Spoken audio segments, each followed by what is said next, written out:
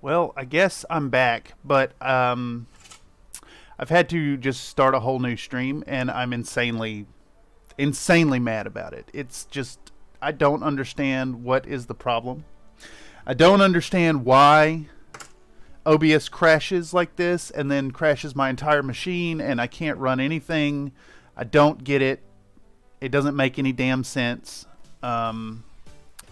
So yeah, the last stream just crashed. I've lost the last hour of streaming. I've had to start a new one because I guess exiting out of OBS doesn't end the stream, but restarting your computer does end the stream. So then I have to re-go into the whole thing and start over from scratch from the beginning. So greetings, y'all who find this stream through the algorithm, who happen to stumble in here to me complaining at the camera. My computer, my OBS just crashed and then would not recover and would not let me back in Premiere. It's gonna be one of them days, I guess. Fantastic. I'm so chuffed and so very happy. So, for those of you who are checking this new stream, which is the same stream, we have just done about an hour's worth of work of explaining what's going on, explaining what the stream is, and doing work in Premiere. That is now all gone entirely. That stream will not come back. That stream will be removed from YouTube, and I'm going to lose all the views and view duration that was on it, which is fantastic, and I'm quite pleased about. Quite just insanely pleased about. So very, very happy. Okay, so let's do an audio check and see if this is working all right. It sounds like my audio is just blowing out. Sounds like my microphone is just like really loud now, even though no settings have changed in between. So let's drop another 2 decibels off of the microphone, which is so damn cool. All right, let's try normal speaking voice. This is my normal speaking voice. It still sounds like it's quite high. I'm not sure what has happened. Is the music playing?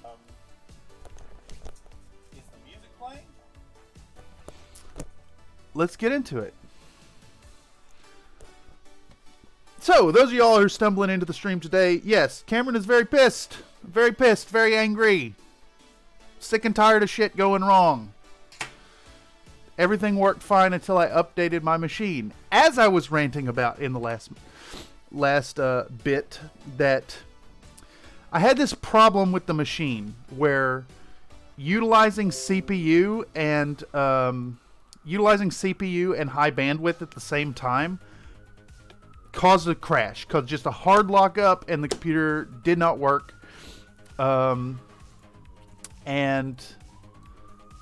Because of that, I love all this noise outside too. It's remarkable. Like, the more pissed off you are, the more angry, the more agitated, the more just like infuriated you are, the more noise outside. It's how life goes. It exists to shit on your day exclusively. But as I was saying, I had this problem with the computer. It was very odd. Didn't make any sense that using bandwidth and GPU at the same time would crash the machine, but it did. It created a hard lock, and you have to hard power it down. After doing some extensive research into how to fix the problem, the one answer I could find was update your BIOS. Go to update the BIOS.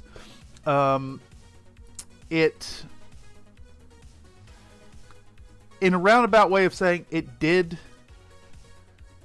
fix the problem. But what else it did was completely reset all my drive settings. So I lost Windows. Basically, I couldn't get into Windows. Could not boot into Windows. In fact, I had to change all the drives from legacy to modern boot partitions, and had to reinstall Windows. Had to restore all my settings. And like, ever since doing that, there's so much crap screwed up on my machine. OBS crashes. I had to manually remove all the Windows Microsoft Store applications manually through the PowerShell, and then reinstall them through the PowerShell, and I'm still finding problems. Now I see that there is an issue with potentially drivers. OBS keeps crashing, and it seems to be related to USB device. And then you go to update the drivers, and Windows like, everything's fine, everything's perfectly fine. It's good, it's good stuff. But we're back. I guess I've got that frustration out of my system now. I'm going to try to get back to where we just was after an hour and a half of streaming that is now gone forever. Lovely stuff. So in the meantime, I'll be looking at fixes potentially to try and figure out whatever this problem is. I have no idea. As fun as the goose is, I'm gonna go ahead and remove that and see if it addresses the problem, because it seems to crash while I'm running the goose. So I guess I can't use that, even though it is a very small thing. Oh, Emery, Microsoft has made Windows a painful mess unless you get it OEM on a semi-disposable laptop. Everything. Yeah, I think you're bang on the money there. I ended up having to do a reinstall on my laptop, and it was a nightmare. I had to ended up having to purchase a Windows 10 key when I did my upgrade to it, and it's just like, I bought the laptop and I had a Windows license, and then had to update, and then had to buy another Windows license, and it was definitely an expense that I fully resented Windows for. But yeah, it just, I've had a lot of problems as of lately just from updating my BIOS. To be fair, the lockup problem that was caused by the BIOS, or that was happening after the BIOS update, seems to not fully hard lock the machine, but still, like, if I'm streaming an HD video and trying to use something that involves a lot of GPU at the same time, it'll do like a hard lock and play whatever sound is going at the time, so I get like a sound effect. But instead of just hard locking the machine to where I have to power it down, it'll like catch after a few seconds and then work again. So I fixed the problem that I had, but I've created like a dozen more problems in doing the fix. Digressing, we're back at it here. At this point, I was cutting these clips to be in line with the swells in the music, and we've got a good way into it, and so the music has come down from the sequence of like rapid fire painting. We're still doing base coat here. It's the base coat on the windshield, or canopy, I guess is proper.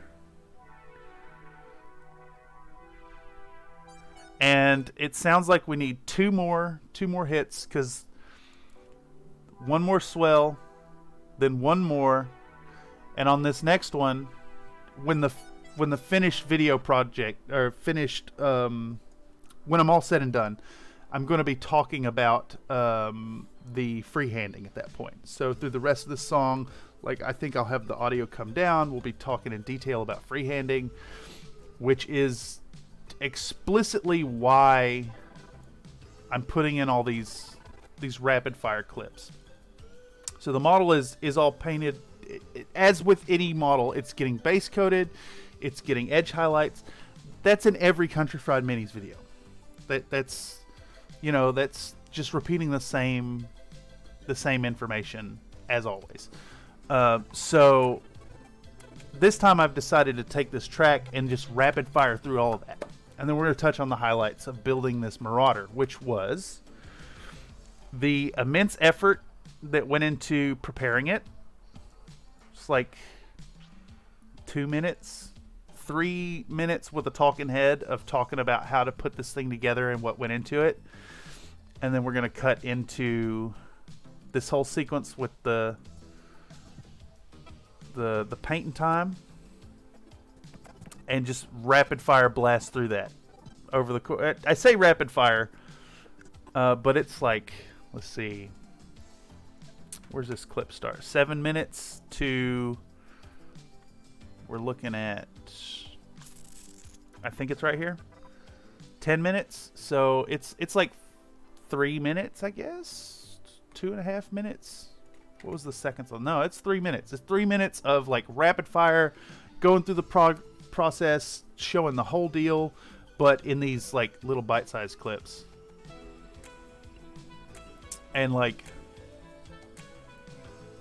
this was worked on, I think I briefly touched on this in the last stream, but now we're looking at, I did a lot of work afterwards. I even set this up as a demo for the students that I'm teaching this semester. I guess it's slightly misleading to say I'm teaching. I am teaching, but I'm an instructional assistant in this class called Projects in the Teaching of Visual Arts. It's called Art 685 here at SFSU, and basically I'm working with students in Art 413 video art, and that course touches strongly on it basically, they should have called it how to use Premiere, because really that's what you're doing. Like, we talk about some video art as a form, but mostly we talk about how to achieve effects in Premiere. And you know, that's fair. That's I've learned a lot. I took it last semester. The professor liked what I was doing, invited me on to the 685 course, and now I'm like,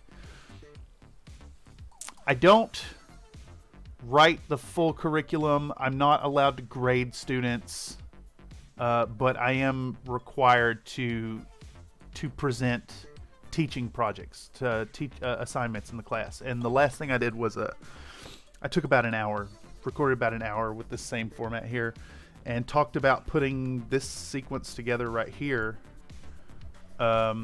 which showcases like overlaid opacities, keyframes to do change over time, tossing in sequences and then speeding up the elements, chroma key stuff with like these little, I don't know why it's not oh, there it is, these little dogs that come in. So it was like a rapid fire bombardment to the to the students, showing a bunch of effects all at once. All right, so it looks like my trim of this kind of lined up decently. Let's slice this little bit off here, and I think with this I can grab one more clip off the back of this here. This here, painting the front of the viewport. Yeah, we'll grab that. I also want to take a second. Thanks for being here again, Mr. Emery.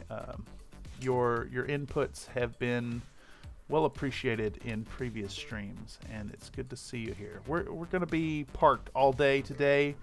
I've heard back from my sponsor for the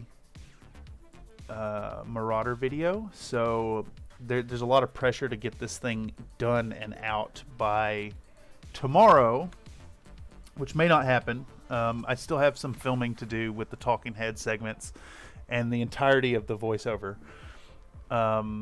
So much more likely we're looking at a Monday release of this part 1, and then jumping right back into another stream project to get out part 2. Ideally I'll have the like week to week, back to back, the 2 parts, because the Marauder video just has way too much in it to do in a single video. It'd be like an hour long, and I know there's some people within the community that would sit and watch an hour-long video, but I think the vast majority of people won't.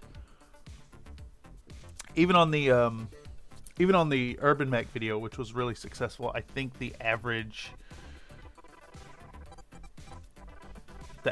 watch time was like 7 minutes, and that includes all the people who sat through and watched the entire 36-minute video, which seems, normal for YouTube.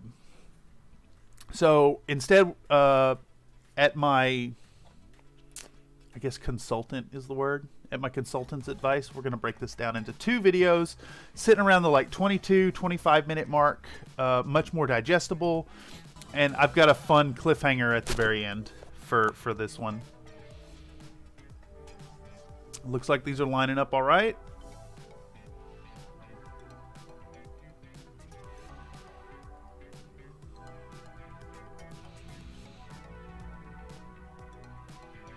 Okay, I should cut that off in the same way.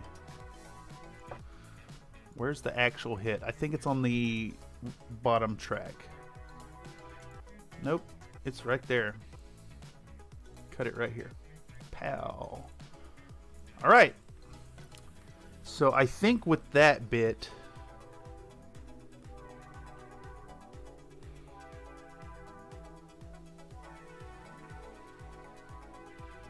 oh, that went a little long. Grabbed the wrong bit of the waveform.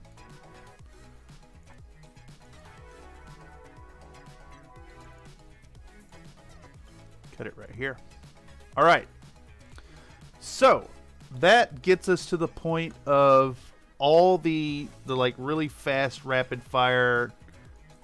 I'm painting up this model. I'm getting the base coats and the rough edge highlights. That's all blasted through. And at this point, at the end of the segment I just did, we're going to go into maybe bringing the music down some, and then talking about the freehand detail. Really slowing it down.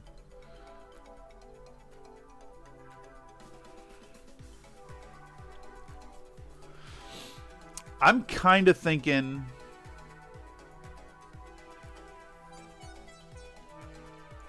maybe another effect would be nice to have there. Might be too much. It's remarkable how like bloated these projects can become so quickly. So let's check out the assets folder. Let's go into stock footage. What would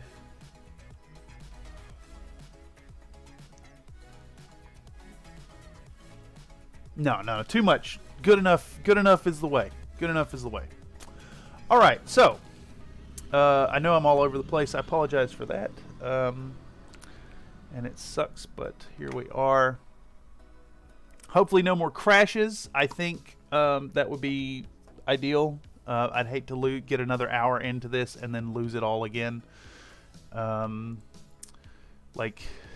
So basically OBS crashes and then it won't let me launch Premiere again, and I exit out of OBS, fix it up, relaunch OBS, and then it still wouldn't let Premiere launch, so I restarted the computer, which is what fixes everything. But when I restarted the computer, it shut down the stream on YouTube. It just done. And which makes no sense, because I can exit out of OBS and relaunch it and then hop back in the stream and resume where I left off. But for some reason, restarting the machine just made it not work,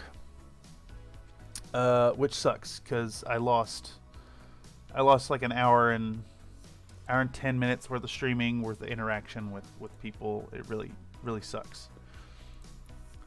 But hey, whatever. I could sit here and complain about it all day long till I'm blue in the face, and it doesn't really solve nothing. Plus, I think it's kind of funny that people who jump into the stream and find it through the algorithm will just... It'll be me with a sour face bitching as soon as they come in. Which isn't great for retention, but it's kind of funny. Anyhow. So from here... what we're doing is starting on the freehand and talking about what's going into the freehand details and how to achieve, good looking freehands. So that's going to start with importing that video I just took a peek at. Let's slap this in. And see, that's another 9 minutes worth of content that is just going to get like way scrubbed down. Okay. What's going on here? Computer, hello. Update the stuff. You know, it's bad enough that I might be in the position of like completely stripping this machine down and rebuilding it from the ground up. Which really sucks, because everything was working fine except for that very peculiar crash when using bandwidth and GPU at the same time. Everything was working fine. And then I updated the BIOS, and now my machine is a glitchy piece of trash. Okay, digressing. I think I can get away with doing these in shorter, more round clips. I might need to do... Let's do some 3D text, I think. What is all this? I'm in the wrong... Oh, phew, panic there a bit. Yeah, I think it's time to add another text studio insertion.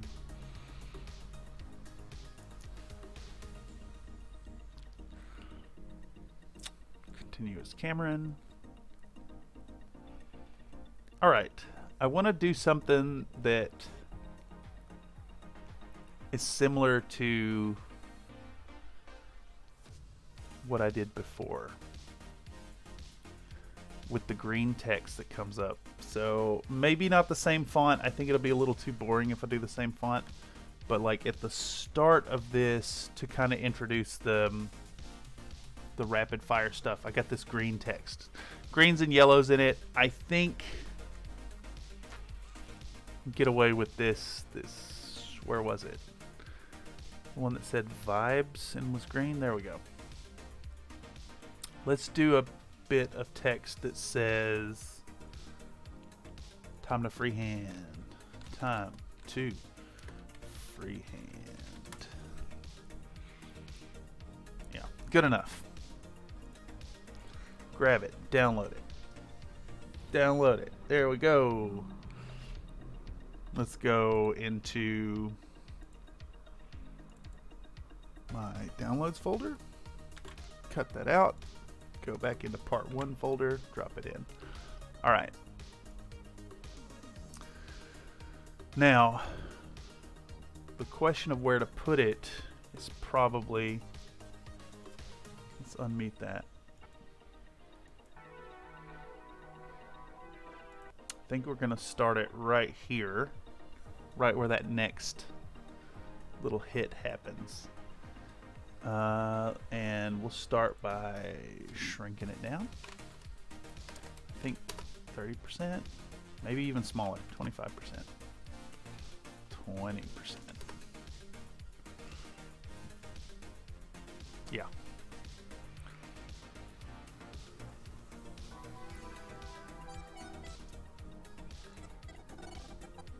All right. So here we want to position, scale, rotation, have some animation on it. I want it in the middle of the screen when that hits. And let's zoom out so I can see what I'm doing. We'll go to the start of this clip and drop down another position, scale, rotation. And then we're going to animate it moving in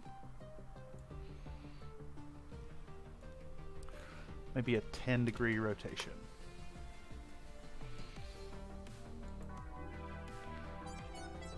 Yeah, perfect. And then however long this is, So 9 minutes, 59 seconds, 21 frames to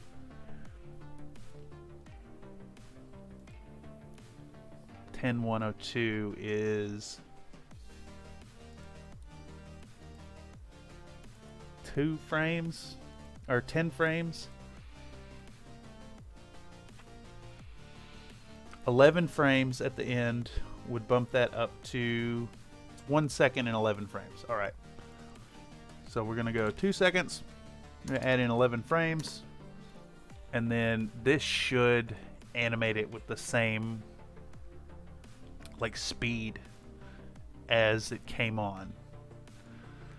So we're going to go down this way and we're going to rotate it the other direction. And it should hit and go. I'm wondering if it needs to hang for a moment. Let's do an extra third of a second.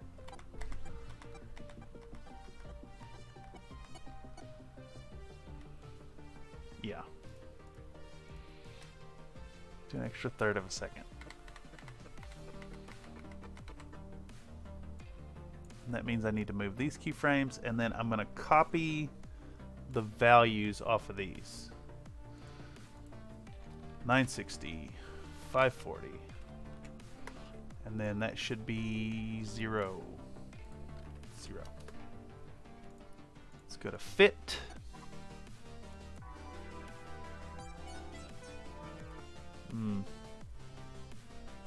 A little long. Let's reduce it a few frames. So I'm gonna add in like a trail that goes behind it. It looks bad, don't it? It looks bad. Let's toss in that echo and see how it looks. Echo. Toss in the echo. Effect controls. We're gonna do, I don't know, 30 echoes on it. And then it needs to be composite, I think. Now that's weird that it's not showing my echoes properly.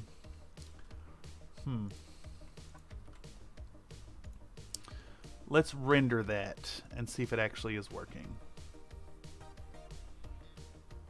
Interesting that that's not working. Oh goodness, it's not working. Hello, welcome back. Yeah, restarting the machine killed the stream. So yeah, it's fun. It's fun stuff. Makes me quite pleased. Give me that 28mm. Oh yeah, exactly. So I don't know if you caught before that the amount of work that goes into putting together these 28mm projects, especially when printing it off on my Anycubic photons, is like, I've got these parts, I've got to slice it down, reassemble it, a whole bunch of joining and filing. So this video is kind of gonna be, how do I put it? Focusing on the assembly, and then focusing on the freehand details, because it's a named character. This is Colin McLaren. He's the second in command of the Black Widows. And so because of that, we've got this section here. We're just like glossing over the paint, right? Every project has, I'm painting, I'm edge highlighting, blah, blah, blah. I've heard it a million times. So I put in this music track that's going to just be like rapid fire through that busy work. And instead focus on the busy work. It's all busy work all the way down. But my sponsor has put a little pressure on me to get this out quickly. So today I am glued to this machine. I am sitting here till this is edited. And gonna try to get the video out for a Sunday release. Okay, you say, teach me more battletech memes like Atlas Scout Squad or something. So Steiner Scout Squad that's Tex. That's Tex Talks Battletech. And I'm trying to think what episode would have the first introduction of that. But Tex's stuff is amazing. It's like Ken Burns style documentaries that go deep, like deep into the lore. They're well worth checking out.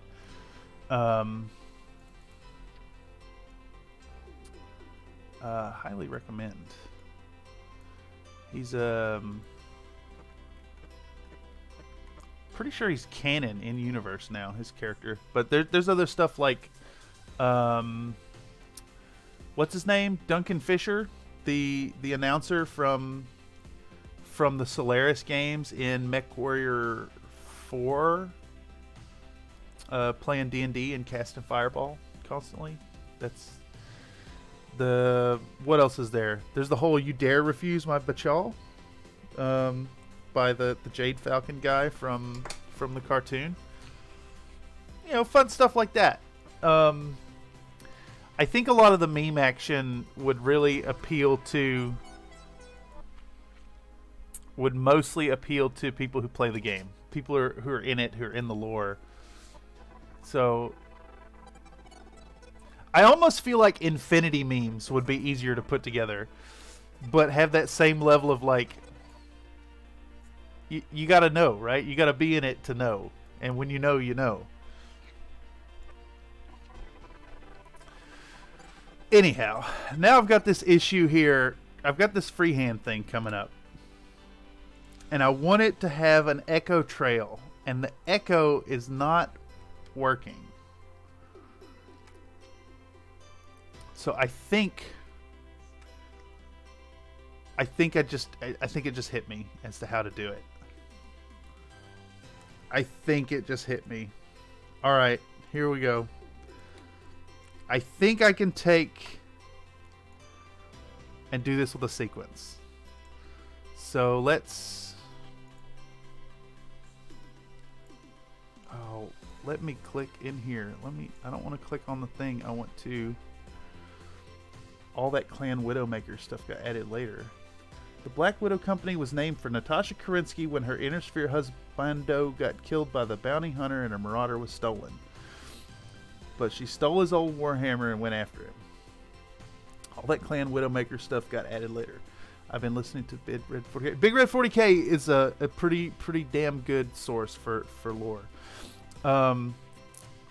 So I guess while I have y'all here, let's go ahead and do a teaser. I wonder what's the best way to get the audio for this.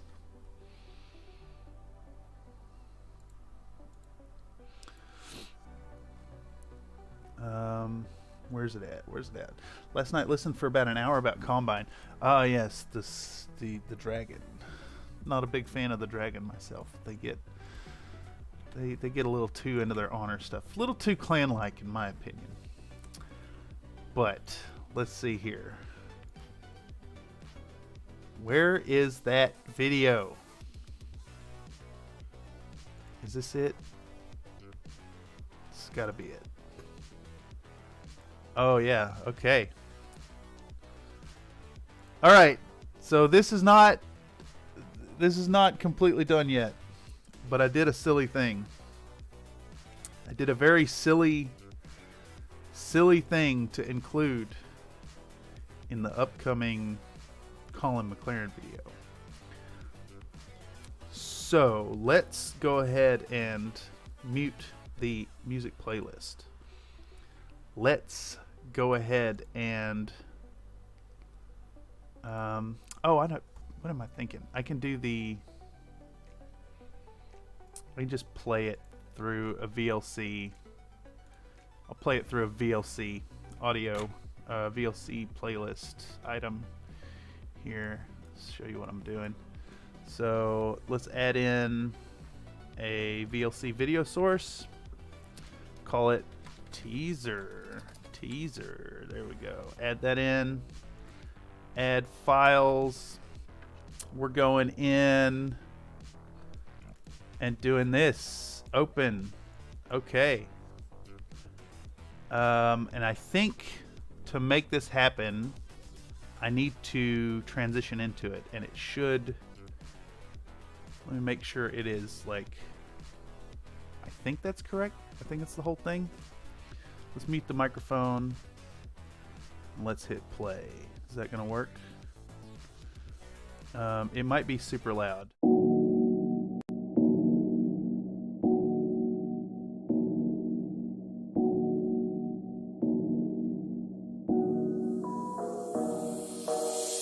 I'm a Marauder, M83R.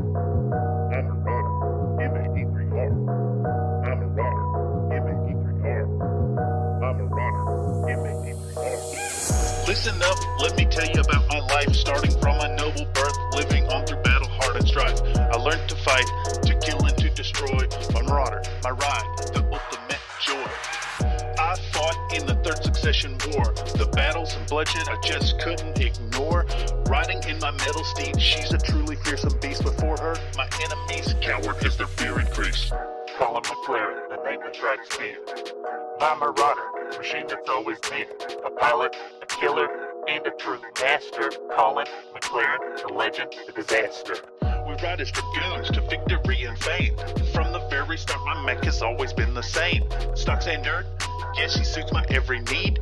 Under heavy laser fire, they bleed and they bleed and they bleed. Fiercely loyal, I'm Kerensky's right hand. Even in the face of death, together we stand. On paper we're wolves, but we're black widows first. Always needing the blood of our foes to slake our thirst. I kept up the pressure while fighting hard to the end. M83R, both my riding best friend. I died a hero's death in the heat of the strife, but my mech still lives on, ready to take another life. I'm a Marauder, M83R. I'm a Marauder, M83R. I'm a Marauder, M83R. I'm a Marauder, M83R. From the bounty hunter's trap with only two alive, to the moment where my life the dragon would deprive. No battle's too grand or single foe too hard. I laid them out, stacking bodies by the yard. So let me rest in peace, no longer by her side. Calling McLaren, the man who never lied. M83R, it took me to the top. Sergeant McLaren, he who never stopped.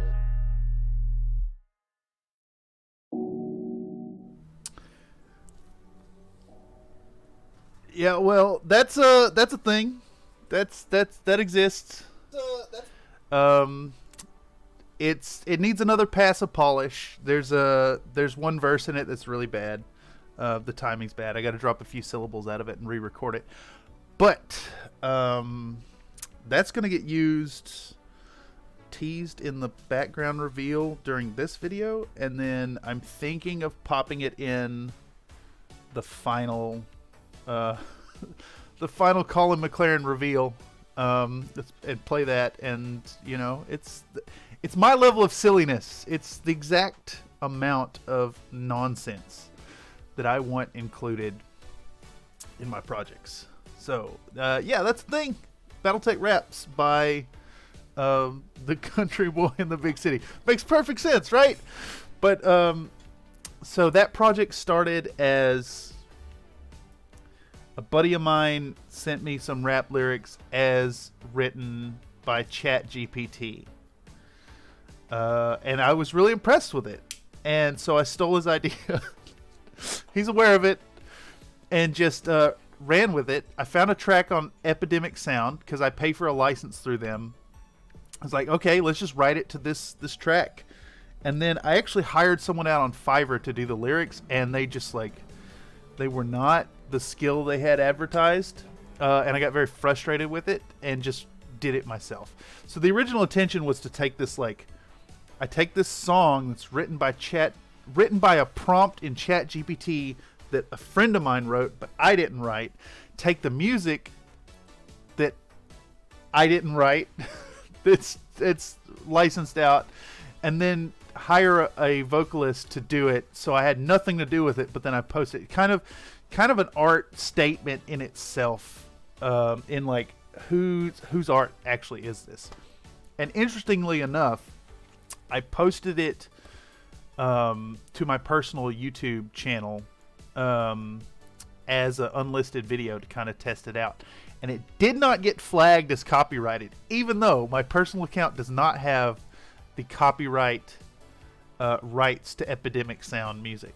So I thought that was funny. But yeah, we'll polish it up. We'll put it in there. I think it's fun. I'll also post the rap track to the battletech subreddit. But for y'all who are here right now, and anyone who finds this video through the algorithm, that's a thing that exists on the internet. And no, you can't have the link. Anyhow, where was I? Okay, so what I'm trying to do right now is I have this thing that says freehand, and it already has like a whole bunch of like drop shadow repetitions of it in the background. And I want an echo. I want a tracer coming through with it. And I think I've figured out a way to do that. But I need to get another line on this project panel so I can actually put it in. So let me find the last video that I imported, which is 00746000746. And that is somewhere in here. Right there. So I'll go ahead and import another one. And that'll give me a new line. So that'll let me right click. And new item, we're going to pop in a new sequence, and we're going to call it freehand tracers. And I think this is going to work to do the effect I want. So what I can do is I'll copy this here freehand thing that is now an animated. Emery says 1,000 years from now, rap is old culture, like we think of writings from the time of Alexander the Great and the fall of the Roman Republic. Chopped and Screwed probably reads as a ritual revisions.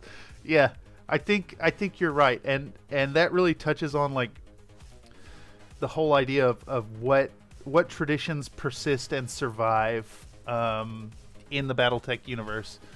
That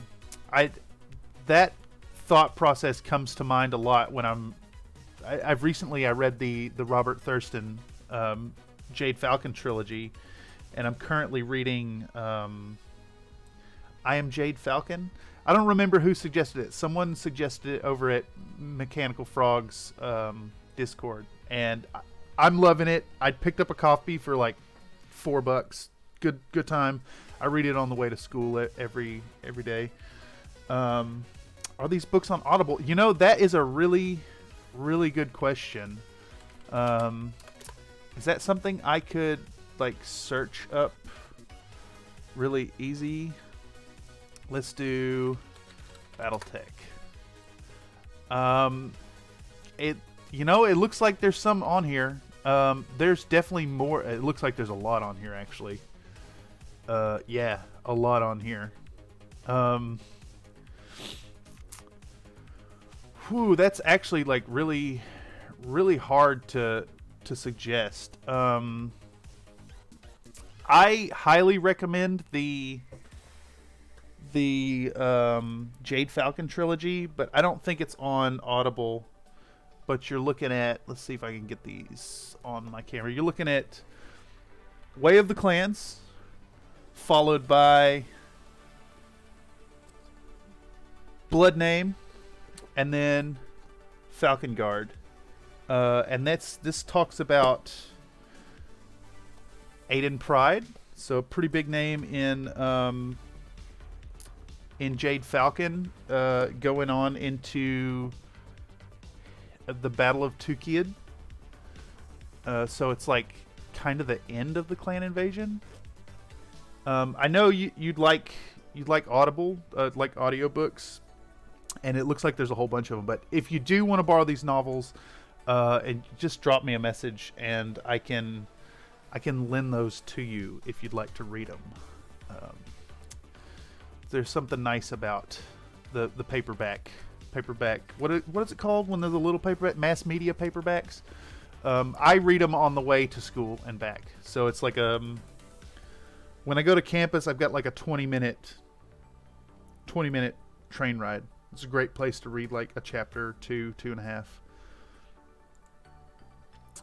Anyhow, so where I was at in this, I put the echo effect onto this here image and it didn't work, and I'm suspecting it doesn't work because the echo is applying to video frames.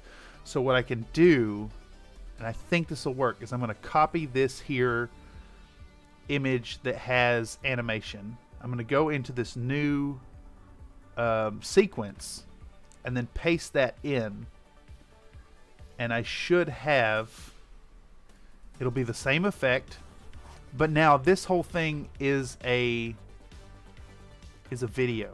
This sequence would function as a video, I believe. And in fact, let's go ahead and add the color key. Let's go ahead and add a color key to it and then key out the black background. Oh, I guess I can't tell if it's working or not without a background image. Let's slap a background image just perfunctorily behind it. And it looks like it's working. And just a reminder, subscribe for more nonsense. But it does look like that's working, so I should be able to remove that image. And now I have this time to freehand with a chroma key on it, or a color key, as a keyed out image. And I believe, I could be totally wrong here, we'll find out. I believe I can import this freehand tracers here and it will function like an MP4. Why is it not? Okay, it's a little off from the one before, but that's fine. Let's close the visibility down on that. I should be able to now apply the echo effect to this, because yeah, okay, effect controls. We're going to call it Echo Operator Composite in back, and we're going to do like 35 echoes. It is doing a weird thing. The direction is...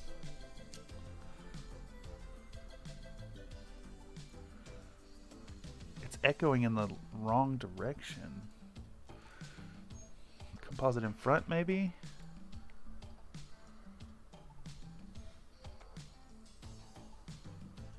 Oh, it ain't happy with that. Machine is...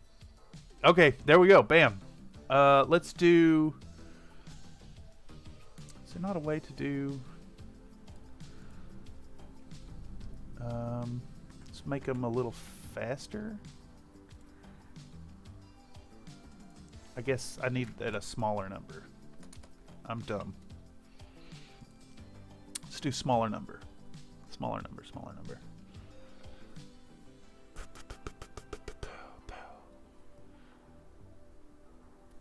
Okay, alright, that's looking alright. That's looking closer to what I'm going for. Let's do it just 0.01 of a second. I can't believe that worked. Okay, now see, I'm only able to figure that out due to a bit of an understanding about... Got hair in my face. Of the sequences, which I never used sequences. Wasn't a fan of them. I would just export the... If I needed to apply effect to like a multi-layered clip, I just export it and re-import it. Makes it so much easier. I think you get like something like 99 sequences you can apply to a project. But yeah, you see it live here, folks, that I just figured out something. All right, so now let's render this into out. This actually, okay, it's going quick. Maybe not. Did I kill my machine? Did I kill the stream? No? Looks like it's going still. Let's do an audio test while I'm looking at it.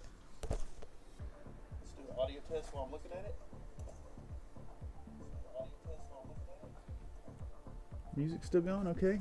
Alright. It's wild this is taking so long. But... It's moving. Are you moving? Are you working? Have you crashed? Have you died, computer?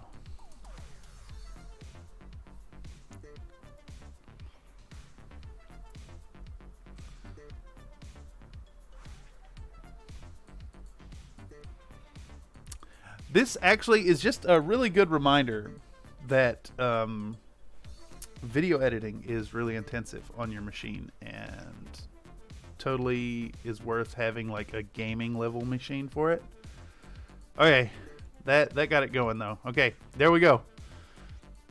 Yeah, nice and busy. Nonsense. Okay, I like that.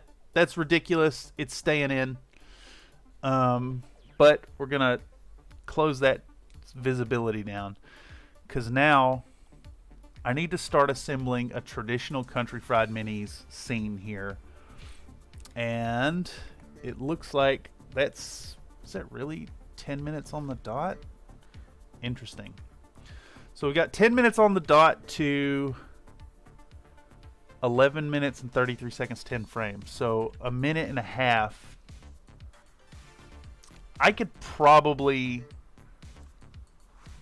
go in depth about the freehanding inside a minute and a half. I think that's reasonable. And that's what we're going to try to do here. Okay, so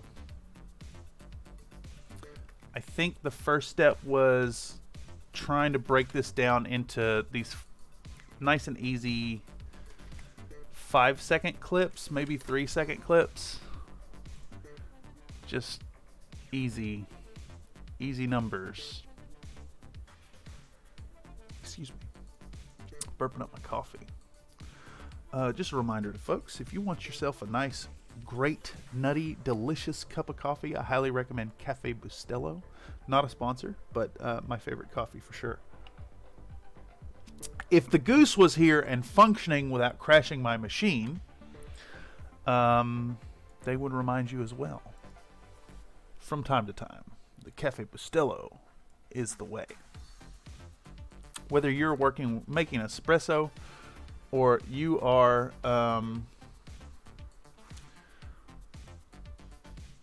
making drip coffee, it's an excellent choice. I see. Is there any good place to start? I may have missed that message earlier.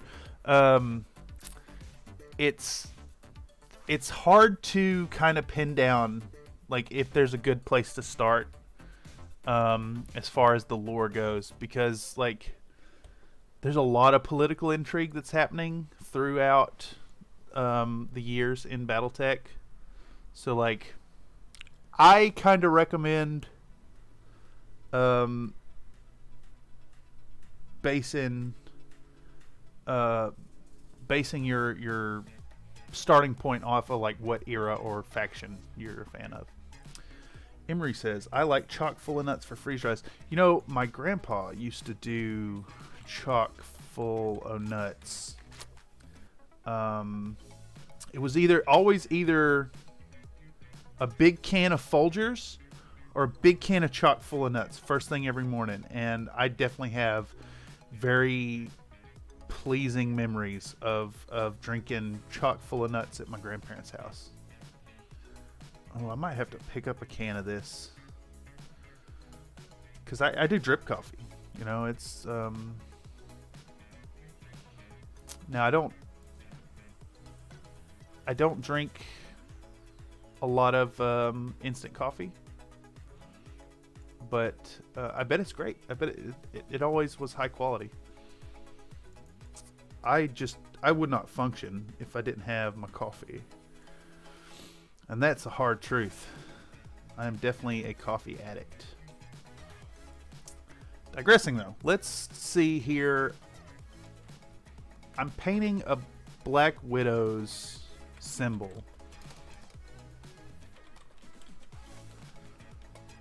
But I don't think there is like a very obvious symbol that works as well as the the Wolf's Dragoons. So I want to put in an image that kind of shows what I'm freehanding, but I didn't really work off an image here.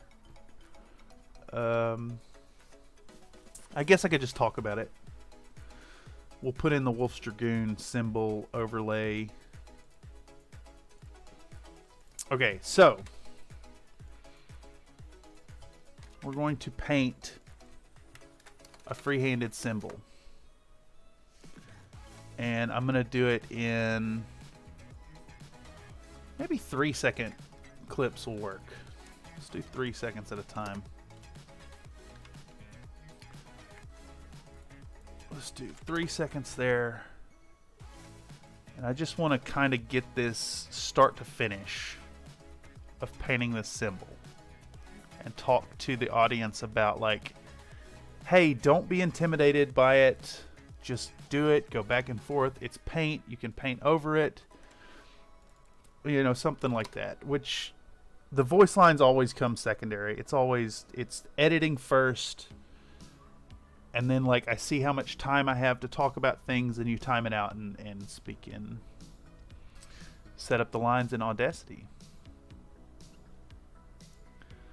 And I'm also working on some numerals. So I'm gonna cut that out. I'm gonna cut this numeral bit out to put in later, I think. In fact, let's make some sequences. While I'm on that subject, let's get rid of that. Let's new item sequence. We're gonna call this one Black Widow symbol. We're gonna create another sequence. We're gonna call a new sequence numerals. And then that way I can just not lose track of where all my clips are going. Yeah, we'll do the Black Widow symbol first. Cut. Go into Black Widow symbol. We're going to paste that down. Close out freehand tracers. Zippy doo on over here to the numeral stuff. I guess my thought here is I have this clip that is like working this one color, but I'm working on multiple freehand elements at the same time. So it could get, I'm going to be jumping around in the videos. And that could get a little confusing. Especially once I start cutting these things out and putting them in different places. So not only confusing for the viewer, but confusing for myself. I guess more confusing for myself. So I'm sorting them out into sequences to, you know, facilitate that. Now that I've got all that rapid fire stuff out of the way, this is really the focus of what's going on. So we're gonna do some whole red. Read the Grey Death Trilogy by William H. Keith, Wolves at the Border by Charette for 3025, then the Warrior series by Stackpole for Hans, Fourth Succession War, and the Fedcom. Is that like would you say that's a good way to kind of go through the timeline? Or is it, then there's Stackle's Invading Clans trilogies. Do you know what the trilogy would be called? Clans battletech.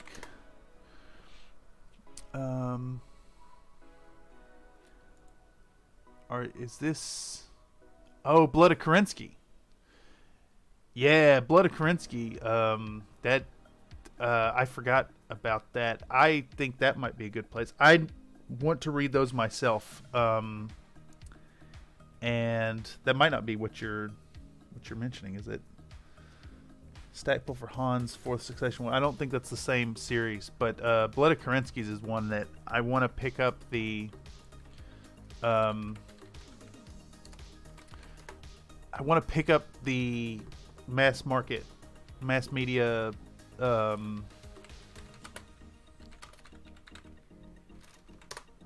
paperbacks, but they're not always super cheap, and I want this artwork, not the dark cover. They're just you know, I could get all three of those, but I don't like the,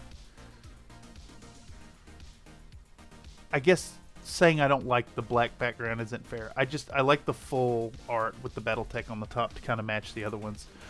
I just you know, sometimes it's hard to justify dropping $30, $40 on some books. But that said, I'll easily drop $30 on an ordered pizza. So, you know, like, I could just eat cheaper food for a few days, balance that off. But yeah, Blood of Kerensky, really good choice. That's kind of on my list next. Once I finish I Am Jade Falcon, which I'm like halfway through it currently. Like I said, I read it like 40 minutes a day, twice a week when I'm going to campus. Warrior Cedars is tiled. Warrior on guard, warrior repost, warrior series. Okay, let's take a peek at that. I wonder if that's battletech novels, warrior series. Let's see if that's just someone. Warrior trilogy? Would that? Yeah, on guard. I don't know how to say these words. Riposte, coupe. Stackpole. Damn, that's. I might have to hit you up. I might have to hit you up on the Discord for some novels here in the future when I'm getting ready to read them out. Because I love having multiple paperbacks to go through. To be honest, especially I'm riding back and forth to school, reading the book. And it always ends too quickly, and then all of a sudden I've read three paperback novels, and it's just, you know, it's gone. So good stuff. I'll hit you up about that at some point here in the near future. Anyhow, where was I for assembling this stuff here? It has been like 30 years ago for me. Memories of Dim. Yeah, that's fair. That's super fair. I already feel it myself, and I'm in my mid 30s, and like did a lot of drinking and ill-advised substances in my 20s. I'm completely straight edge now, except for coffee, but like I definitely feel the effects. Warrior, yeah, that was one of them, right? Warrior. Tech. Volume 3 of the Warrior Trilogy. 4th Succession War. Yeah, that's cool. Well, shit, let's check out Abe Books. Battletech Warrior Trilogy. See if they got any on here for a reasonable price. Those are, or at least that one's pretty cheap. Pretty cheap.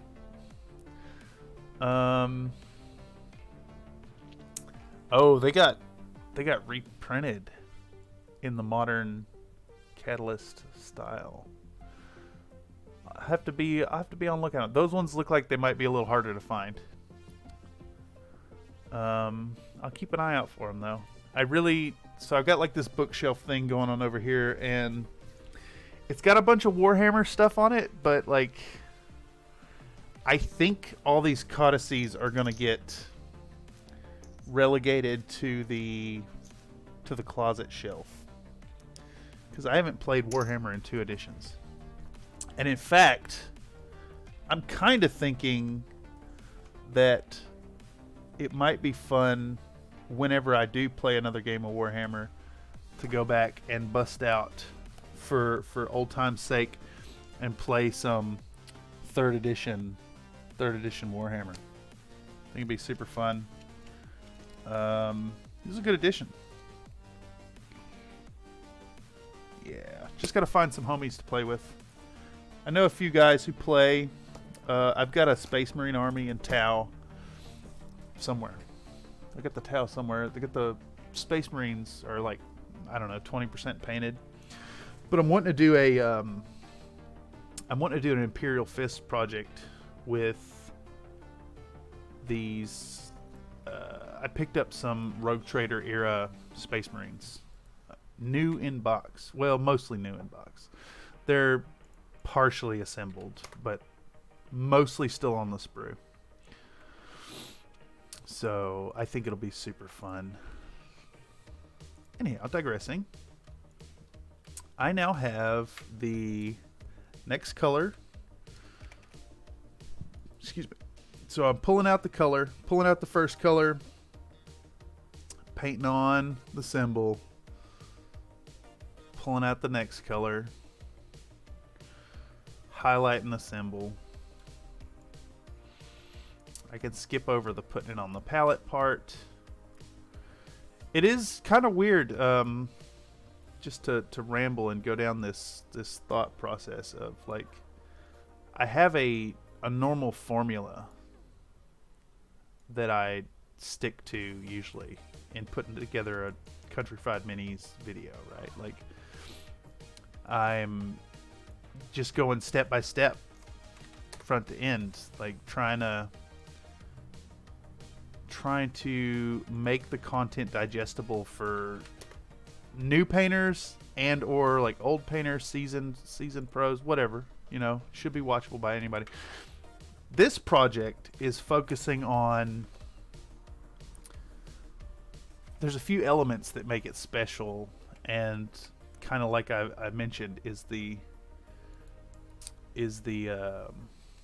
assembly. Is there's a lot of assembly going on, and there's a lot of little details that make this Colin McLaren. Here, yeah, let me close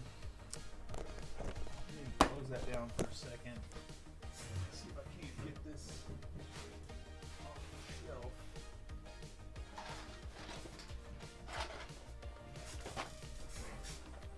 Alright. Squeaky old chair. Yeah, did that work? I think that did. Yeah, so I was at a flea market at Game Post SF, and this guy had this right here, and I was admiring this box, and I was like, oh man, you probably want a ton for that. And he's like, no, $20. And I was like, what? He said, one caveat though, it doesn't have, it's not a full set. And this isn't even the original run. This is the this is like the second printing of it or whatever, because it should only come with 10. And he says, oh, it doesn't have a full set. So I open it up, and it's got a ton of models in it. But then it's also got 3 unclacked sprues here. So I counted them up, and it's 2 full squads of 10, including sergeants and special weapons. Like, pff, incredible. So I'm looking forward to painting them up. My my personal faction is a custom Space Marine chapter called the Ordo Imperialis. We're a second founding Imperial Fist Legion, and the color is very distinct. It's an apple barrel, a plaid apple barrel color for the yellow. So they're half yellow and half like aqua teal kind of color. And that kind of evolved to, I think it's called Jade Green by Game Color. But the yellow is very distinct. It's a desaturated, like, it's both desaturated and super bright at the same time. Kind of like a chalky, very transparent, almost neonish yellow color. And it's been a nightmare to paint. I used to paint them black and then build up over black base coat. It takes, 1.4 million coats to build up the opacity. So now I'm wanting to work with the new contrast method, because that Imperial Fist contrast paint seems really good, seems really rich. And it's not that I really want to cut a whole bunch of corners painting my Space Marines, but like, it's Space Marines, right? I'm painting like 60 dudes, and I really just want to get them done. So that's kind of what I'm getting at, use the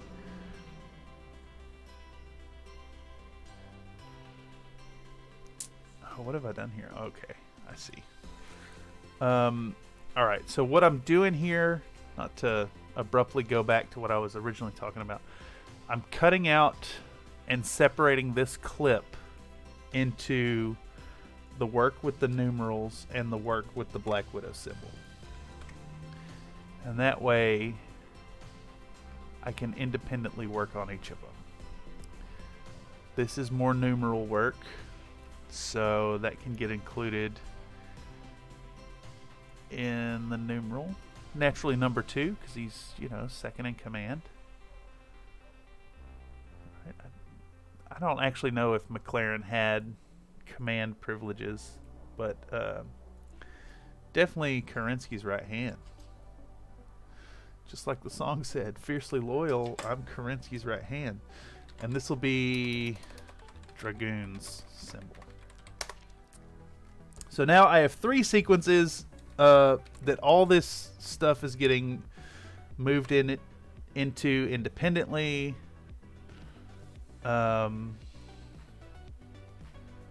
Wait a second, I just did the wrong one.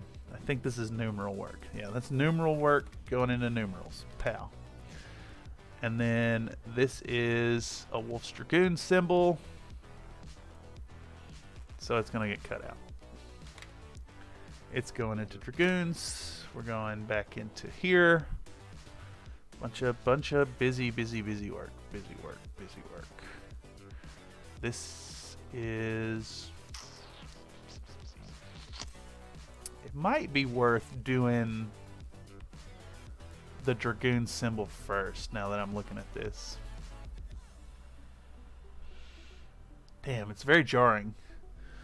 Howdy, Shadow and Sun. Welcome to the stream. One of my subscribers recommended I get with you perhaps about talking hobby or speaking with you. If you'd like to discuss that, feel free to send me over an email to my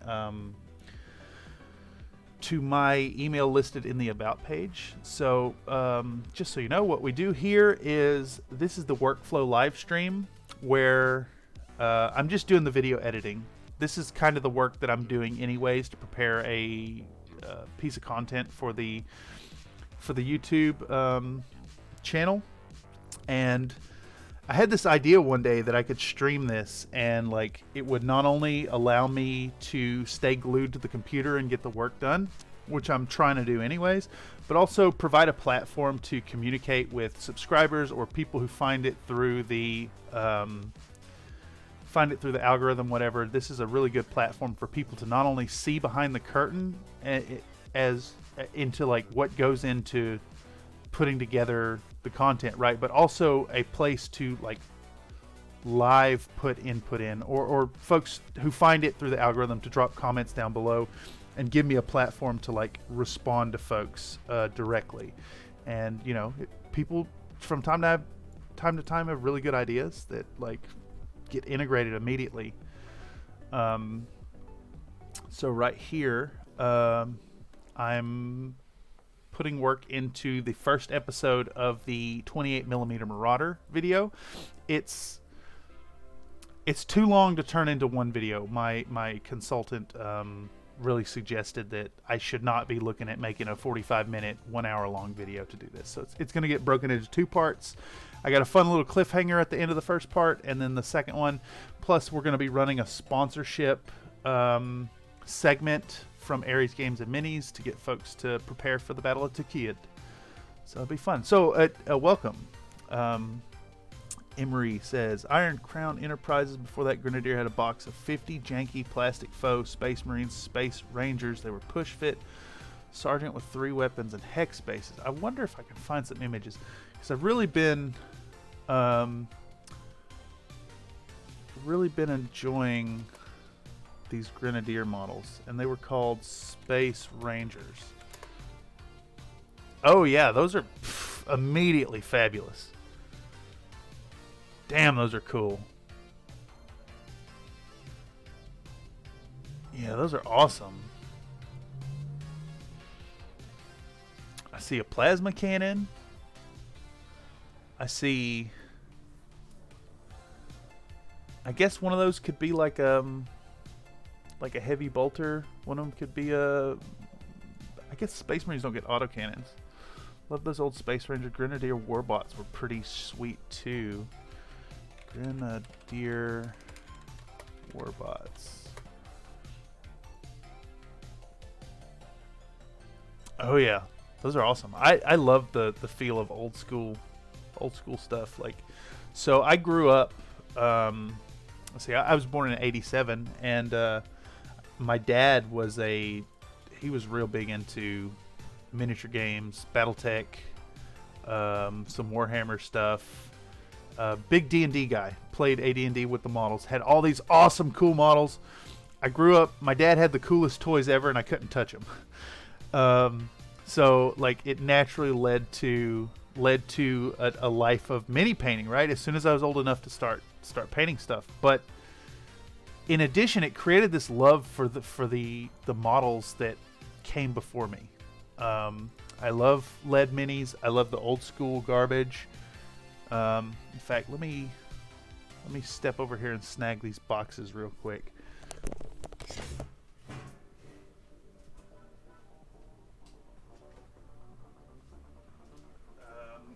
I was hoping to paint these up for the whole May the 4th thing, but at the same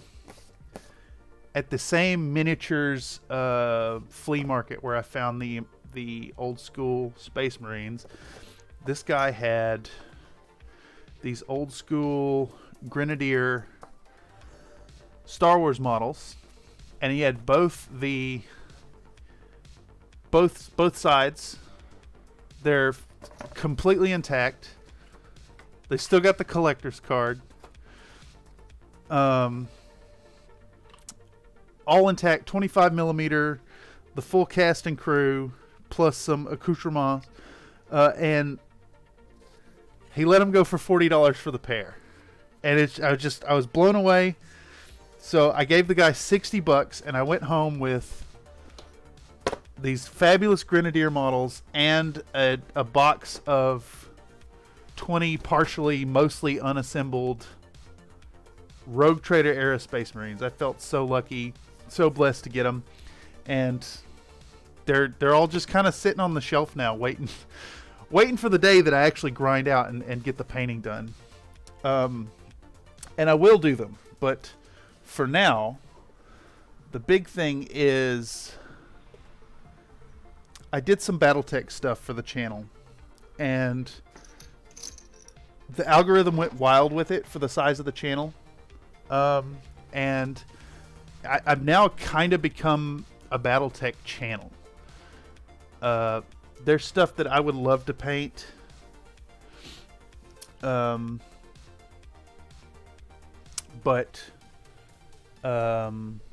you know, I just don't think they're gonna necessarily work with the algorithm. And unfortunately, in this stage of growth right now, while I'm chasing that monetization, I need to play up the algorithm thing. So I think going forward, we're looking at maybe like 60% Battletech content, something like that. And then occasionally, like every third video, doing something silly, something I want to paint, something for me. Because, you know, originally my first like experimental video kind of talking about it was very much like claiming that this YouTube project is for me. It's not for anybody else but myself. And whereas that's still kind of true, it's also like not necessarily how it is anymore, because there are people who show up. There are people who ingest my content, and I definitely feel a responsibility to the people who enjoy the content to produce stuff that they will continue to ingest and continue to enjoy. And it shapes like what style of content is coming out. So I guess what I'm getting at is 60% or 2/3 of the channel will be aimed at stuff that fans of Country Fried Minis is going to want to see. 33% of it is going to be what I want to do, experimental stuff. And I'm hoping at some point to grow the channel enough to do more of the fun, silly stuff. I know a lot of folks doing Warhammer, oversaturated with Warhammer. I feel some conflict about doing Warhammer content. I feel like, honestly, if you're a smaller channel and you're throwing up Warhammer stuff, you're pandering completely to the algorithm. And you know, that's not necessarily anything wrong with that, but like, I'd like to at least disguise somewhat my pandering to the algorithm. And of course I say that, and now I'm painting and putting together 28mm battletech models. This one here, for instance, the 28mm Marauder, was because Catalyst Games was dropping in. They did a 28mm Marauder released at Adepticon. So originally I had intended this video to come out with Adepticon. The whole, like, I couldn't go to Adepticon, or like, so I made one at home, or we have Marauder at home, and then like Marauder at home meme, but then it's actually like a well painted model. So not really sure exactly what I'm chasing with this video now, but I guess the point is, like, there is a fair amount of chasing the algorithm involved. In fact, I have a potential third 28mm battletech video scheduled as well. That'll be a bunch of fun. It'll be fun. I'm really enjoying it, and like, you know, eventually I'll have done 4 of these, and I'll have a full lance of mechs in 28mm scale, and that'll be super fun. Super fun. Digressing, a recap here as to what's going on is I've got all this footage of painting the freehand details, but they were broken down, or I'm kind of all over the place, as is, you know, how I function anyways. And I want to get these individual freehand elements like kind of start to finish.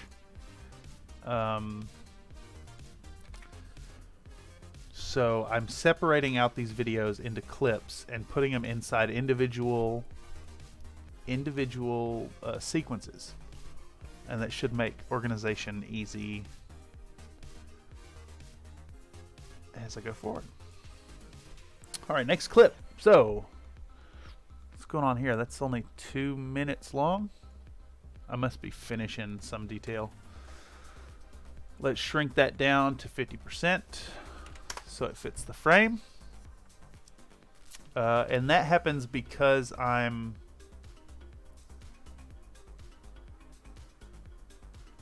record all my footage with my phone, which is a Galaxy Note 9. So it's all recorded in 4K, but then the content itself is all 1080p. Honestly, there's no real need to go above 1080p in your YouTube videos, in my humble opinion.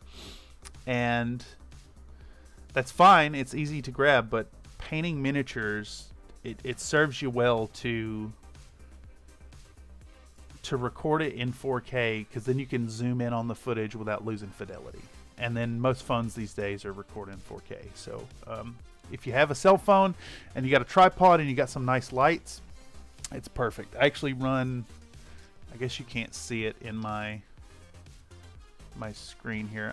I use, I've got a desk lamp on an arm at my painting desk, but I also run 2 softbox lights. And they're really cheap, like $40 or something. And they provide like softer light to illuminate more directions of the model and eliminate as many shadows as I can. Looks fine and dandy. Anyhow, let's see. I just imported 003304, so now I need to import the next video down the list and take a peek at what's going on there. So import it, delete the audio track. We're going to shrink it down to 50%. And what is going on here? This is... Man, I'm all over the place with that. I guess I need another sequence. Because that is...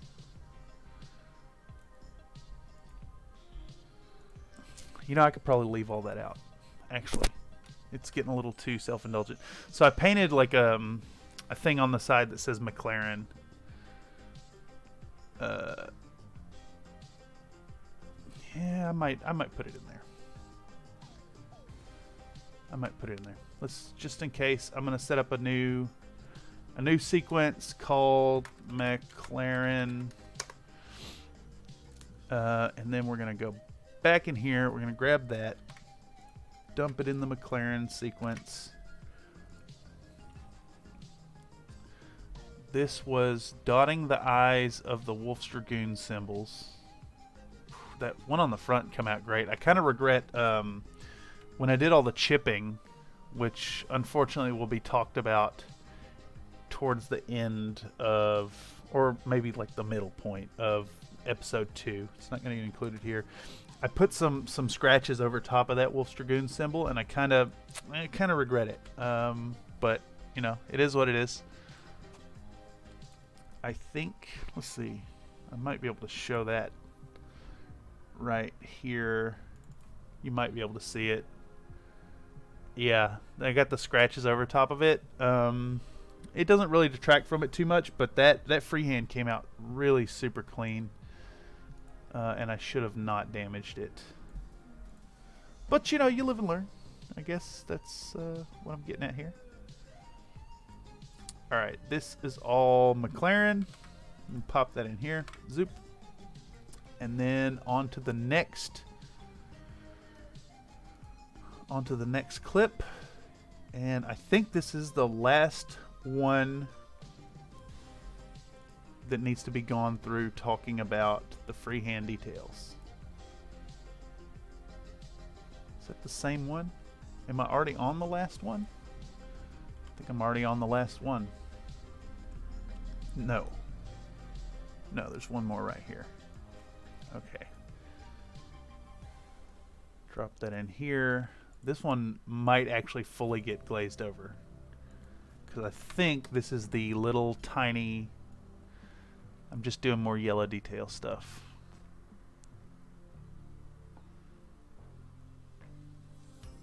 What am I doing there? Yeah, I'm putting in yellow lights.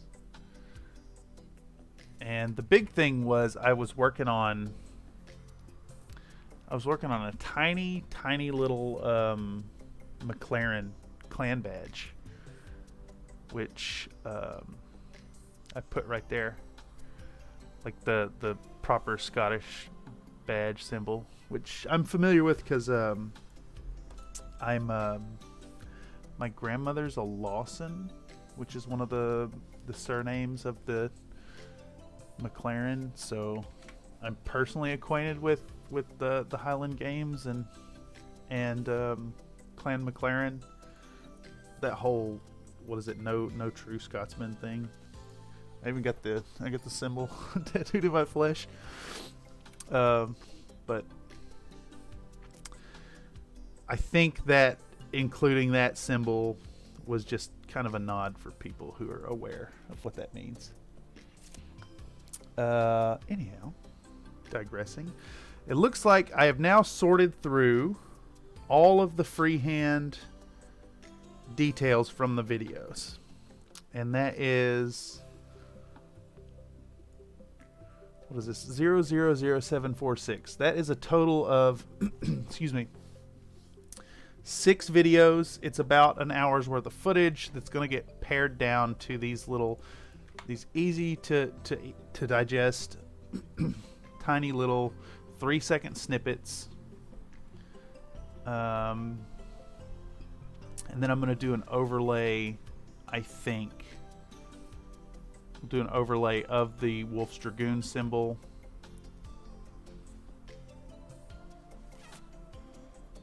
Is it better to do the Dragoon symbol or the Black Widow symbol first?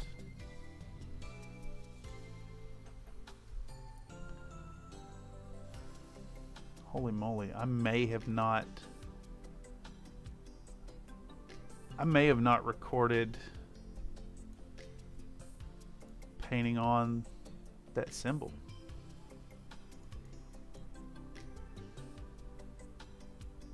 Whoa, that's wild. The best symbol that got rendered on the model may have not got recorded.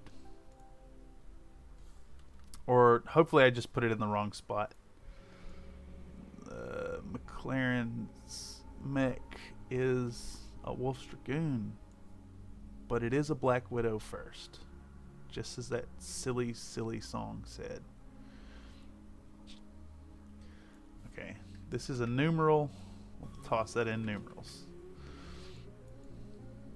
Yeah, it looks like I failed to record the Wolf's Dragoons. Actually, I think that may be footage that got destroyed. Now that I'm thinking about it. When I was exporting this footage from my phone to the computer, at some point I had knocked it off and it screwed up a file. Well, that's that then. I guess we'll focus on the Black Widow symbol. Big roundabout thought process there, but that's fine. That is just hunky-dory.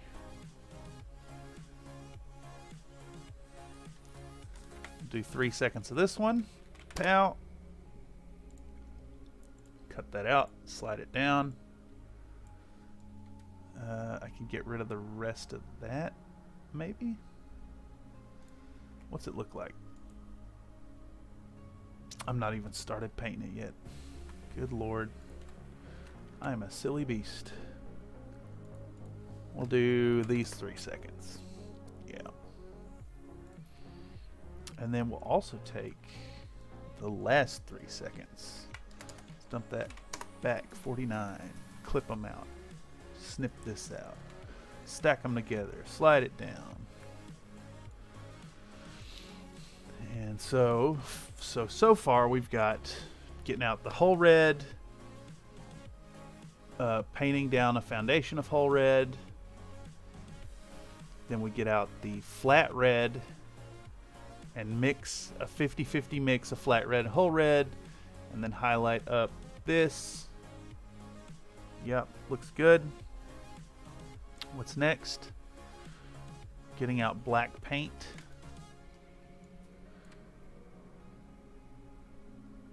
I want to find the frame where my hands come onto the screen, and we'll slice that down. Nice 3-second intervals. Keeps it clean, keeps it easier to do any kind of frame calculation. Black paint. Alright, black paint's out. Excuse me. Downside of all this coffee that I keep suggesting is definitely makes me burp. Get them coffee burps all evening long. Alright, so got the black paint out, and then I'm showing that I've switched from my size 3 brush to a 20-0 liner. There we go. Important detail. Don't need that anymore. And then the majority of this spider is painting on black. So I want to do this, I don't know, maybe 5 clips. Wait a second, I've got that, there's the wolf symbol.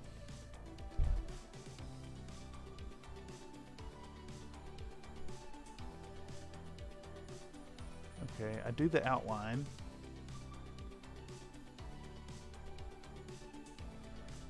This is blowing my mind that that footage is just gone.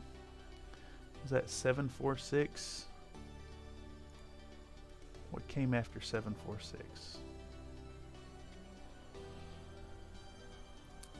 I feel distinctly defeated. I'm trying to... Wait. There it is. Okay, I was totally wrong. The that is epic. Wow, that is epic. What is it again? The whole the symbol itself, or the mech? What do you mean? So I guess I can do both. This is a Marauder from BattleTech. And this is what the modern version looks like, and also what the new Catalyst model looks like. So originally, the Marauder was this Zentradi battle pod from Macross, and then they got sued, and they had to change what it looked like, and it kind of evolved into this thing. And then I guess they never got the license back to use it, so they did they shifted what it looks like modern in the modern tabletop to this, so it's like kind of a blend between the original and other. I very nearly printed out this version, but I figured it wouldn't resonate as much with people who weren't super familiar, so instead I went with the MechWarrior Online version of this mech from the video game. And Matt Mason, there we go. Matt Mason, Syllogy is the name, has made these MechWarrior Online's Officer Pod. Yeah, it was originally that. So Matt Mason's made all these mechs available from MechWarrior Online, and from what I understand, as far as licensing goes for these designs, they have been, permission has been blanket given to download and rip them from the game, but not sell. That said, Mr. Mason has gone in and pulled these items out and then done a little tweaking here and there to make them like work for prints. And I got his Marauder, not the 1R, but it's in here somewhere. I snagged his Marauder and then scaled it up. Let's see. Is it this one? Does he have it on here? Yeah, there we go. Pow. This is the actual model. It's 6mm scale, and I sized it up 4.6 times to make it 28mm scale. Yeah, 28mm scale. Beautiful. Wish I had a 3D printer. Okay, so let me take a moment to make a recommendation. A recommendation for a printer. I highly recommend this Frozen Sonic Mini. It's definitely entry level, but it prints out with a 0.02 millimeter layer height. I actually printed this on my Anycubic Photon, which they're fabulous, but they don't quite get the same. They're not as easy to use as this one. I got one of these given to me as a hand-me-down with already over 1,000 hours print time on it, and I've had no issues with it. And in fact, let me find. There we go. So I don't know if this is coming out all right, but I've got this barbarian lady that I printed out. This is a 75 millimeter scale model, so it kind of shows you that, like, very small build plate. It's like 150 millimeters by like 60, and then it'll print 150 millimeters tall. But this took like 8 hours to print. Came out great. The mechanism by which it connects to the arm is this really super sturdy thing. I cannot recommend enough. If you're going entry level, pick up a Frozen Sonic Mini. If you find one used, you can probably get it really, really cheap. But the thing is, like, as you can see on the website here, you're looking at. Did it not list the price? Let's go to cart. Talking $250 for the initial investment. I don't know if that comes with the resin, but the resin's like $25. $25 a bottle. And then in the end, you could be printing stuff like mechs, for instance, 28 millimeter models at something like 20 to 50 cents max on a model, maybe less, 10 cents a model. You'll blast through. You'll definitely blast through some resin. You'll probably ruin a bunch of prints. Probably go through $25 worth of resin at first. But man, it's so easy and accessible. And this thing's kind of small. Let me see if I can operate my camera here. I just have mine right there next to me, right on the desk. And I also have this is a Anycubic Cobra Go filament printer, which filament has its own applications. Like, you're going to get bigger prints. They're lower quality but bigger. I really highly recommend, can't recommend enough, the Frozen Sonic Mini. Super easy. It's a little noisy. It's messy. It's fussy. But it's going to come with the machine, and it's going to come with a USB stick, most likely. You get you the free software, toss stuff in there. Super easy. My first projects for the channel were actually our party's characters. So we were playing Dungeon Crawl Classics, a Dungeon Crawl Classics campaign, and we were playing in Tabletop Simulator. And at some point I figured out you could go into the game and right click on the object and find the what do you call it, the mesh, where the mesh was hosted, and then download that as an OBJ file. And then it's no problem. You import the OBJ into Blender, convert it to an STL, and then toss it on over to the 3D printer. Works fabulously. Excuse me. Some of the new Elegoo's let you put an air filter in the printer to reduce fumes, but Elegoo is sort of linked to a pay version of Chichi. Oh, that's unfortunate. But if you're doing a lot of printing, that's great. My Photon S has the filters built in as well. Let's see. Anycubic. So I got the original run Photon when it was on sale for I got it for $189, and then recently a friend of mine, through some finagling, got his hands on one of these Photon S's, and he kicked it down to me for $10. He refused money. He was like, "Hey, just pay me for the gas to get out there."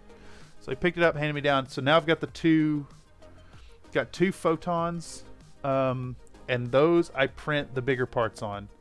I run those at a 0.05 millimeter layer height, and then when I need something detailed, I run this here. Run this here Anycubic photon. In fact, I'll go ahead and show you the model I just printed out was this one.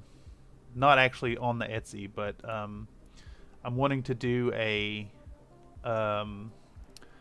model painting video / lecture on pinup models, and what kind of place they hold in your miniature painting experience, and then also, of course, give a nod to you know, being a creep. But that's, you know, that's fun stuff. Digital light processor instead of a LCD screen, which means you get a lot more prints without having to replace the screen. Interesting. I've heard something about that. But honestly, like after I got the first printer, I wasn't necessarily looking to even upgrade. I just by chance a guy handed me down this Anycubic because he told me that it had about 1,000 hours print life on it, and he wanted to rehome it to someone who knew how to print. I own all the original Ray Lamb Superior models, lead pinup.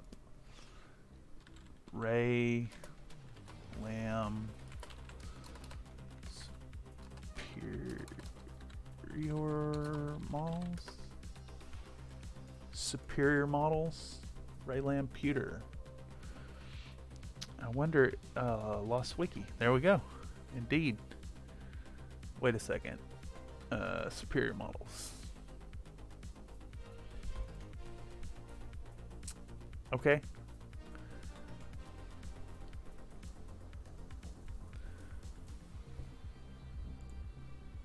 Oh, they don't have...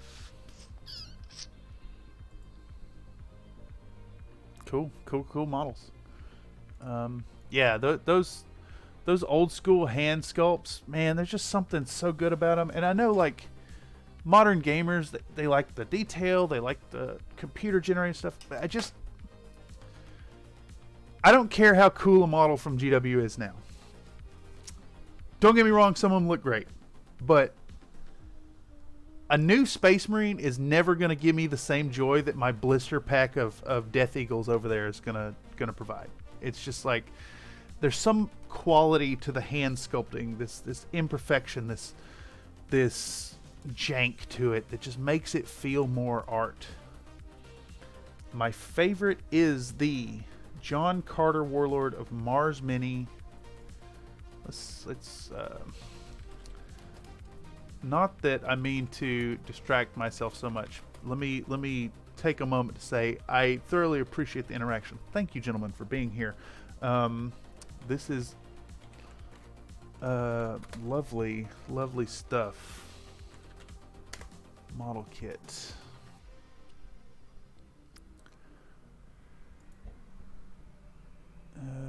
Is this... Maybe not. This is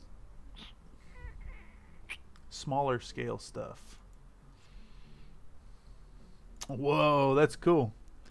No, I'm there with you. And in fact, that's kind of part of where I want to head with the channel is if I can hit a point where I've built up enough following to start putting out content that isn't necessarily as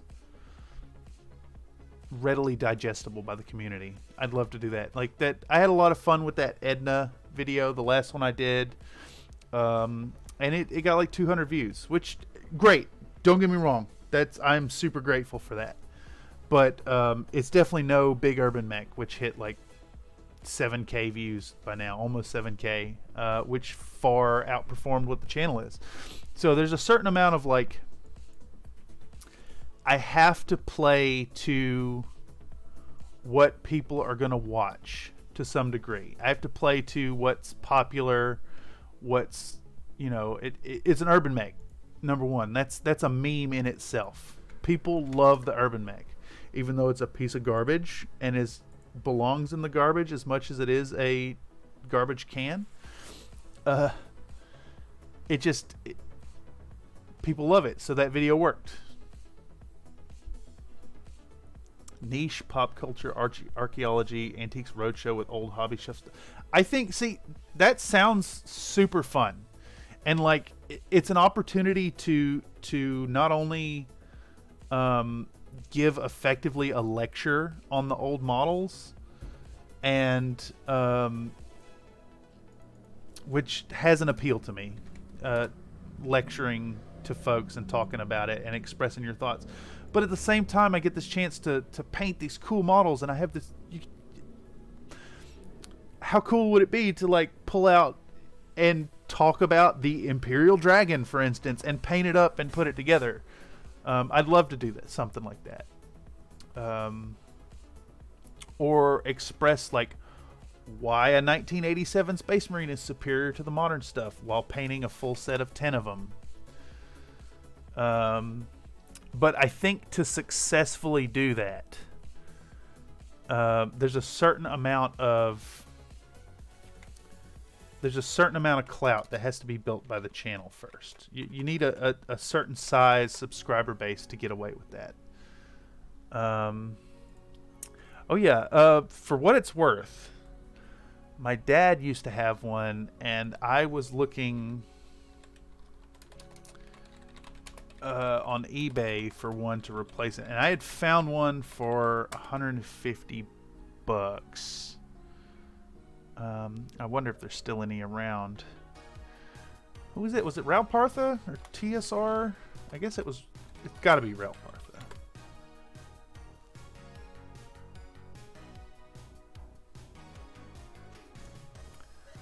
Let's see. Hop over onto eBay. Let's do Raul Partha Imperial Dragon. People occasionally put them up. Yeah, there we go. Right there. One right there. Hell yeah, $250 in box. Fantastic. I'd be happy with that. Just not at the moment. I am a student. I am a full-time student, and I put stuff on YouTube for no pay. Check out Iron Winds minis. They might have a recast in their fact. That's good to know. Iron Winds. Now that you mention Iron Wind minis, let me just go out here and say I absolutely love Iron Winds medals, especially because battletech guy. I play battletech. They got all the old sculpts. Just tossing out there that when this video goes live, Ares Games and Minis has sponsored this video, and not only do they have the lowest price on Iron Wind metals models out there, but we're going to be doing a additional discount on your complete checkout basket for 2 weeks after the release of the video. So if you want to pick up some fabulous battletech products, or even excuse me, Iron Winds metals, might be worth checking out in the next 2 weeks. Excuse me. I inhaled some saliva talking there, because I'm salivating at the idea of painting the Imperial Dragon. I would love to do it. It would be nice to have Bob Ollie or Dennis Mise, Mark Copplestone or Tim Prowse stumble across your channel and say hello in the comments. Put a link in the description. Okay, yeah. I think for the most part, Ares is gonna be, it's BattleTech stuff. But from what I can tell, from what I've seen looking around, I believe they have the lowest price on Iron Wind Metals BattleTech models, and as you can see, I click here, there's almost 3,000 offerings here. So if you were interested in picking up some fantastic metal metal models that are accurate to the original artwork, I can't suggest a better place for it. In fact, I'm wanting to pick up a Roadrunner myself soon. Real fun little mech, tiny little thing, super fun. Yeah, that could be really fun. Like I said, I know you do like a more talky format channel. Let me know if you have an idea of something you'd want to put together, and draft me an email if you don't mind, and send it on over through the email address. For the next 2 months, I want to say, the channel's pretty booked up. I've also got, like, it's the end of the semester, stuff is coming due. Like, I got a 10-page research paper to do for my art history class. It's gonna be busy. It's gonna be busy for a bit, but I definitely, yeah, I'd love to chat old models at some point. Oh, no shit. Book till June. That's awesome. Well, maybe some summertime stuff would be good, and I could potentially even set up a painting video to coincide with that. Some old stuff. Maybe these old Space Marines or something. I would love to hop on and tell people exactly why I think old school lead models are better. Because they are. They just... like, I need to be able to knock you out by hurling the model across the room. Not that I would ever actually do that, but there's something super satisfying about that weight. And you know, I hear the arguments about, oh, it's lead, right? I'm not eating the model. I'm not putting it in my mouth. And it's painted. It's not going to rub off on your fingers. A pumpkin head bugbear in lead. I could do a one-on-one show, you and me and old school minis considered. Yeah, that sounds really fun. But it does rot. I can attest to having some degradation in some of the old school models, but I don't know. Maybe the right sealing and varnishing efforts would get around that. And speaking of what, it's actually, now that I think about it, it's not a bugbear. I picked up a Dungeon Crawl Classics bugbear model that's staring at me from the shelf over there. Let me go grab it.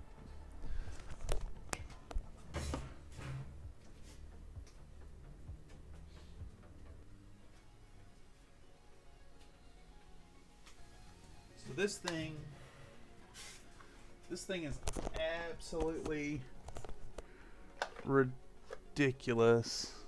Archive minis, I can get you an archive pumpkin head bugbear for less than $5. So let me, I was actually mentioning in my last video, I'm not opposed to recasting, and I think that companies should consider licensing out their designs to recasters and validating the service and that as an industry, because you know, certain models that you can't get anymore, that there's demand for, have place in the community. And I don't think that arguing that it's a rare collector's item, so is even more I don't think it's a valid argument to prevent it from being picked up. I think things should be accessible, and you know, companies could definitely negotiate a way to handle that. I just recently picked up some recast of an older Infinity model that is completely out of print. It's in high demand, and people don't sell them. That's the thing, like, the people don't sell them.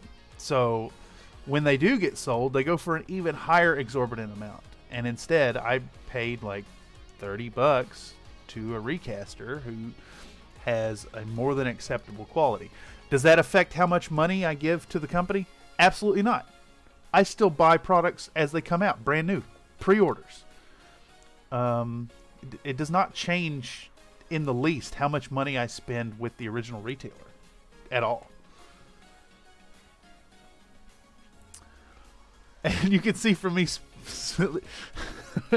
lead never hurt me none. That's, yes, indeed. I still, like, if I could trade all my Space Marines in my case for the same things, just cast in lead, I'd be all about it. 100%.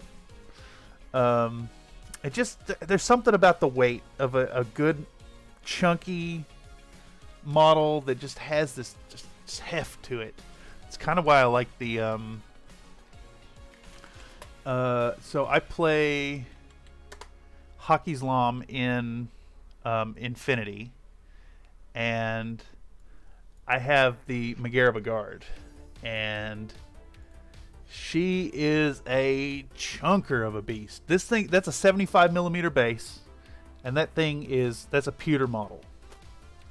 You know, it's got this heft and this weight to it that, oh, it's so good. Will it chip? Yes. Is it a pain in the butt to put together? Yes. Is it impossible to do conversions on it? Not really, but definitely difficult. But yeah, I love the metal models. And while I'm distracting myself, I brought this over from earlier that I was talking about. I found out about these Dungeon Crawl Classics models. They were, can't remember who did them originally, but Iron Wind Metals picked them up. And they're very limited run. And they're like, it's another great example of a model that would go fantastically being offloaded to a recaster because they're not in production. And this model is not in demand. People don't want it. People don't even know it exists. And it should be made available. And it could be done by, you know, kick the license down to a recaster.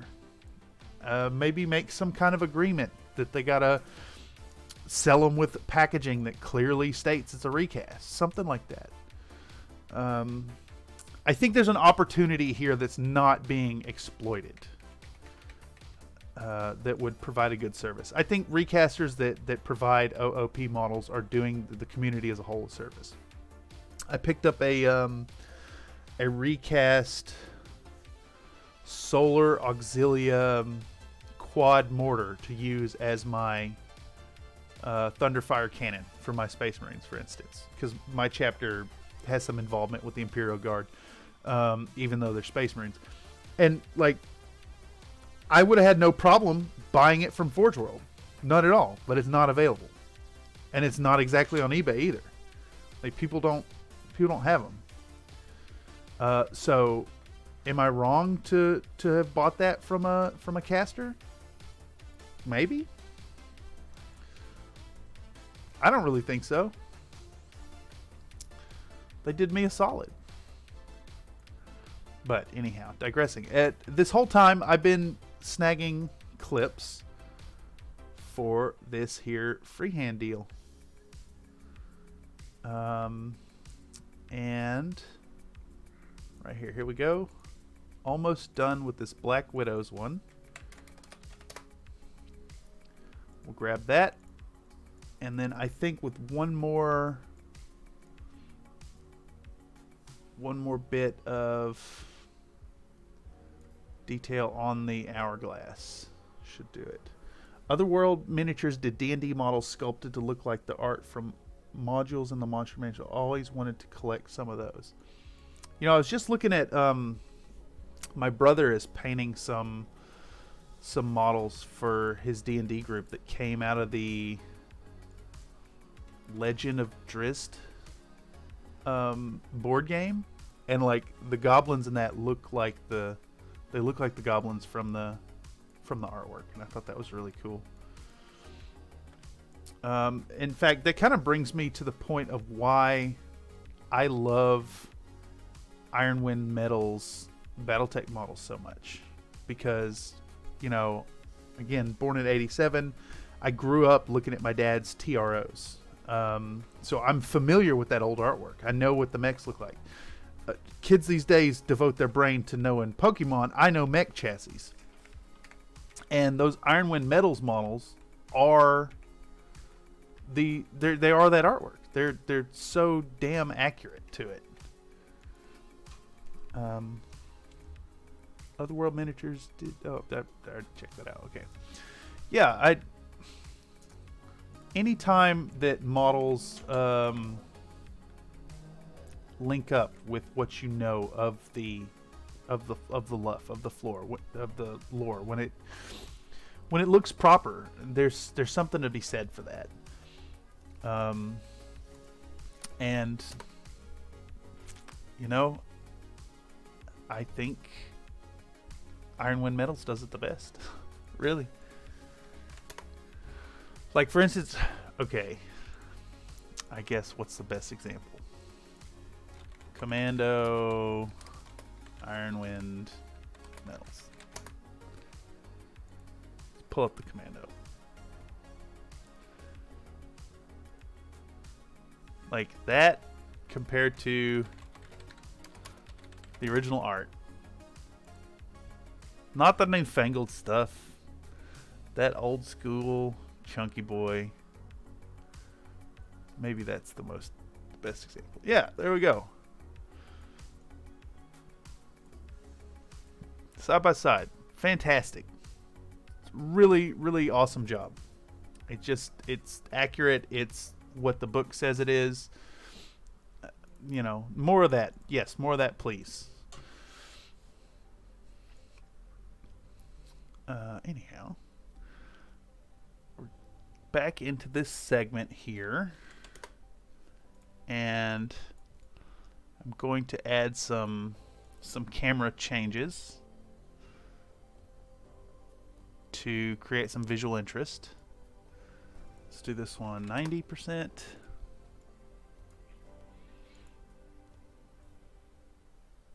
do this one 80%. Let's run this next one. Normal zoom. That is the second Commando scope, though. The first one was so accurate it had unroot. Oh, that's a good point. I saw that recently. I didn't know they had done one, and it's just like, it's exactly the 3050 artwork. But that was that the Ralpartha Commando?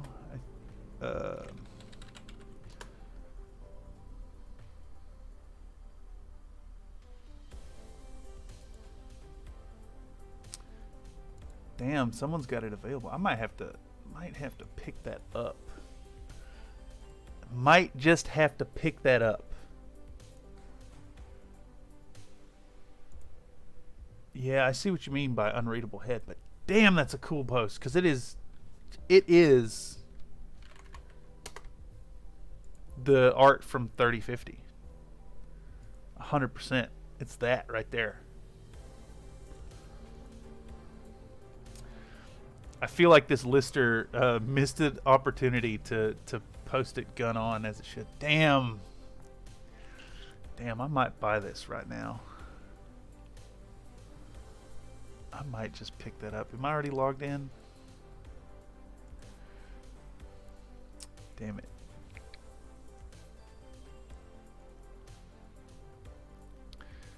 Am I logged in? No, I better not do that live on stream.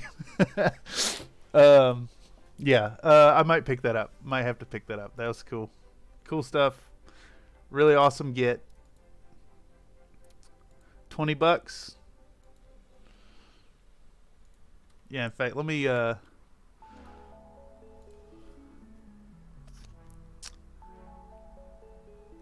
man. Such a cool sculpt. But yeah, exactly. The whole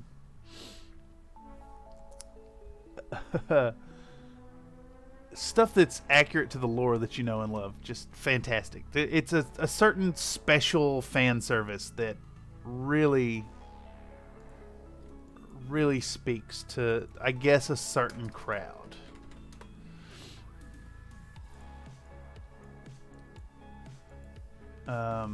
Yeah.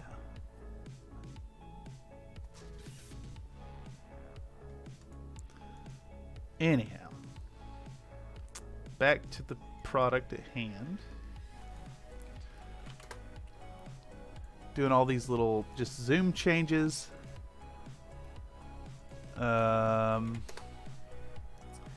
Keeping things kind of moving around. A feast for the eyes, if you will. Maybe go even deeper on that one.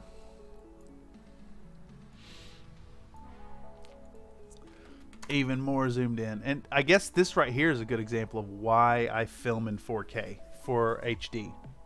So I've zoomed this in to 125% on the 4K footage, and I've still, like, it's not losing a whole bunch of fidelity. It shows up fine in HD. 1080. You don't need more than 1080. I don't think so. If anything, like, who hasn't experienced the whole thing of, like, you took a close-up picture of your model and now all you see is the little mistakes? And this one definitely needs to be zoomed way in. Does that work? Yeah, perfect. Okay, so now I've got this nice sequence talking about the Black Widow symbol. We'll talk to people about how to, like, do a simple freehand. It's not hard. It's just, it seems hard. It seems difficult, but, like, if you can paint models, if you can, like, half-ass get the edge highlights on, if you can hit a cockpit canopy without screwing it up, you can absolutely use your brush control you've already developed and paint in these freehand details. It's very accessible. Just a bunch of back and forth, like, you correct the problems as you make them. It's paint, you can paint back over it.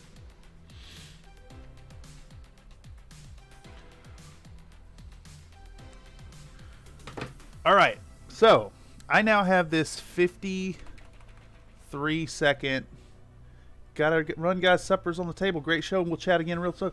Hey, thank you so much for being here. I'm glad you got a chance to check it out. This isn't necessarily what Country Fried Minis is, right? Because this is just the work I'm doing. But the interaction has been well appreciated, and we will definitely be in touch soon. So thank you for being a part of the stream today.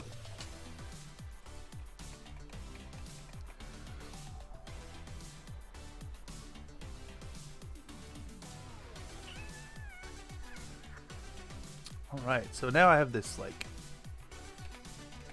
minute long. There's a full minute dedicated to that. That might be a little much. I could get rid of those 3 seconds right there. Click it in place. Click it all the way in place. Let's put this back in the main project window and see what that looks like. Oh, my neighbor's throwing stuff around.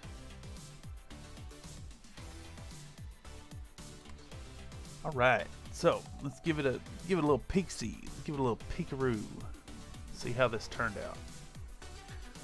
Oh, uh-oh. My computer's very unhappy with that. I forgot. Let's take a moment and actually re-render that. Sequence, render into out. Pow, pow, pow, pow. That way the effects will be the work and not completely lock up the machine as I run it.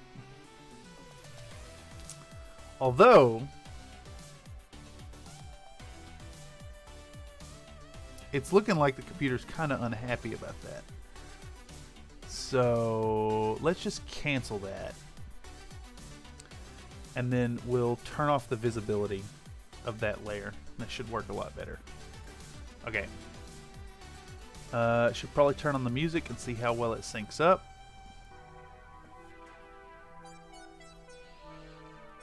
And of course, this music is going to come way down, and the voiceover is going to be at this portion right here.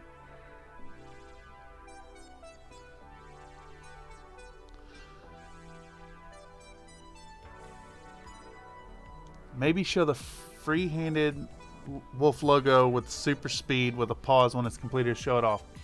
I think I like that idea. Actually, I like that idea a lot. Because this is like 50 seconds here. I just want to see where the music ends with it. So this whole section here, I can be talking about what goes into it, and then we'll blast through the. Oh, that sounds like it may line up pretty well. This symbol here. Let's Control Z. I guess I can't Control Z. Can I get another 3-second bit in there and have it line up with that music? That would be fabulous. Let's see. See if I can't get another clip out of. Whoa, what happened there? The heck happened there? I have clicked onto the wrong.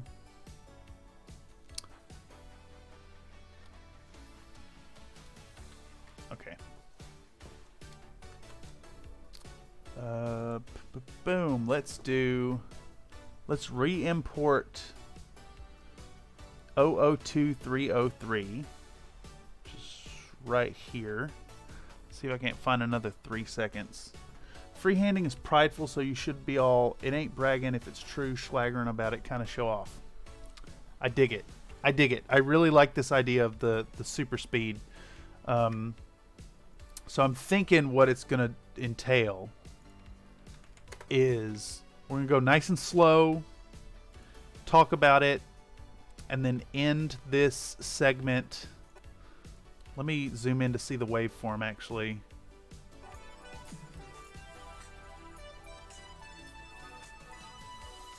Bam, right there. Okay. So that puts us at, that's pretty good. I need it to go to this frame right here, 10:53:08, 10:50. I need a 2-second and 7-frame clip added to the Black Widow symbol. So that's what we're going to do right now. And then now this segment will be a slow burn talking about the deal, and then rapid fire, zip through, show the numerals, zip through, show the wolf symbol. I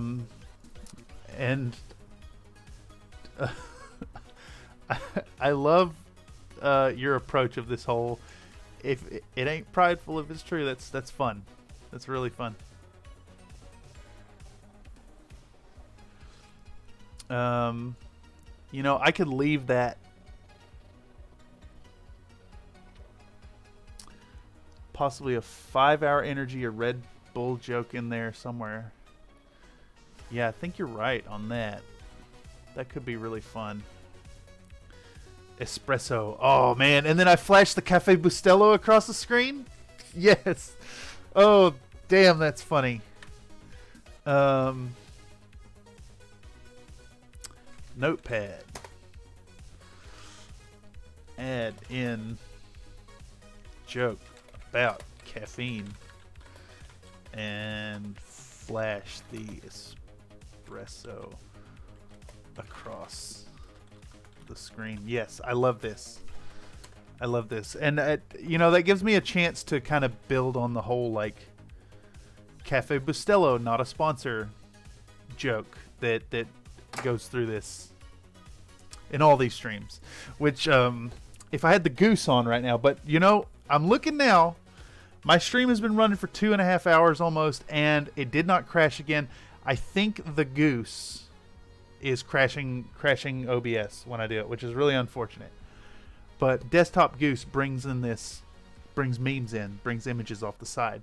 And every time it brings on the Cafe Bustelo, I'm making the like, Cafe Bustelo, drink this good coffee, because it's good coffee and not a sponsor. Yeah. I think I could do a not a sponsor joke with the Cafe Bustelo there. Alright, let me reconfirm what I'm doing here. So it's an additional 2 seconds and 8 frames. So I think what I can do here is give 5 seconds and 8 frames to the reveal instead of just that 3 seconds, because that actually flashes by kind of quick.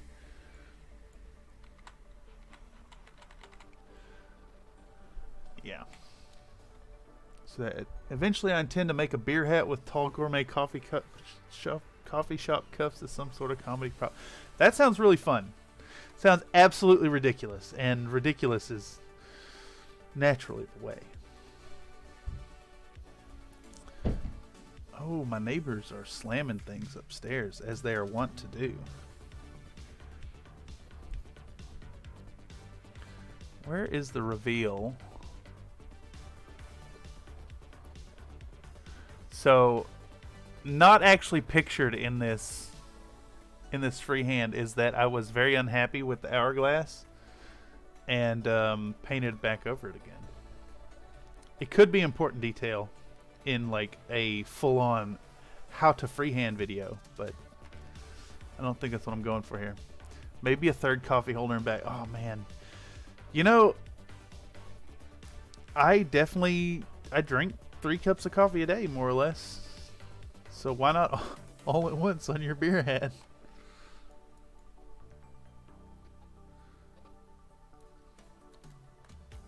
Is this not the correct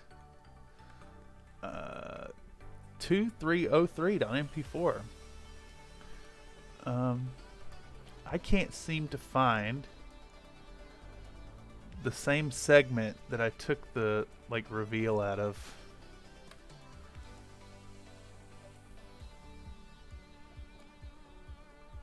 It's in here somewhere. There it was. Okay.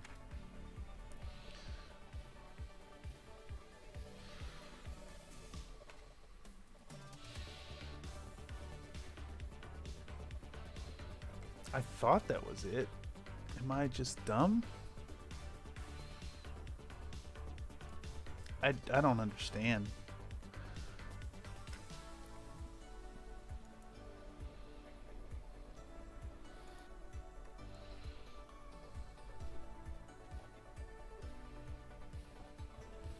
It's gotta be it right there.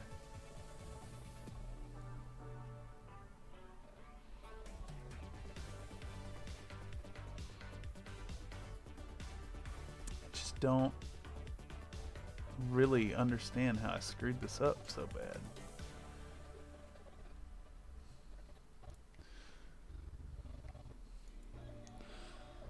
Alright, so that's already got the black paint out. And I'm painting it on, and then I do the black again. And then it's black paint all the way to the... Okay, yeah, alright, it's the second paint through. No wonder. I am dumb. Can't help it. I'm just a silly, dumb guy. There we go. Okay, so I think what I want to do is get that right there, snip it out, and then it's 5 seconds and 8 frames. And I think that should look all right. What is the zoom on my video here? 150%. Let's grab this 150. Just drag it over so I can see what I'm working with. Move the position to where it's onto the frame. What does 5 seconds actually give me? Yeah, good reveal. Good solid reveal. Alright. And then that should leave me with this clip working how I wanted it to. If it would actually clip in the right spot. It's still like cutting that off and not working properly. There we go. Had to zoom way in. Alright, so we're blasting through. We're talking about this. We're doing it 3 seconds at a time. Just like lecturing about freehand and how you can just go for it. And then it's not hard at all. And even if it's imperfect, it still looks great. And then we're going to zip through and rapid fire light speed through the other ones. So I now should have a proper Black Widow symbol that will sync up with that music. It's the whole point of going back into that. Let's see. So we just got through all the rapid fire, like second shots. Or even, I think it was double speed, like every beat. And now, of course, the music is lower here. I'll be talking. It's a different vibe, a different feel than the rest of the track.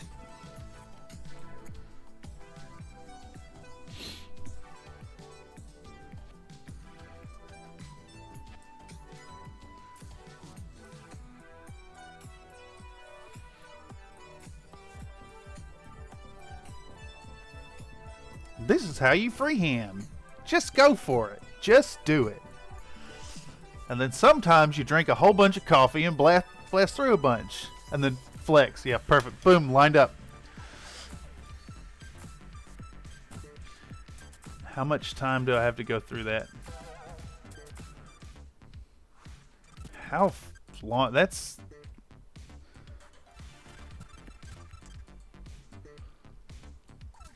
Let's see, that's 7 seconds to that hit.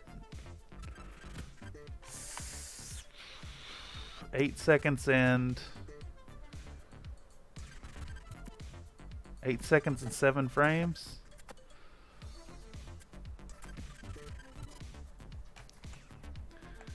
Eight seconds and 7 frames.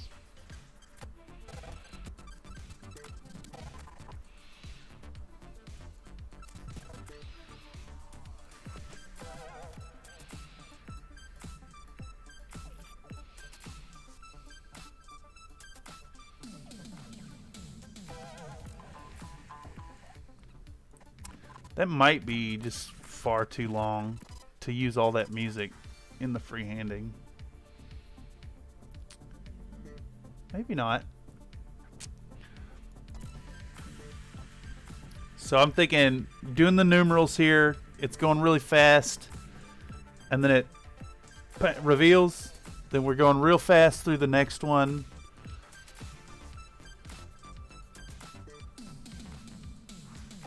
Reveal with that, and then music can start fading out, going into the next step. Okay. All right, let's put together the numerals, and let me double check here. I think we do want that. Joke with the Cafe Bustelo. Let's do that while I'm thinking about it. So to do that, no Google, you can't know my location. I'm going to grab a nice image of Cafe Bustelo.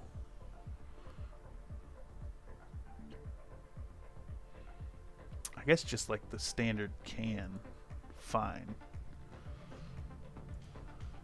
Perfect. Copy image. Make this silly, ridiculous overbloating of projects. Toss it into paint.net. Expand canvas. We're going to go ahead and magic wand out the background. Easy. Oops. I lost a little bit.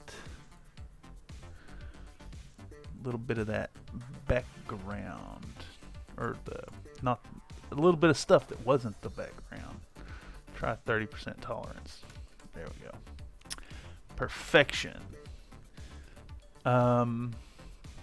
We'll go ahead and make this 2500 tall, and then pop on over to Tech Studio again. Might as well make as much use of this place as I can, since I pay for services here. Perfect. Bow. Caffeine.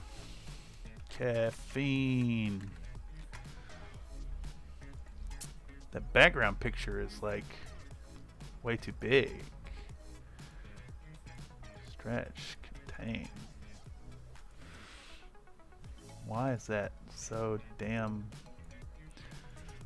Why is it not working correctly? Why you no work, brother?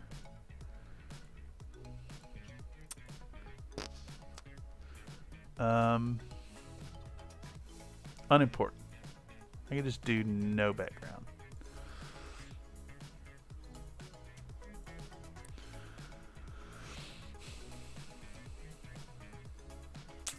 I don't know why that's not working.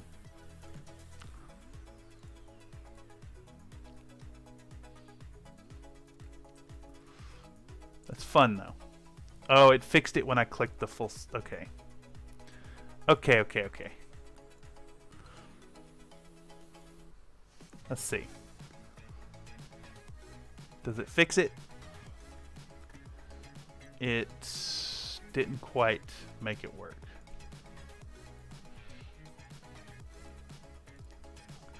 Let's do that.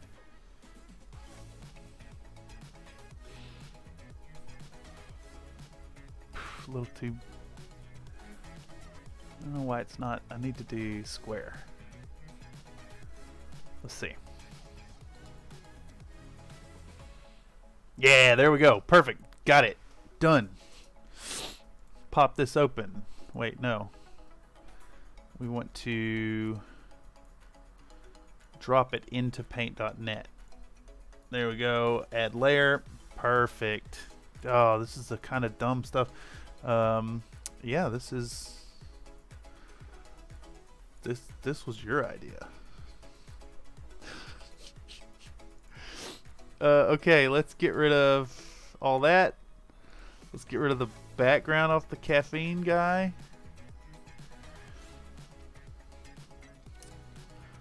Let's cut this in new image. Bam, image resize. We'll make it 50%. Assets. Cut it out. Come back in, drop it back in. Rotate it some. Cafe Bustelo needs to be grabbed and shrunk. Or rotated, I guess. Just rotate it.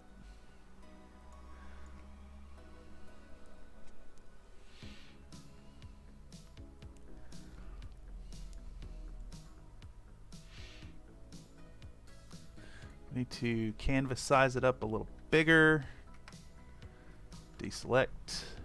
Canvas size. Call it 3K height. Get rid of this.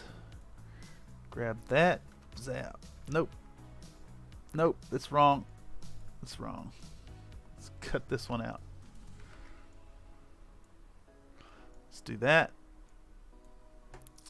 Okay, and now I have a silly joke added in.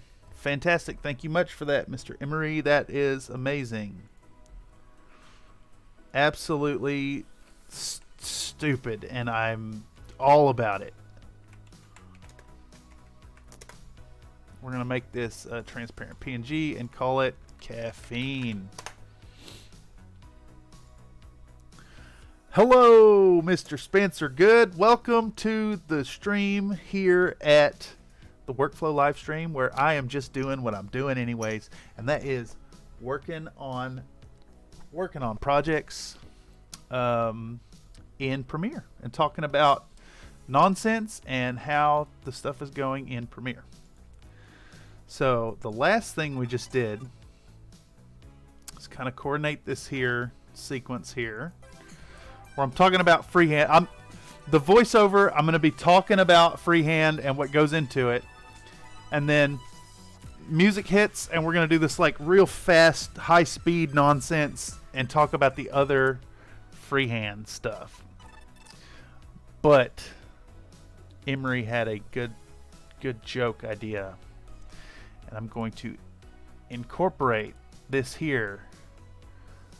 So I have this running gag on the streams usually, where I mention Cafe Bustelo coffee, not a sponsor.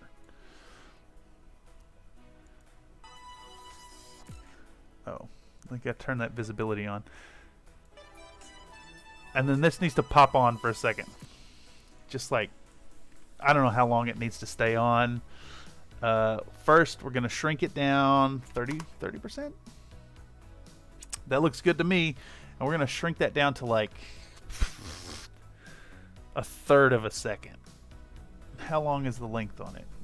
Duration, we'll call it 10 frames. Yeah, it's exactly, precisely. Not a sponsor. The whole not a sponsor thing is important because it is not a sponsor, but I do highly recommend Cafe Bustelo coffee. It's the good stuff. And then, so the idea is I have from this frame here to, where's the hit? There's a hit in the music. I can't zoom in anymore. Oh, I'm already zoomed in all the way. That's why.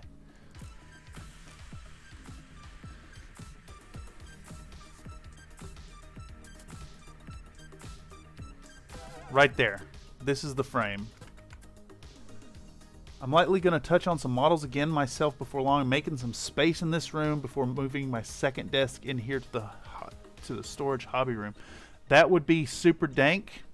And actually, I have a video specifically for you.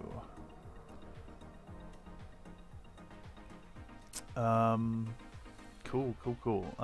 Sorry, I was just checking I have a notification on it. Let's do, what's it called? Night Shift. I don't know if you're familiar with Night Shift. He's a scale modeler. But he just released it's normally all tanks, but he just released a Machine and Krieger video that, good stuff. Really good stuff. It come out nice. He's talking about the whole process. Fabulous. Can't recommend it enough. And then there's also Millennial Model Mayhem. This guy's stuff, cool, really cool stuff. He customizes gunpla kits and then hand paints them for Gamma Wolves tabletop game. They're all really good. I caught his stream for this Gusion kit, and then the final project, and it just primo.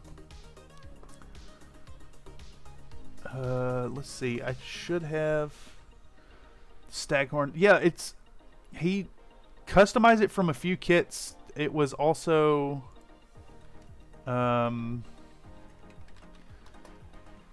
Gusion.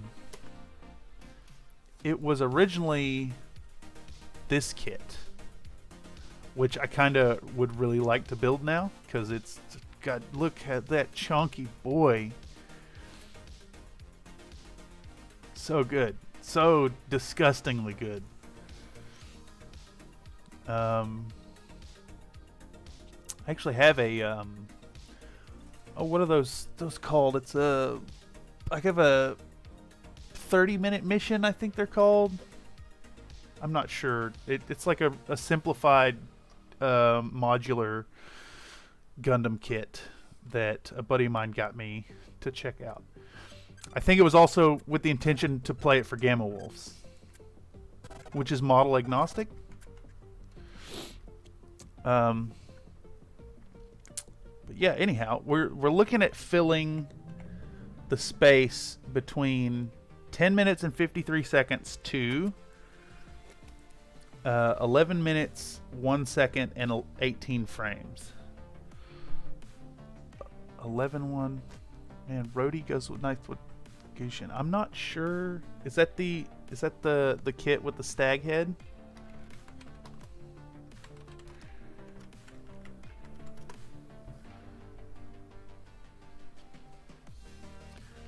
Rhodey is short to middle. Oh, that's the. Is that like a space version of that last one? Of some sort? I don't know. I know it. A buddy of mine is real into Gundam stuff. I'm not too familiar with it. I just know that the models are really fabulous experience. In fact, I did a. I've got a 1/100 scale heavy arms that I use for a night in 40K, and it works perfectly as the Castellan because he's got the minigun, he's got the missiles, fun stuff. So let's do Dragoon symbol first, I suppose. Thing I just linked reminds me so much of Machine Krieger. Did you send the link via Discord? Did it stop it? Did it not let you share a link in the chat? I might have to allow that. I don't know how to do it though. See if I can't. Settings. I'm pretty sure, now that I think about it, YouTube might stop links by default.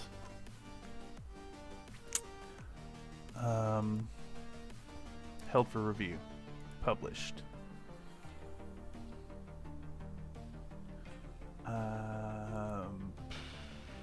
Yeah, it's not.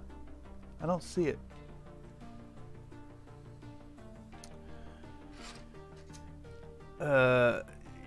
Well, I know. I don't really know it. I'm aware of it. I think it should be mentioned. I'm somewhat familiar with them, but not really. For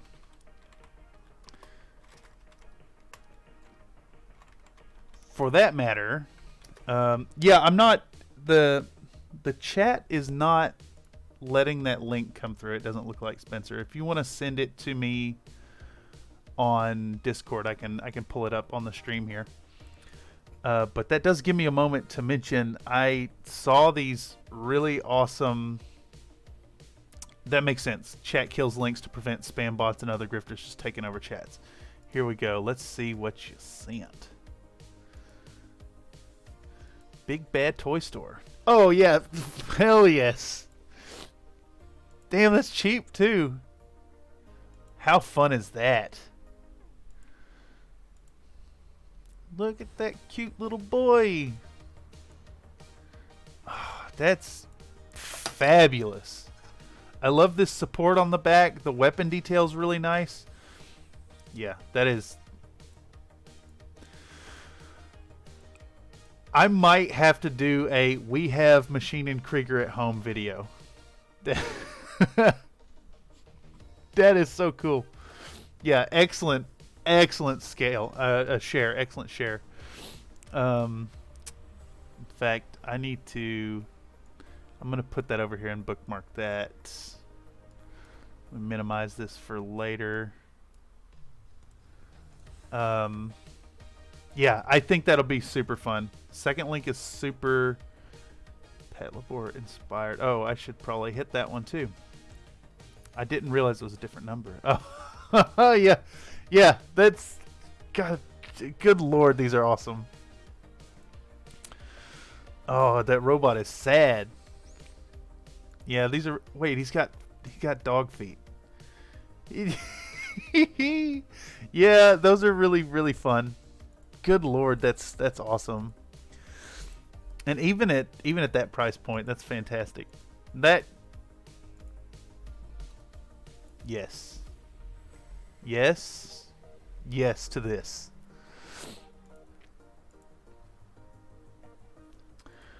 Yeah, that's going over here too. Thanks for that resource. I will really consider these for some content. Of course, like my backlog is definitely stacking up, but that'll be super fun. Machine Krieger at home, and it's like feds the mini WW2 tank kit on some action figure. Yeah, no problem. I want to see them put out more stuff in that universe. It's so cool. Yeah, it is super cool. As far as Machine Krieger goes, I don't remember where I saw these models, but they got shared with me. And there's this whole line of 15mm Machine Krieger models that they look like they'd be so much fun to paint. I haven't done any 15mm stuff, but it's like, you know, they're tiny, but they're not insanely tiny. But yeah, I'll send that. I don't know if I sent that link to you before. I'll pop it over to you real quick. There's that, and I guess I could share it in the. I'll share it in the chat as well. 15mm MAK. Pow. There we go. Yeah, they look like a lot of fun, and it's like what, $13 for a kit. That could be really fun. Like, come on now, that's so ridiculously cool. And then the tanks as well.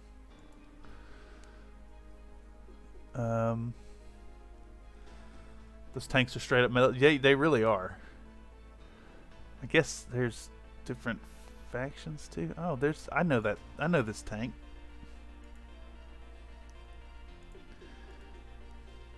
I guess this is a full-on game with rules and such too. Play testing. Maybe it's not actually out yet. I'd love a really funky, chibi looking tank. Yeah, you're definitely on the money there. I remember seeing some like chibi tank kits over at, I think it was in the Hobby Lobby in Tullahoma. And very nearly picked them up. I can't really attest to wanting to put the time in. Ming puts out Eggy Chibi Super Deformed Plastic World War Tank under the name World War Tunes. That Emery, that might be exactly what I'm thinking of. What was it? World War Tunes? Tank kit. Oh, there's no L in kit. Yeah, look at that. They're so cool. That's exactly what I was looking at. So fun.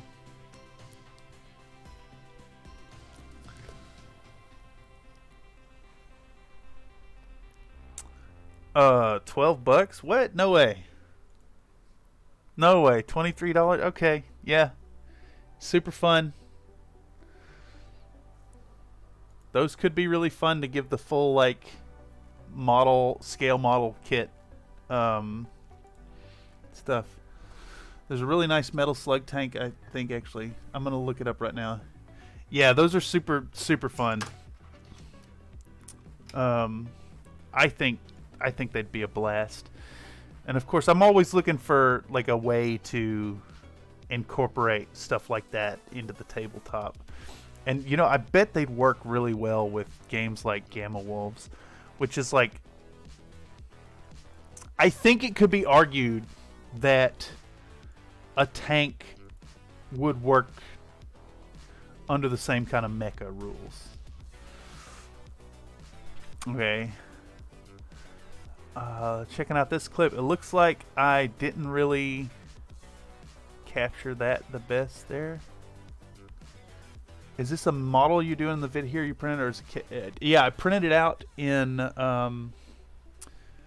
like 9 parts. Let me see if I can't grab it. I got it right here. And it came out this it had some really gnarly joins in it.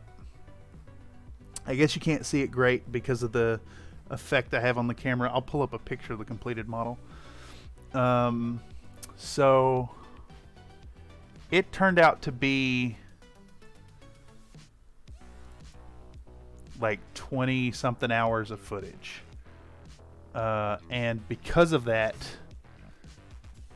and there's so much detail involved, I talked with a buddy of mine who's the consultant for YouTube. He suggested I do 2 episodes.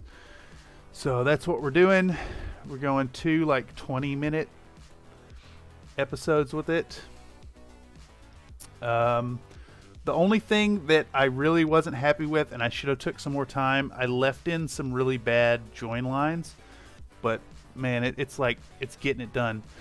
The cockpit glass is it's a really cheap acrylic paint for the dark green, and then GW's Warboss green and a little bit of Phalanx yellow in the corner, and like, so I laid down a base coat of the dark green, and then wet blended on the other color.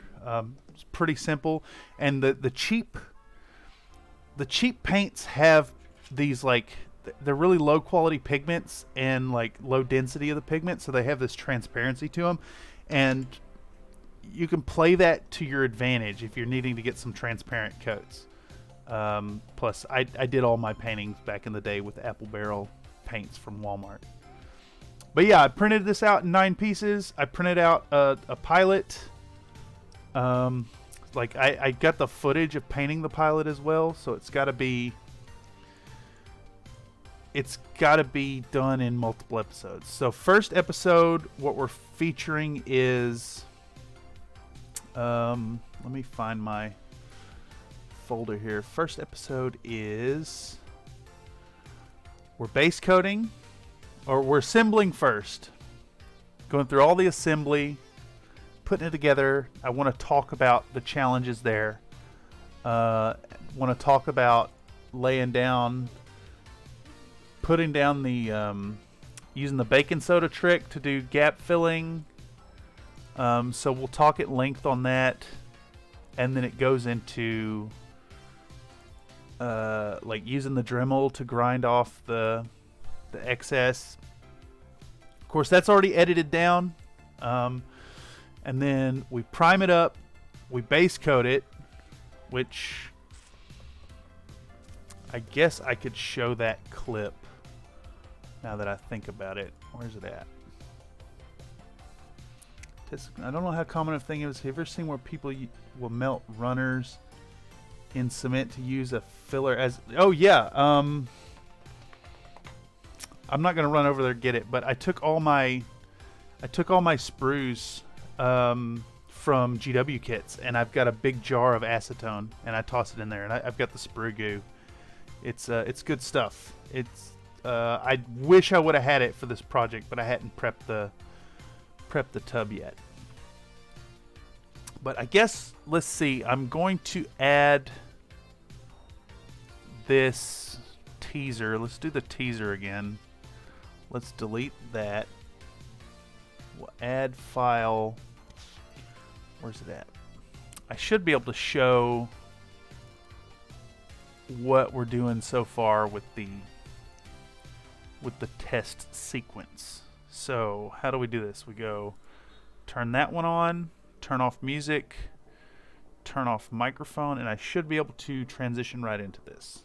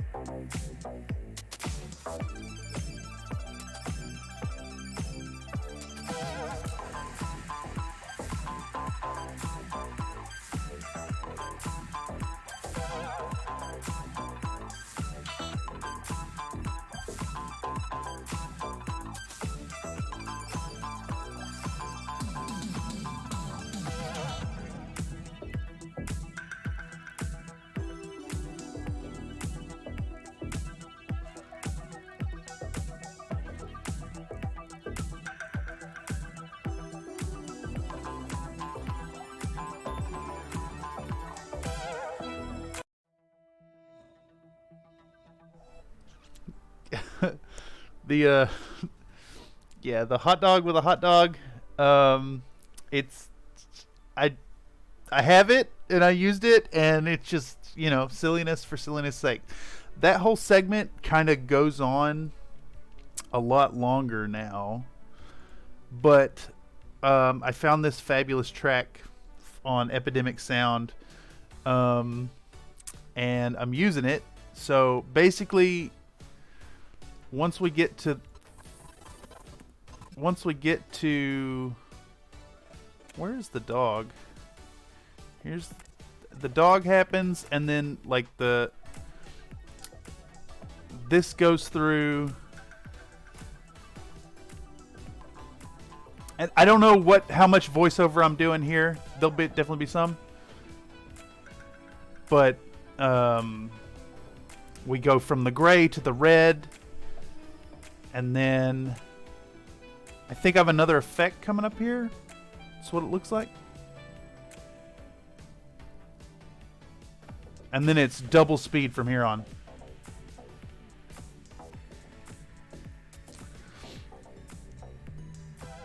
I really want to build some type of non-Gundam kit. I saw there's a really dope kit of the blue robots from Ghost and Shell. That'd be super fun. Super fun. But digressing, you can see here that, like, so we're blasting through all the, like, the base coating, the highlight, the stuff that's in every video. Just getting through it really fast. And then we slow it back down. We're putting the base coat of the whole cockpit glass on. And that's gets us to where we're at today. And then, of course, like, it just don't want to run all right because I got all these tracers coming in. I got to render it so it'll actually work proper. But at this point, like, the music has changed. The feel of the music has changed. Wherever my voiceover is during this whole segment back here, it is now going to be fully back into the regular voiceover style where I'm talking about doing the freehand. And then I've got this fun little joke here that was recommended. It's just going to flash on the screen. And we're going to do the Dragoon symbol now. For, what was it, like 11 seconds? Tachikoma model kit. Oh, so I dig it. That'd be fun to paint on. You know, that's actually, it reminds me of so I started playing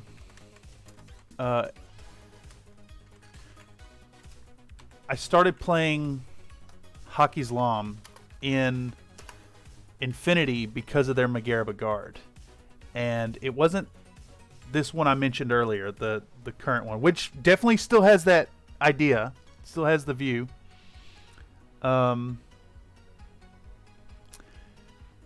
It was the one that looks much more Ghost in the Shell, in my opinion, that original one. And I have both of them now. You know, I wonder if I have an image of mine in here. I bet I do. painted it up. And I know I've got a picture of it. I know she's in here somewhere. I have this off screen because there are some things in this pictures folder that might violate TOS. Naturally. Where you at, McGarvagard? Where you be? Surely I took a picture of it. Where is my Maggie at?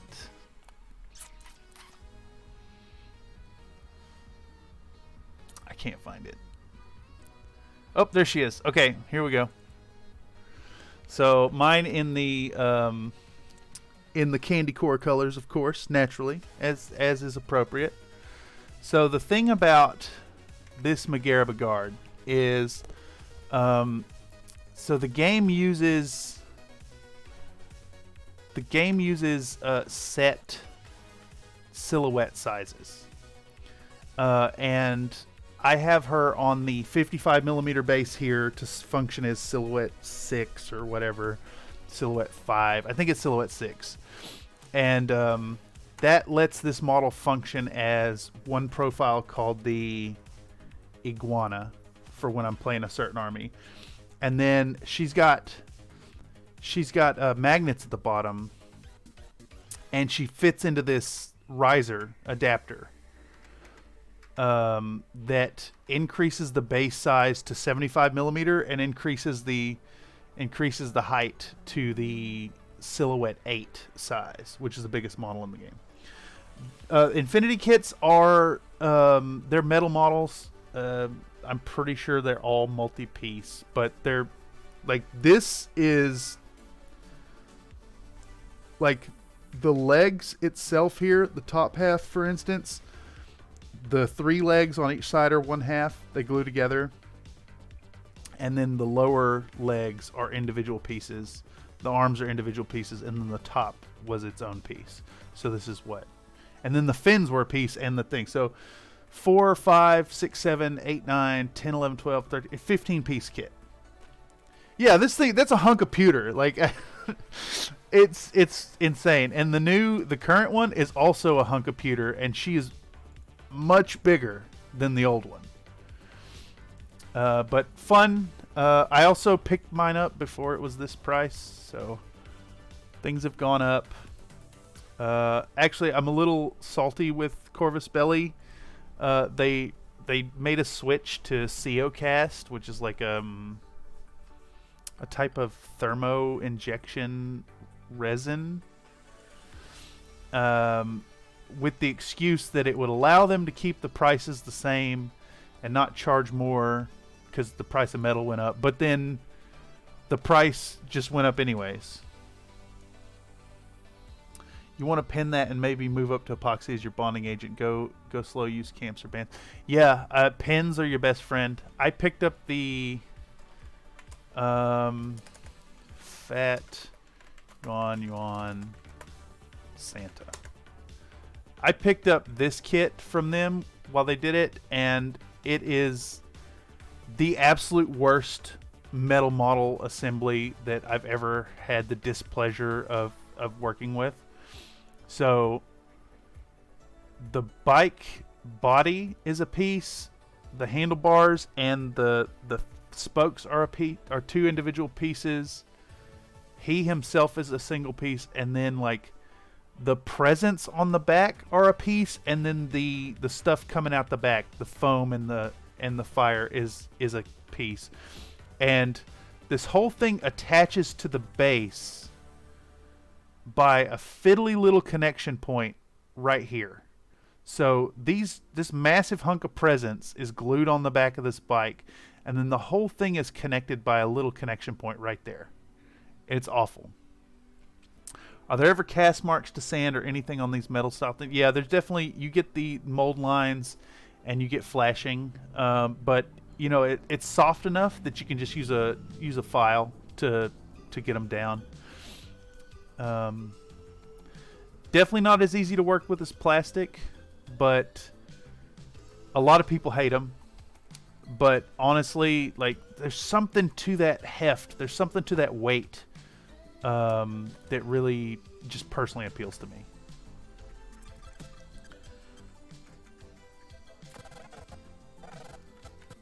All right, so back on the task at hand, we're looking at 11 minutes, 1 second, 18 frames, 10 minutes, 53, 8. So I can do 10 frames,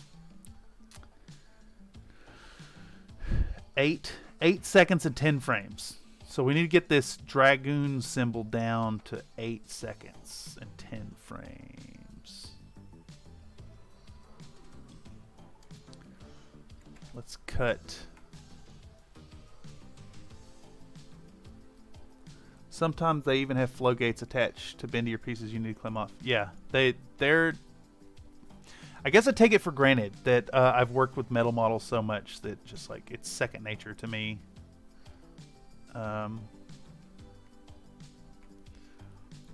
Easy to deal with.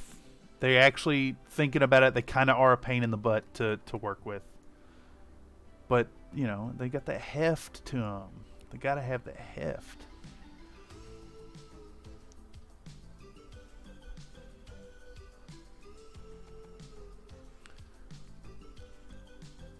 When's it time for you to pick up a metal printer? Good Lord. Is that's a thing, yeah?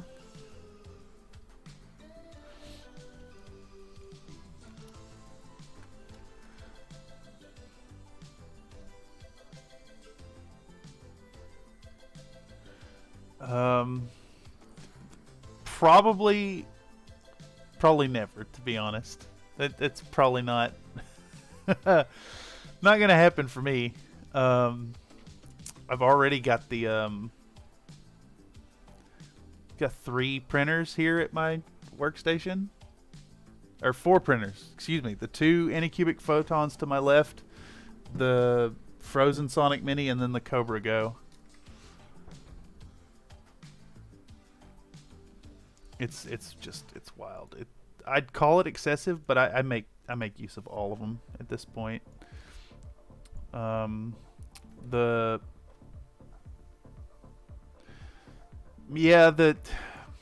gotta say the Cobra turned out to be a bit of a headache, a little bit of a headache.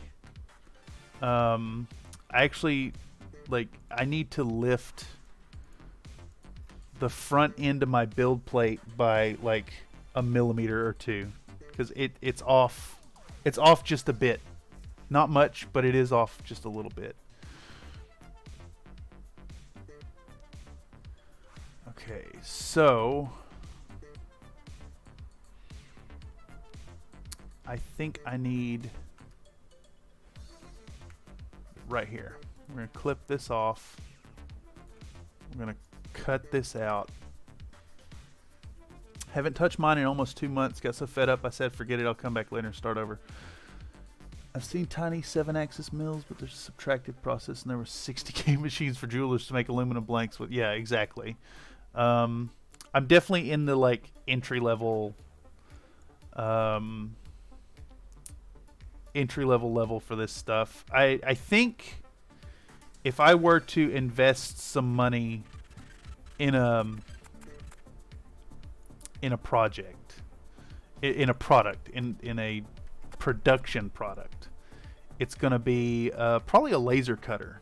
I think that would be something worthwhile, something you could not only make custom MDF inserts for your board games and such, but like monetize stuff you make, which I hate to think of things in a monetization format, but that's kind of where it's at this point, especially with the YouTube project. Like, this was all just a fun little project, you know, fun thing to do, and now it's like, holy shit, I have there's a potential to turn this into,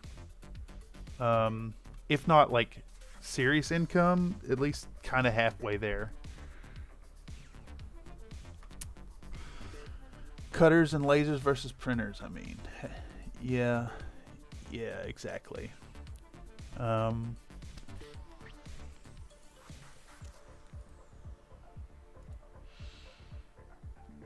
Actually, so I offer a custom battletech lance service on Fiverr to do a custom model, and I had my first gig come through recently. The guy wanted an Avril Lavigne 3D print painted up, which is a fun project. He sent me the 3D model, but he got very turned off at the price that I quoted him for the full-size model. So I guess what I'm getting at is that monetization of 3D prints is it's rough. It's tall order. Yeah, exactly. Well, the thing is, like, I'll do a 28mm model printed, painted, mailed to you for like $25. I think I charge for it, because most people are going to be coming to that for a mech. It'll be fun, easy paint job. Toss it out, just get the reviews, build it up. But like a 6-inch tall figure, like I'm having to slice that down into pieces. I'm having to reassemble it. I'm having to gap fill. I'm having to ship it in a bigger box. So I'd quote him $150 on that. It's like, yeah, that's still low for the amount of work I'm going to put into it. And I got no answer. And it's a shame, because I think it would have been a lot of fun, a whole lot of fun to do that model in particular. Did that just work? 8 minutes, 8 seconds, 10 frames. Was that what I needed? No way, it worked. Okay, it's 1 frame too long. 1 frame too long. Let's just shift that down. Let's see how this works. I need to render this, I think, so that I can watch it. So let's put an in and an out, and we'll go to sequence, render into out. Yeah, man, that's a good bit of work to do that and be done.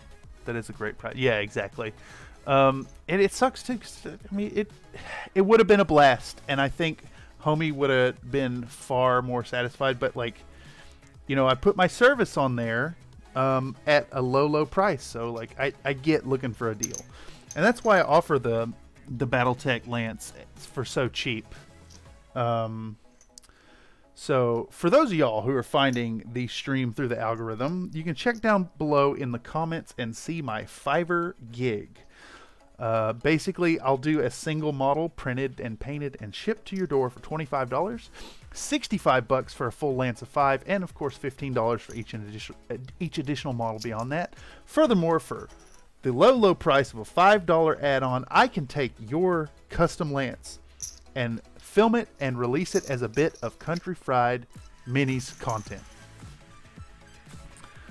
That's included in the options. Anyhow, so we now have this whole segment here. I can't play the bit with the tracers because it's just gonna like melt the machine. It won't even preview it. So we've just blasted through the go through of the model of doing the base coat. At this point, the music will have come down a bit. I'm doing a voiceover talking about freehand, how easy and accessible it is, really doable. I think we've been through this all before. And then it's gonna wind down with the reveal, and then we should see that caffeine and then really fast dragoons work.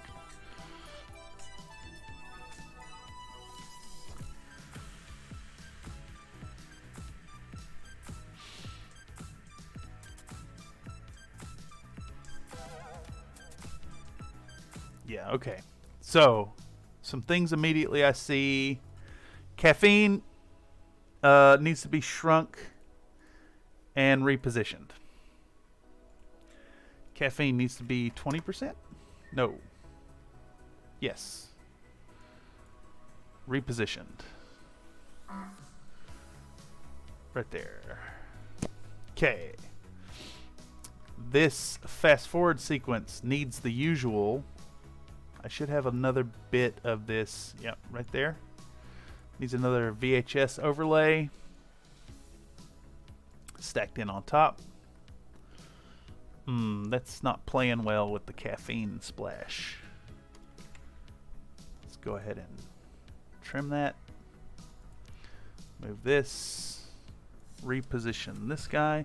Man, so much effort for like little things that'll just honestly just be missed, but I know it's there and y'all know it's there. The caffeine. Alright, let's see if that just plays without needing to render it. No, computer ain't having it. Let's render it again.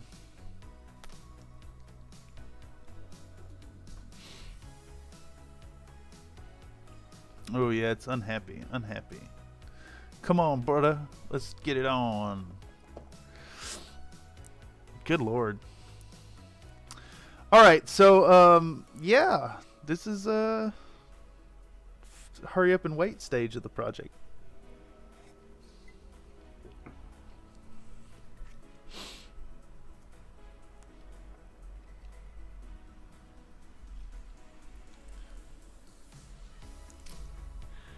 It's like, it's getting so close to done, but also so far away. I still need to film my talking head bits, my like, howdy y'all, welcome back to Country Fried Minis. I'm your host Cameron, the country boy in the big city, and today I'd like to talk to you about, and then when I go to say Colin McLaren, we'll do the Colin McLaren clip from the rap track instead. My ideas become production speed bumps. Not inaccurate, but it's fun. It's still very fun. Let's see how this looks when it pops in now.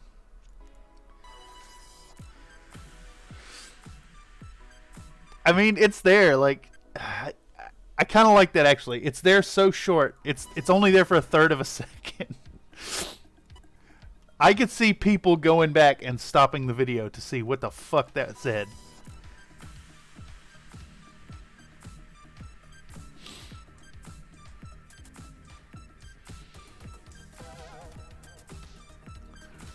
Alright, yeah, and then what we'll do here is we'll animate the scale. Oops, shit, I don't mean to grab that. We'll animate this. I like that closing of the container, but it's too much, too self-indulgent to keep it in.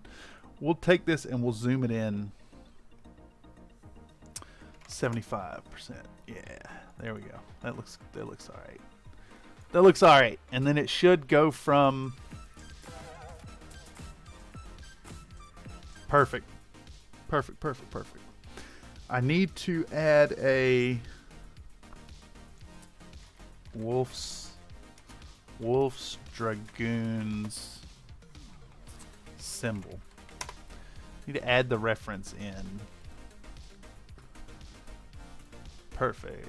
Grab that, copy image. Back to paint.net. Toss this in. Crop to selection. Magic wand off the background. Rinse, repeat. Easy peasy. We're going to call it Wolf's Dragoons. PNG. Okay, that done. Generated. Perfect. And then we're going to toss in. I wonder.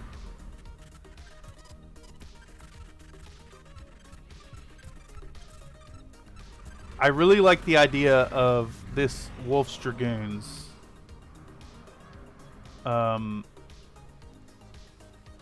Slowly peeking in.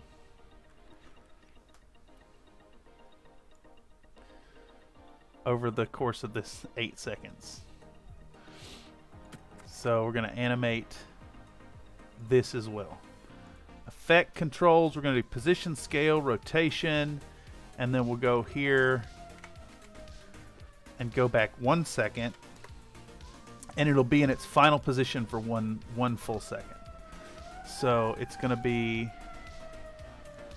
right here.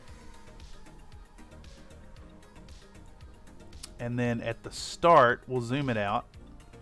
And it's going to be off the screen, and it's going to be twisted, and it's going to be shrunk. Let's see what that looks like.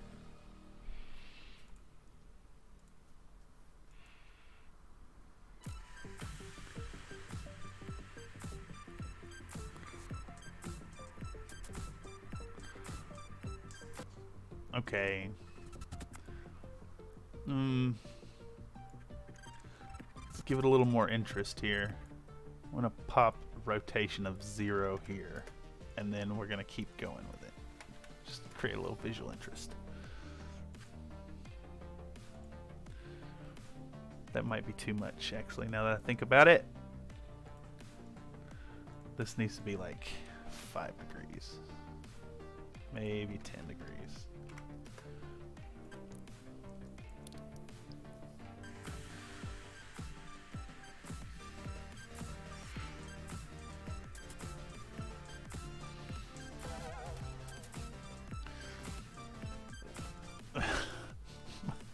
My computer's very unhappy with that.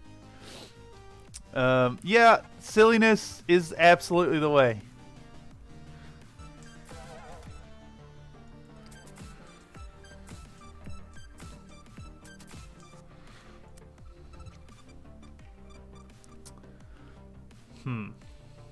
You know, it just hit me too. Damn, I keep bloating this project, but that's fine because now we're gonna add another dumb thing to it. Add more dumb stuff. I'm gonna do that stupid thumbs up that I did for the Aries Games and Minis ad.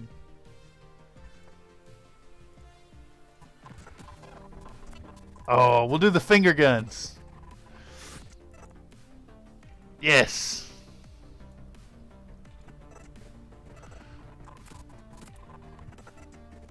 Perfect. Oh, so stupid. I am a fan of stupid, let me tell you. Yes. There we go. We'll get that. Haha, my shitty green screen.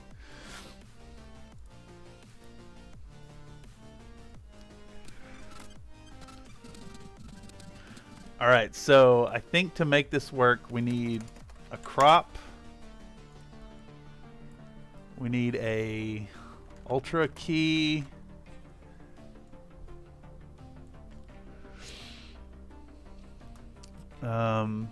Crop will get remove this. We need the better. Where's taking up the most space? Right there, probably. Okay. Zoom it out. I need to zoom out, not in. Let's put a polygon around this shape. Get it as close as I can without like creating huge problems. Boom, there we go. Do 100% crop. We'll do inverted. And then I gotta add another. I think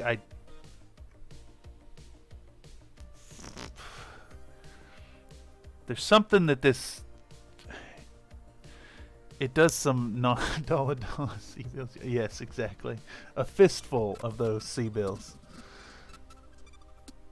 Does that finger go off? Nope. There it is. Okay. You see there's a line on the side though.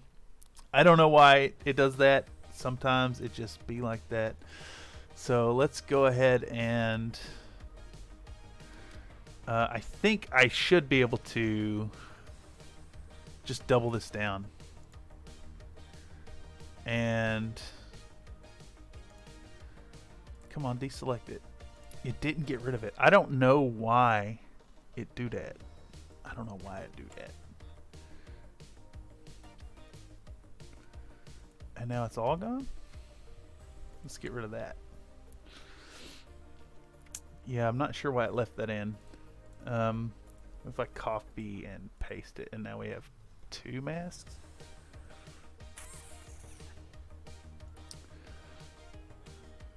Let's try 100% here.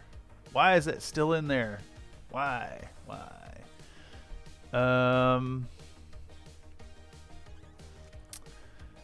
I'll do a new mask and just do it like that. No idea why Premiere leaves that stuff in. It's like it's still there. It's still there. Okay. Let's add in a new crop. Yeah, I've noticed this a lot recently. I can't really figure out what is doing that, but when I crop things out, it leaves in like a single pixel for some unknown reason. Let's make this 10%.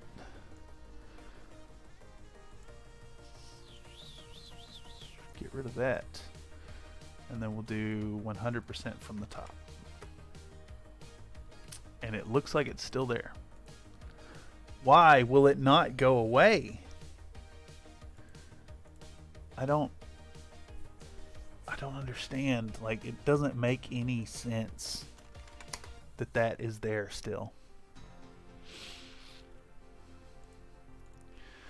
It shouldn't be. It's inside the crop area. It should be completely removed.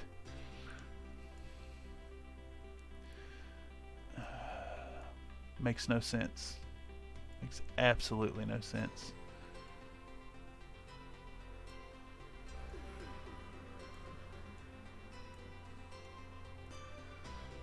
Something in your software ain't working right, Adobe, and it's making me irritated.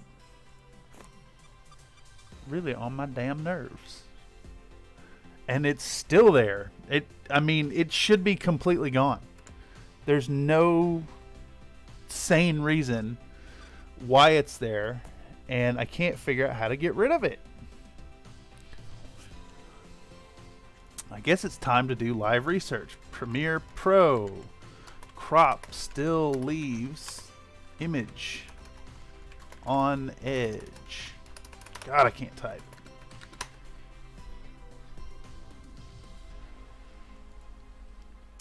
There we go. People complaining about it in...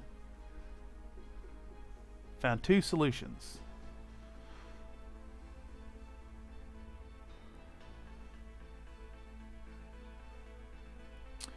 Do not create a mask under the crop effect. Instead, create a mask under the opacity effect for what's already included in the video clip.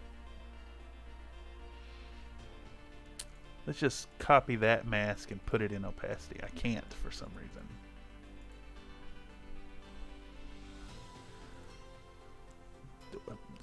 You telling me that works? I can just crop with the opacity? That is just silly. Utterly silly. Whoa, okay. Dude just got back to me on the old Reddito.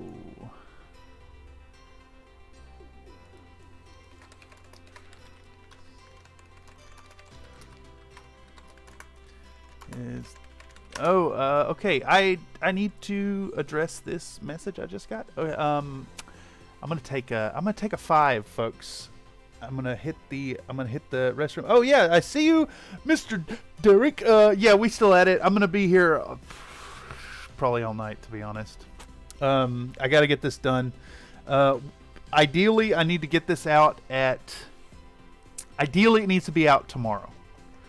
I don't think that's going to happen. So we're looking at a Monday release. We're looking at completing at least all the editing tonight. And hopefully the voiceover as well. But then it might just turn into an all-day Sunday stream as well. I need to get it out. This needs to be out. My sponsor has kind of set a time frame for me. So I need to get that. I need to get that code. I need to get that code running the full length.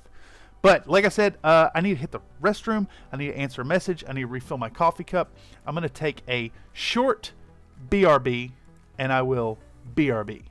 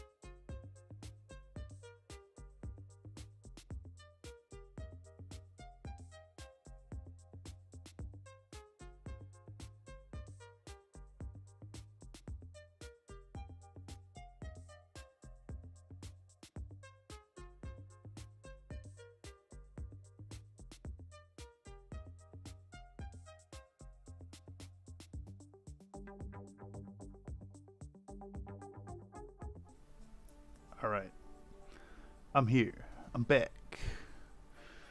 Bad news is I'm out of coffee for the day.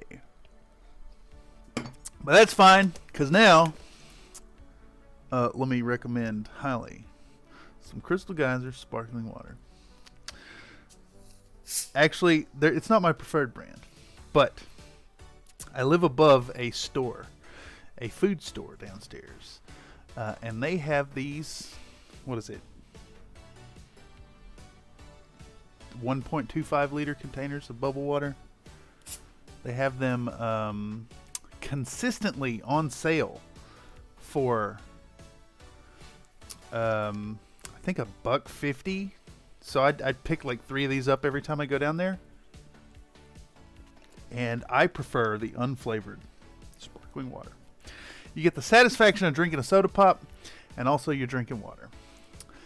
So anyhow, it looks like I did indeed solve that crop glitch solution based on an answer from 2 years ago on Reddit. Ooh. Gotta move that mask a little bit. Like so. Something about the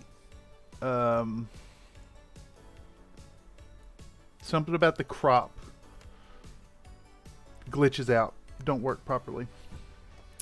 So just like I use the opacity layer or the opacity effect as the deal. So you say club soda. What is club soda? Does it not have something else in it? Is it not well,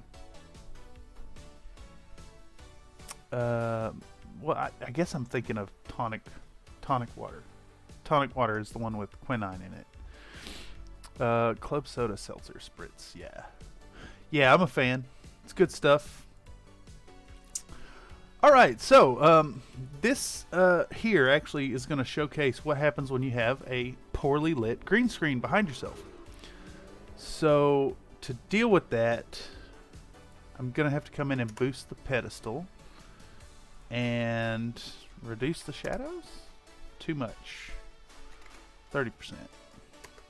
I like that it took my... Is that a scar there that it took out? No, it's the fish. My trailer park tattoos. And I say that because like some of them were literally done in a trailer park. I am genuine American white trash after all.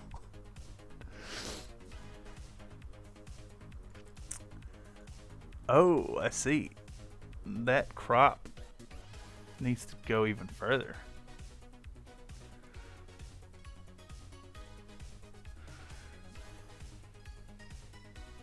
Looks like the key did a good job of taking everything out anyway, so I don't have to rotoscope it. But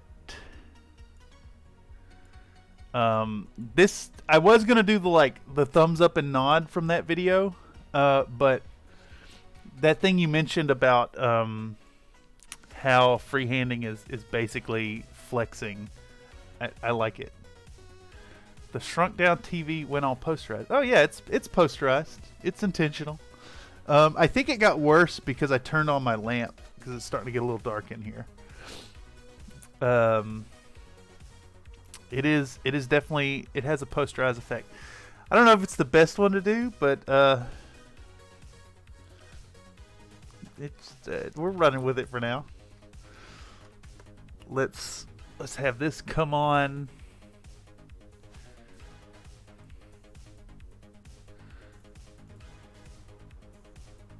I think I need this maybe on the other side. Maybe like that. Yeah. Oh, it's so dumb. Love it. Stupid is the way. Stupid is as stupid does. See what? 1 full second? No. We want to pull this on real quick like.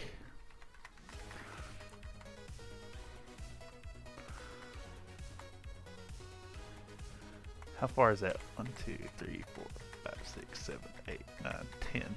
We'll do 10 frames, yeah. Let's shrink that scale down even more.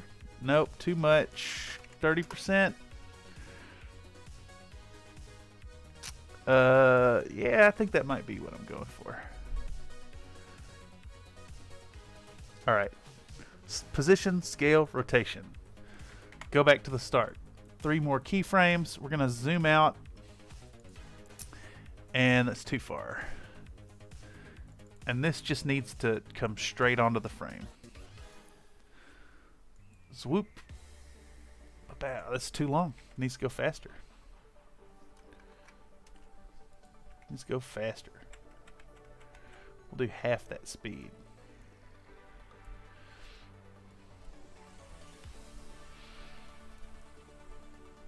Pow! Smoking gun. Cool stuff. Really stupid. Really so very stupid. I'm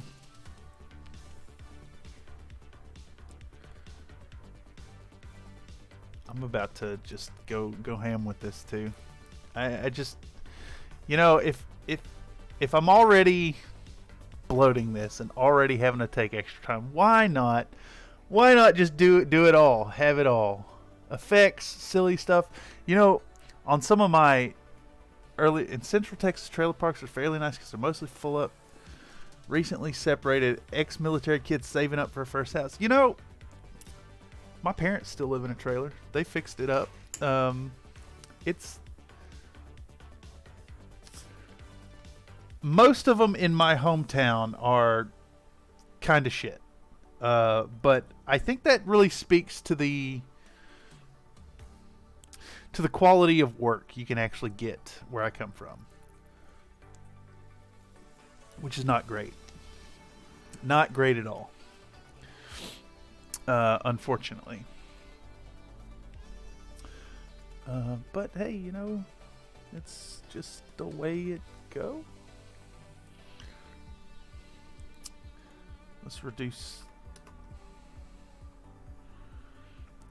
Well, not much about our hometown is very great. Yeah. Well, you know. It's so my uncle who moved away to New York calls Tullahoma, Tennessee the armpit of the United States. And I think there's definitely worse, but it ain't great.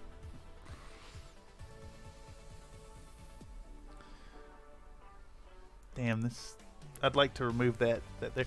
I guess these issues that I'm having with the green screen here really underscore the importance. Get you good flat green screen and light it correctly. Tullahoma has changed a lot. Honestly, it's got a lot better. That is fair. That is very fair. They're trying to grow. It's an interesting town in that, like, the interstate is the next town over, so it doesn't have that level of growth. But the proximity to Lynchburg and the Air Force Base is big. I don't know. Honestly, I see new stuff every time I go back to visit, but I also see how nothing changes at the same time. They're always cleaning up and grilling hot dogs for anyone who pitches in, and they have a bulletin board with coupons and swap meet offers. It's a bit too social. You know, that makes sense. Grilling hot dogs for anyone who pitches in. Folks like that, you know, occasionally neighborhoods out here do the, what do they call it, a block party, where they shut down the streets and have everybody come out. I've seen that from time to time. Sounds like a Trailer Park Boys episode. You know, honestly, if I was back east doing what I'm doing right now, sitting in my little trailer, enjoying life, I think it wouldn't be too different from what I'm living in. I'm in a studio. I'd have more space in a trailer. I guess the big thing is access to cool stuff without having to drive to, like, at least from Tennessee, having to drive up to Nashville or Murfreesboro to get into something neat, or down to, was it 2 hours down to Huntsville, something like that. Here it's like, I got a taqueria a block away. It's 17 blocks from my house to the friendly local gaming store, so like I can walk there if I wanted to, but I also could just take the bus. Real easy, real accessible. Anyhow, what I was doing now is putting in a dumb asset over top of my finger guns. Where's it at? Where you at? Bomb Alpha Bigger Adobe. Yep. Good Lord. Excuse me.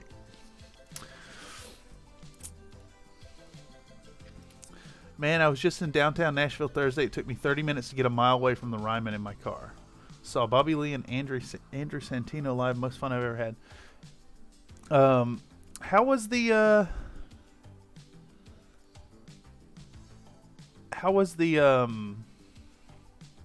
homeless situation there?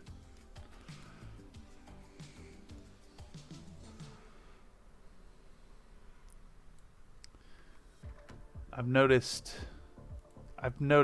the last few times I went to Nashville that, like, seeing a lot of panhandling, which was unusual. I saw a few for sure. Got asked for money twice. Yeah, that's, you know, being in San Francisco, I'm very desensitized to that. You know, to be fair, but it's always a surprise to see how bad it has gotten in Tennessee, and that was a big takeaway. My big fear for trailer parkers in Central Texas is we're near the tail end of Tornado Alley. Yeah, and the ground prevents storm shelter cellars. It's a big thing in Huntsville as well. Every gas station, someone asks you for money. Yeah, the rock cried out, no hiding place. Yeah, it's tornadoes and trailers definitely don't mix. My parents, anytime the sirens go off, anytime there's a bad storm, they have to go out to the garage, because it's like it's a separate building, and it's a building, not a prefab. I can't imagine living in Tornado Alley. I can't. I really can't. That's would be terrifying. It's anxiety-inducing, I should say. Okay, so now we have this stupid gun thing, this finger gun thing, and then we also have this here smoke effect that I used earlier, and let's make it like 10%. Yeah, so dumb.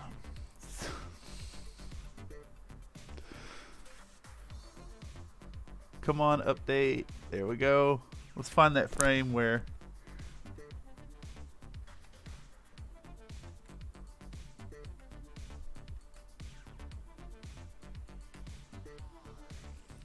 I like that when I filmed this, I subconsciously made the gun noises. Completely unintentional. But it indeed happened.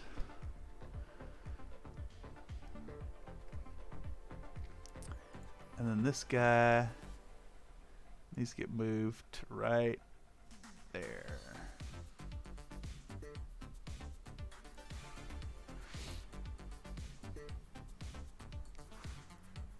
God, this is so stupid.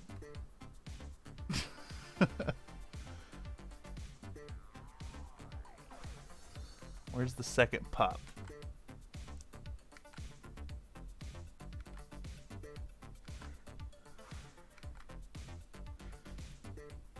Pow. Pow. I think, are they just right after each other? Let's hide this. Boom, boom. Where's the second one? Tornado Alley in south of San Antonio, and the part near Austin isn't as bad as, say, Amarillo or Oklahoma. But it's something to be aware of maybe every 5 to 8 years. Oh, that's... I bet it's wild, too. It's, is it still super flat there? I remember driving through Amarillo and seeing, like... It made me want to get on, like a ATV and just drive.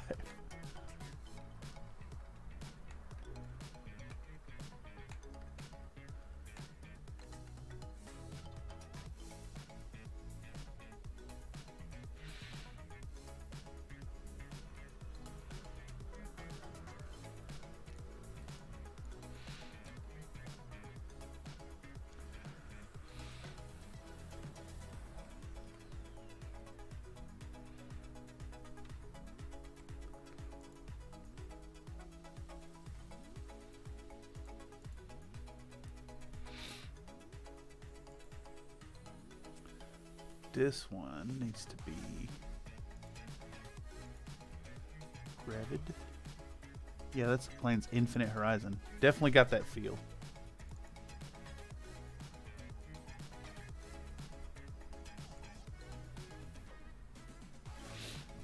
Let's do a rotation of 75 degrees. Let's do it 50 degrees.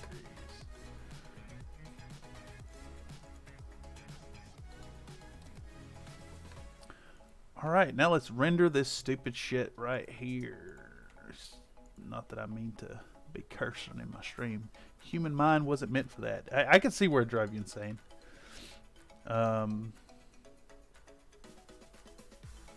It definitely feels super novel when you're just there. Like, so whenever I drive cross country back east, it's like you go south through like a series of highways in California, and then you hit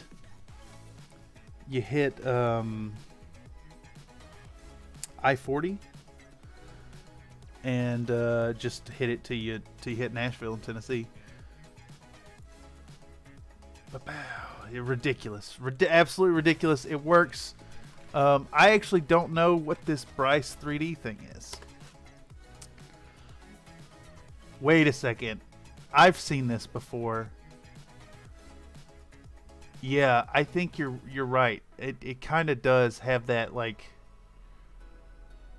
wild, infinite, flat horizon, otherworldly feel to it. Yeah, exactly. Just just remove the mountain and replace it with some buildings. Humanity needs to develop artificial butte and mesa technology. Yeah, that place could use it for sure. I mean, I guess that's what you hide your urban mechs under.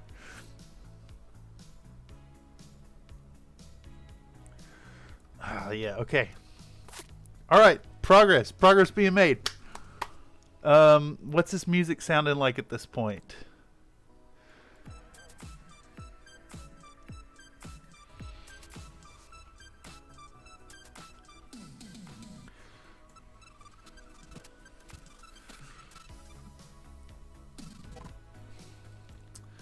Alright, so the music is still going at that point, but like I've run out of stuff to put over that music without it being too overly self-indulgent. Last video used was 004412. What does 4412 give us? Where's that at? Where's that at? It's in here somewhere. 4412. So from that point, don't need that. That's for the next video.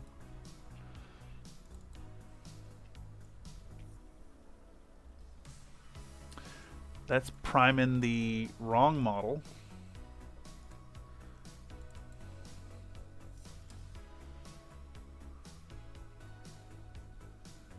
Okay, there we go.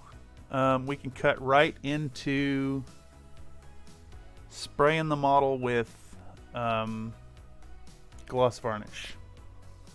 There we go. Paste that. We'll grab this thing too.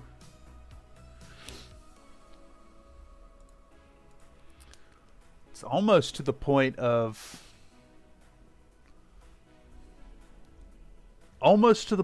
putting in the voiceover, which is really, really exciting. That means this thing is like actually potentially gonna get done as I want.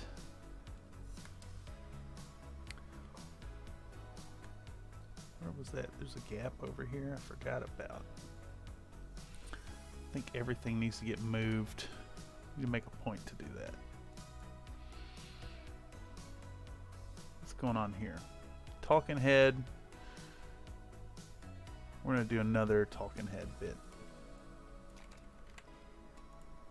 Right here, copy paste.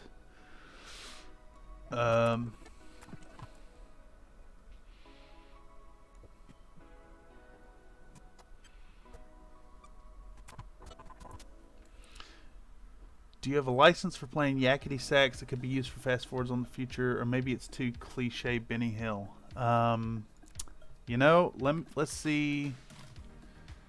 Yakety sax licensing information.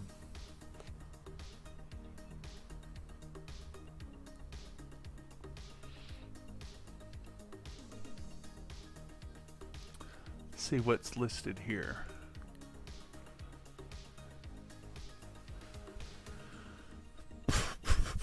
You know, I bet there's something similar out there. I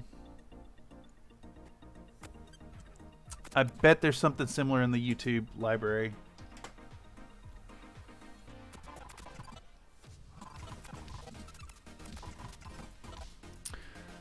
So I think instead of just cutting right into this scene with the music still playing, what needs to be done is we're going to pop in a talking head, and the music is going to fade down as I'm talking, and that way we can jump into a new segment and change the pace of the music. And in fact, I'm going to drag this all the way to the end of that to indicate I'm not going to be using... The talking head segment likely won't be that long, but I don't want the music distracting me anymore at this point. So let's do... We'll be talking about the importance of spray varnish, which is super important. If you're going to put an oil wash on your model, you want that whatchamacallit, that gloss varnish to break up that surface tension, help it flow where you want it to go. See what 3 seconds gives us. I think we're back on those 3-second clips. Gloss varnish. Hell, I could probably get away with 2 seconds on that. Honestly, that's only 1 second. I'm dumb. Yeah, 2 seconds of that. Just enough to show it. And we're gonna go into grabbing this guy.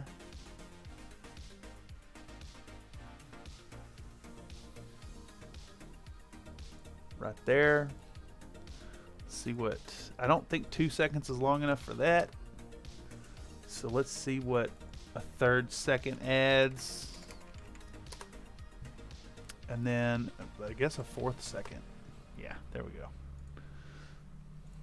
Get rid of this. Putting the stuff in the airbrush.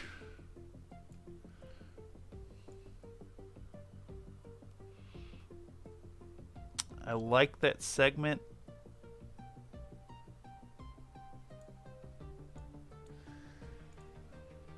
Let's go back 3 seconds and see where that starts. Good enough. I think it shows what I'm after.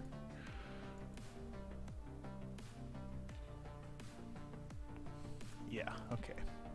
Just want to illustrate that I'm hooking it up.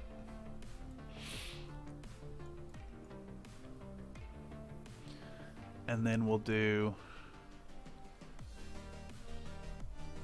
There was something that happened during the spraying of this model. I had to like answer a phone call or something. So actually this fast forward bit should just be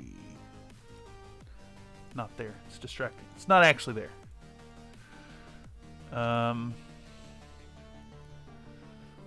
We'll do like, I don't know,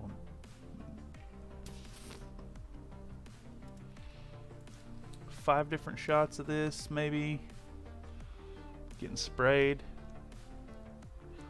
Where do I start spraying it? Right there. There we go. 5 seconds of this puts us at 33. Perfect. We want to do another angle on the same part. I like that. That was good. That's good. Good stuff right there. Snag that and go back 5 seconds.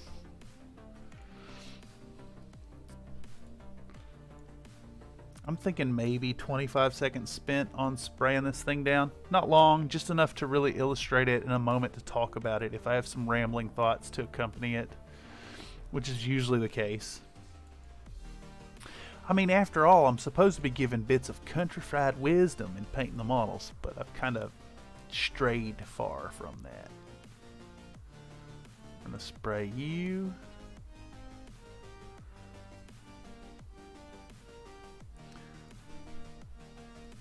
Five seconds of that. Pow, 42 puts us here. Let's get a different angle involved. I like that. I like that a lot.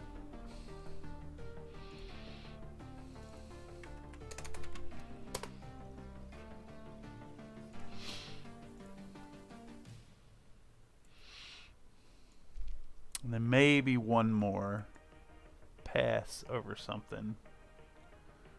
I guess setting it down. Setting it down's good. Setting it down's actually really good. Where was that at? Right there. Here we go. And we'll go back 5 seconds. And now I've got like this nice, what, 30, 32, 33 second bit about spray varnishing.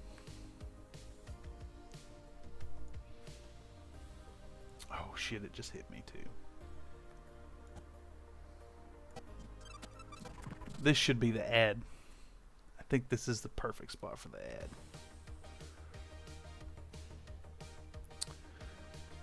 Yep. Where is my... I need to make an ad placeholder image. We're going to open image. We're going to select that.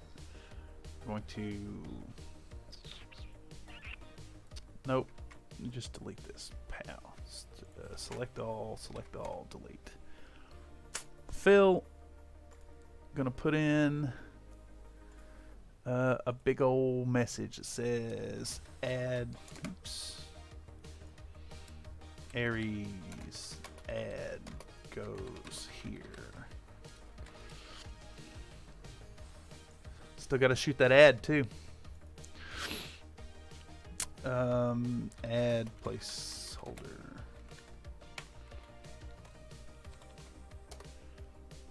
Chicken fried is just flour, but country fried is more of a batter with eggs, right? Yeah, I think.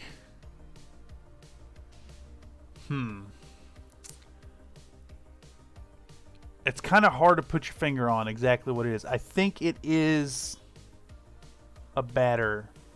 You imagine you're putting a batter and the flour for the chicken fried, and you end up with these like crispy bits because you've been touching the wet and the dry together because you're in a hurry. You're a mom. You're cooking for a bunch of rugrats. You ain't got time to do that dry hand, wet hand nonsense. So you get like the crispy bits in it. I'm still bitter about how golden frying displaced old-fashioned country brown frying in the 70s. I am not sure what that means, to be completely honest. Yeah.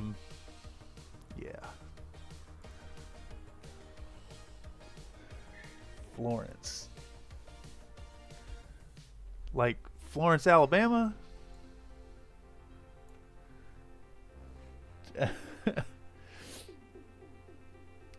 I've no idea. You've lost me there.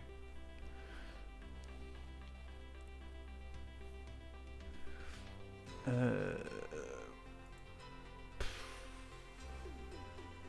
got the wrong one. We want to put in ad placeholder. I want to put the ad right here.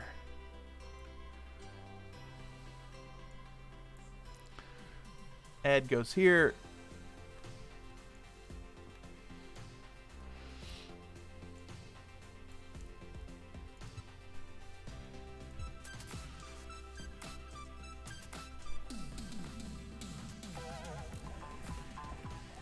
I might even could just use this music here. Florence Henderson, she sold Wesson oil and drove out lard. Yeah, yeah. Yeah. That's definitely a change. I don't know. I don't really eat much fried food anymore since the whole move out here. I guess it's not true. Let's just say a chicken leg before and after Florence look and taste it. Yeah. Yeah, I bet that's... I wonder how related to country and chicken frying the lard frying is. Pretty sure my mom still puts lard in her biscuits. But if I recall correctly, she does all her frying now with vegetable shortening, Crisco.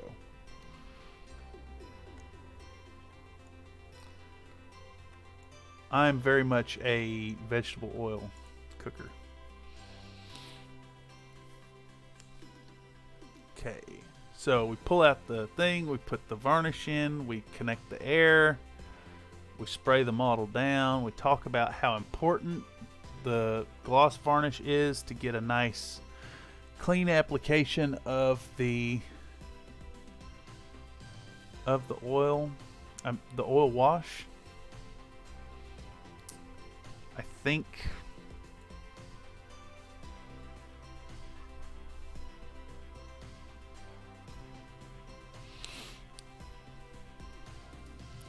I'm at 12 minutes now. I can probably get away with putting in my Game Boy sequence as well. It's kind of become a mild tradition here as well. So we're going to toss in this thing. And then this clip is talking about putting out the old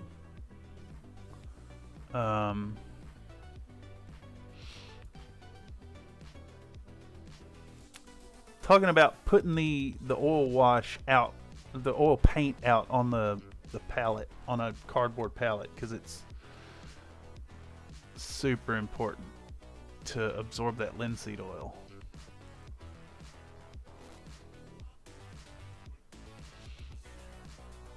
And then I do this whole subscribe for more bullshit. Might just speed this up. We'll do a high speed one there. Clip. Speed duration. It is currently 3 full minutes of that. Let's call it 750%. 1,000%? 900%? 950%? 925%. 27.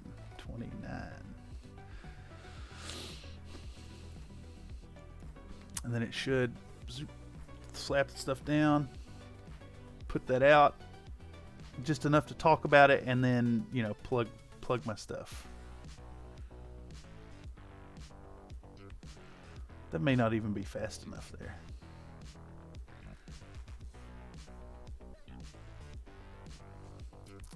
I still think it's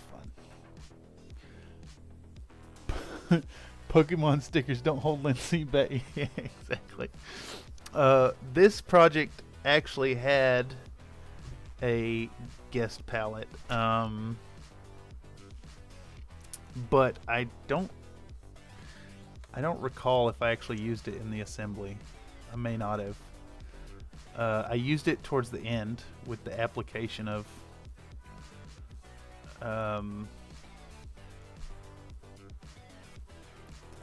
film gluing this together? What the hell was it at? I did film gluing it together, and it would be right at the beginning of doing that where that would show up. What the hell's going on here? Oh, it's a fast forward layer. I'll see. That's scrubbing it clean, and then pull out the crazy glue. Yeah, so I'm just using crazy glue here because it's really runny and it went in between the crevices. I think I mentioned that last episode of working on this, that like I was also using thick glue off of a guest palette, but it'll show up in the second episode. I used Chansey this time. So that was fun. Alright, let's see. Throw the thing out. Put the oil out. Yep.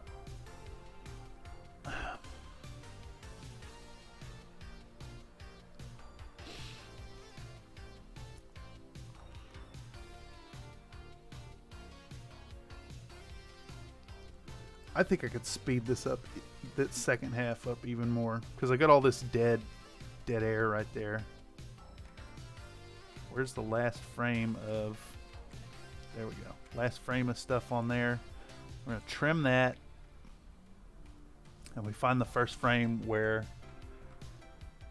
this... you remind people to wear a mask or respirator when dremeling the resin, right? Don't want the kids getting hobby lung... Ladderfawn? Yeah, I got it in here... where was it?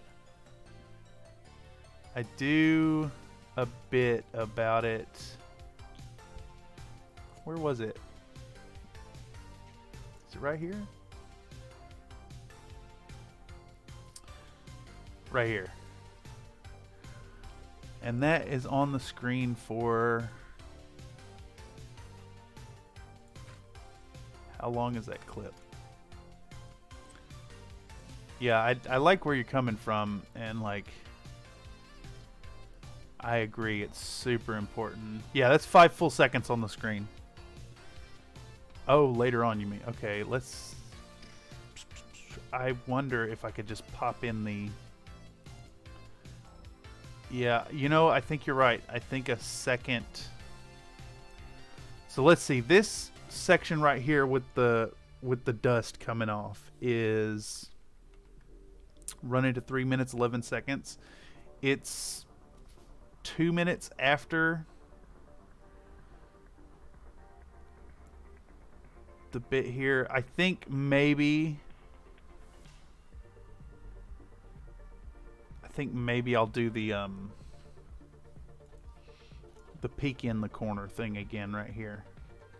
If I were to drop this right here, and then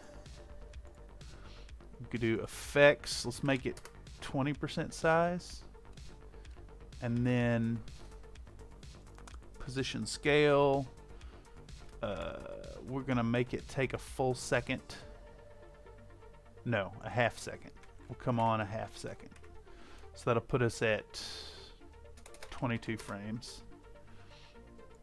Drop this on. We're gonna put it in the corner here.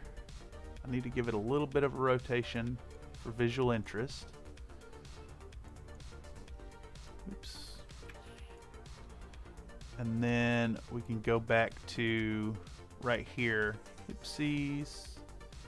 I need to actually select what I'm working on here. And this goes 10%, and we're going to pull it off screen right there. C and V are too close to the space bar on my phone's key. Oh, yeah. Yeah.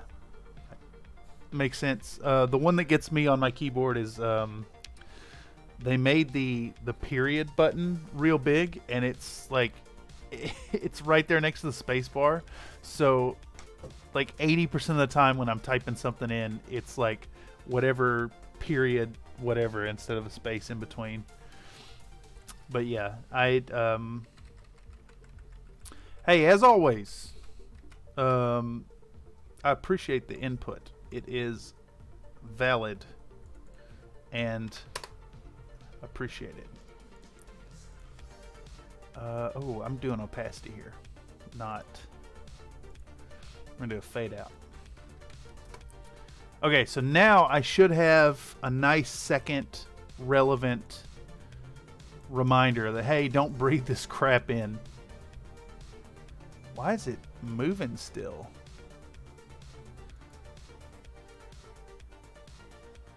That's wild.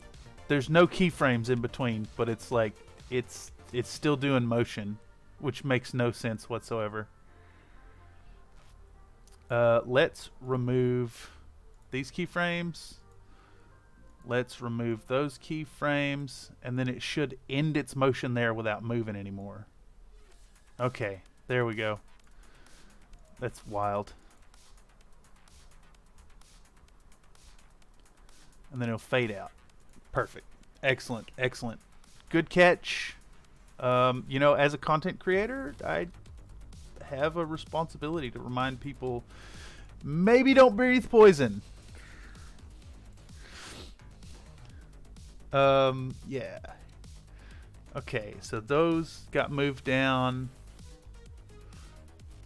This is baking soda, talking head, vacuum up the stuff. I guess this probably warrants the same thing.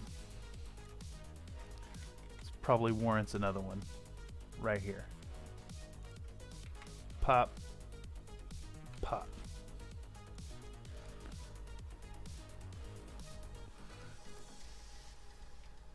Could actually do a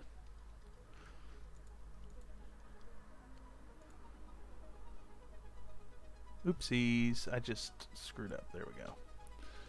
How long does that run? What's this next scene look like? I think let's create some fun visual interest with it and put it coming in off the bottom this time. And then this guy's going to end here with a slightly different rotation. I need to zoom in though. Fit. Rotate it the other way.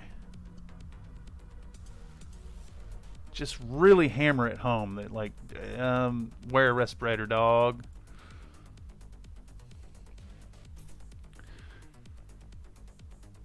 Zoop. Always wear a respirator when working with resin. Cool. Perfect. Perfect. Yeah, I got. I ended up getting some. Do I actually have the respirator out there? I did. I totally have a reminder this whole time. Okay. Let's sync this reminder with the respirator coming out. So vacuum it up. Show that we've got the grinder bit on the tip. And then always wear a respirator when working resin. Yeah, and then it should start fading out there. Perfect, perfect. Good call. That looks good. That looks professional. And then this is a recap of what it looks like. Then we're priming. Okay. Getting so close to like it's actually being a done project. Now, where was I? Ah, yes. We're going to speed up this clip. Speed duration. We're going to call that like 1800. 1900. 2000. 2250. 2300. 2500. 2510. 2550. 2560. 75. There we go. Perfect. Haha. Even faster. And then I think I even want an echo in it. Echo. Let's do an echo on top. I think I need to copy the settings from. I have another echo with fast forward effects right here. I want that one.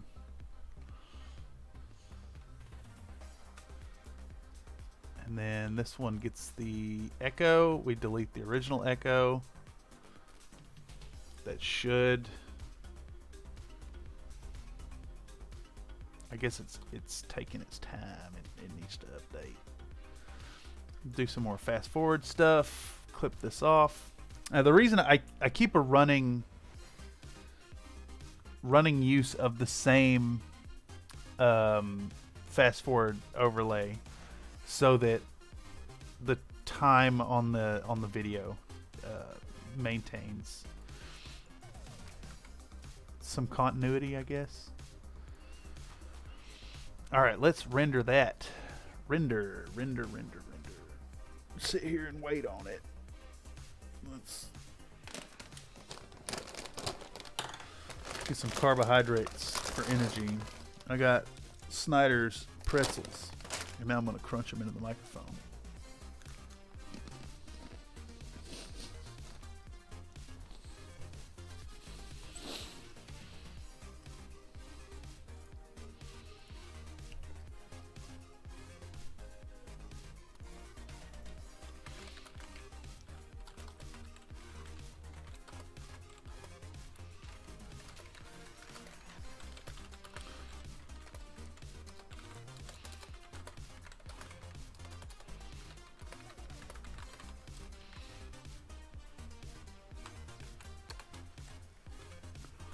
Oh, this is taking ages. I guess it's because I have the echo effect in there.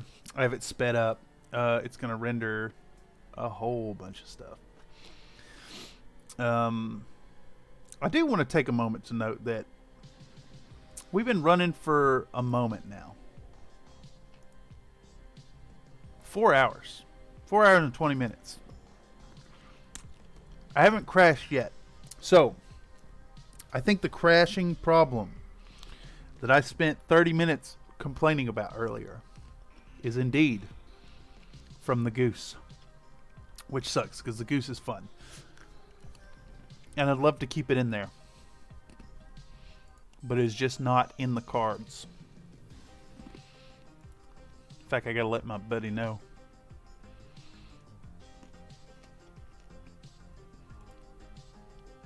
About that. So one moment, if you'll bear with me while this is rendering, while I crunch into the microphone as well.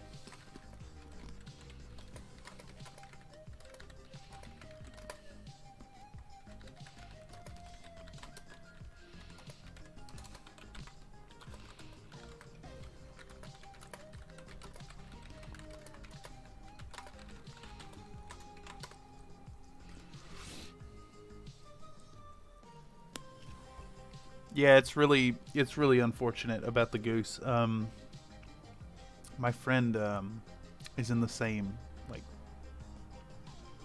programmers group as the guy who coded it, and he was a big fan of it. And I had to disappoint him and let him know that the goose has to be retired from the stream because it seems to be what's crashing OBS, which sucks.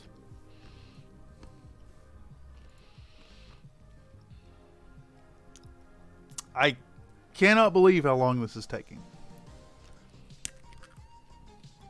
Utterly insane. But I need to see if it's working.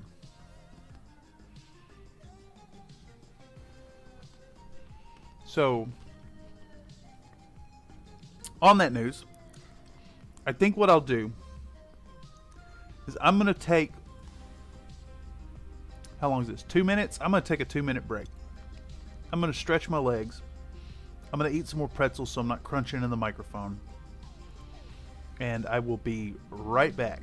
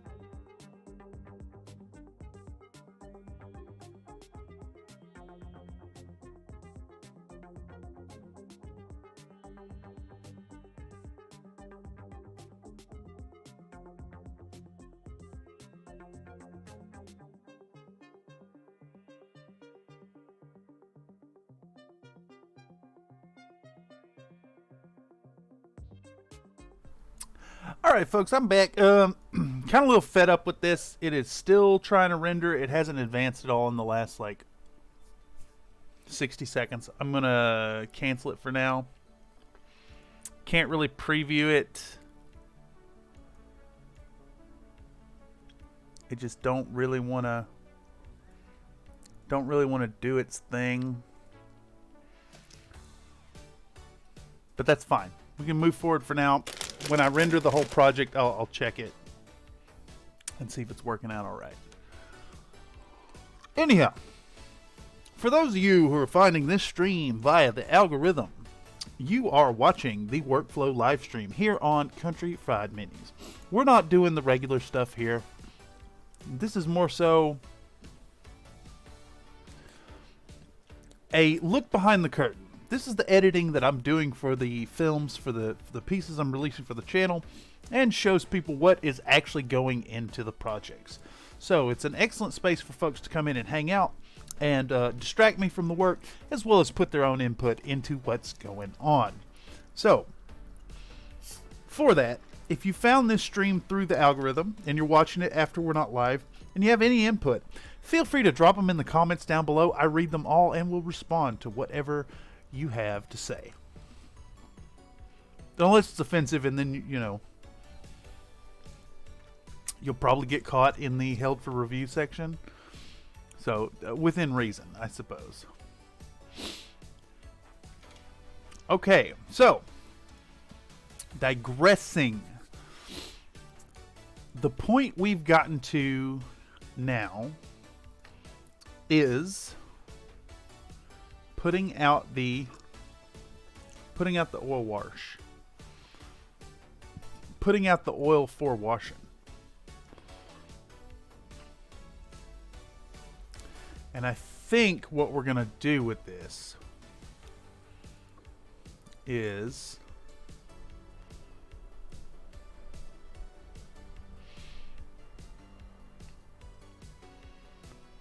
maybe talk about the double layer that went into it, because I ended up not being satisfied with the results and then washing it a second time.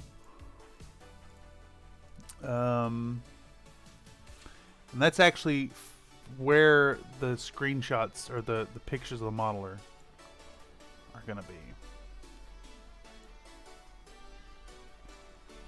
I ended up washing it and wiping it off and not being satisfied with the level of grime. So I think I'm just going to gloss over the first wipe down. Yeah, because I end up wiping it down the second time anyways, which is where the second episode is going to kind of start. All right, so we're now ready to move forward. Effect controls, 50%.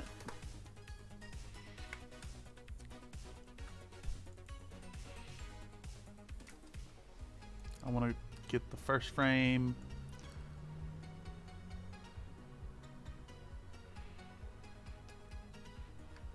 There we go. We'll just abruptly cut right into that. Do 5 seconds, I think. 5 seconds too far. We'll do 3 seconds. We're gonna do 3 seconds. Subscribe for more black goo and brown goo. Let's clear that. Clear in and out. So I stop attaching it to the wrong spot. We're gonna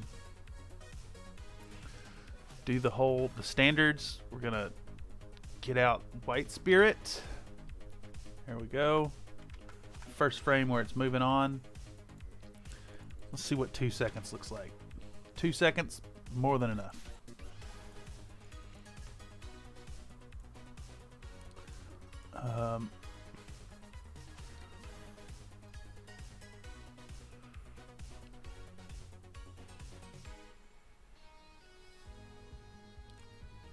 I like this. Let's include that bit. Excuse me. Does 3 seconds get that lid off? Damn, I took forever pulling that lid off.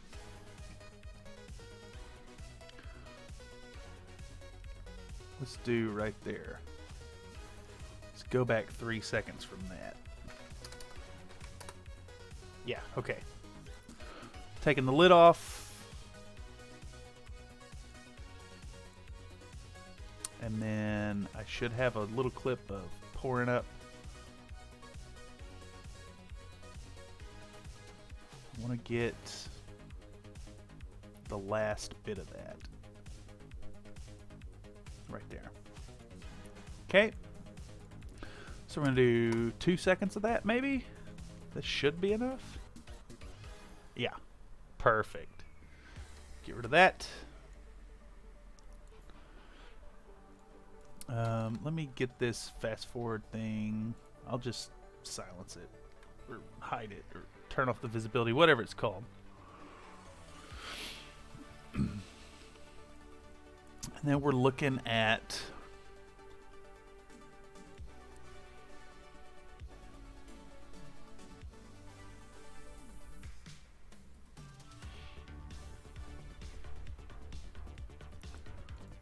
does 3 seconds illustrate?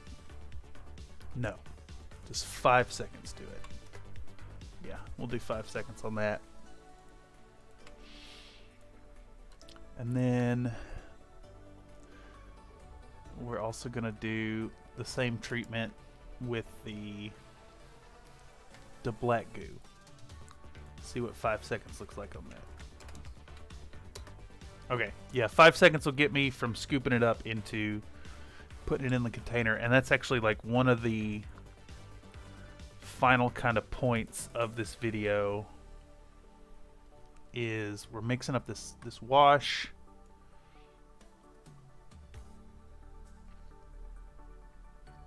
We're gunking this model all to hell.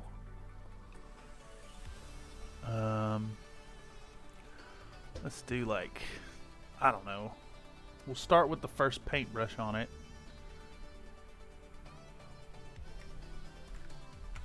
First time the paintbrush hits it is right. Damn, that's a lot of dead space. I don't know what I was doing off to the side that was so... I really ought to think about my shots a little better going forward. Let's do 3 seconds there. 16, 0, 0, and 2 frames. There's one.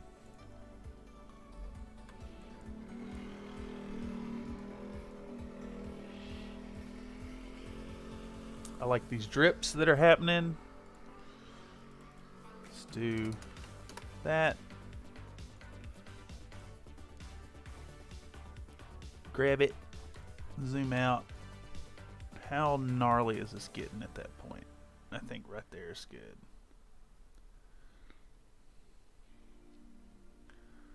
Oh yeah, washing over the... That's good. That's real good. 3 seconds of that. Boop boop. And then I think we're done with this clip. Or this, yeah, clip. I don't know why I was reticent to call a 10-minute piece of clip. But yeah, we're getting rid of that. Sticking this on. Slapping it here. And then that was 155933. I should go on to the next one. Slapperino. Effects controls. Scale it down. And same deal. We're greasing it up. How many shots did I actually do? Just the 3? Right? 1, 2, 3? Yeah. Okay. I'm gonna do the same with this one.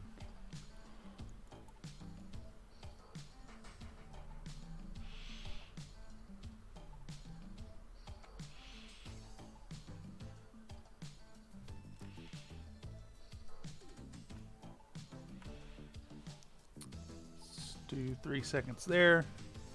really just want to illustrate that I'm completely saturating this thing with oil wash and that it's getting gunked up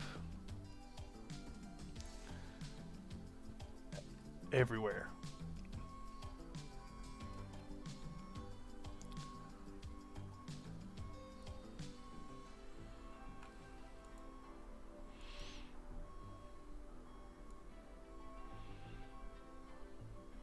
I like these shots that show, like, as soon as the paintbrush hits it, what happens. So I'm going to keep those in. Why is this not going? Do 3 seconds of that. And then somewhere in between those two pieces where I'm really kind of saturating it right here.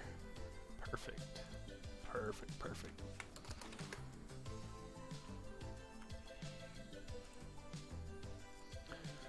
Okay, so I think that kind of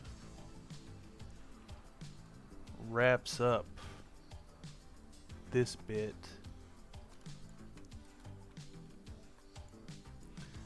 And that's got the video currently at about 13 minutes. It's going to increase in length some when I put in the talking head bits, but I bet it's still under 20 minutes.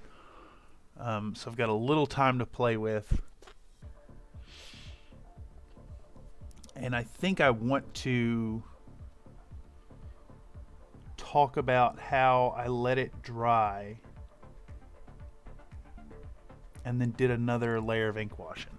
Because I've got this second video here where I just really black it up. So I'll do the same thing. We're gonna do did I already put that Game Boy sequence in somewhere? I did not. Yeah. Okay. As I've done before, I've got these segments of playing my Game Boy. And I think what I was going for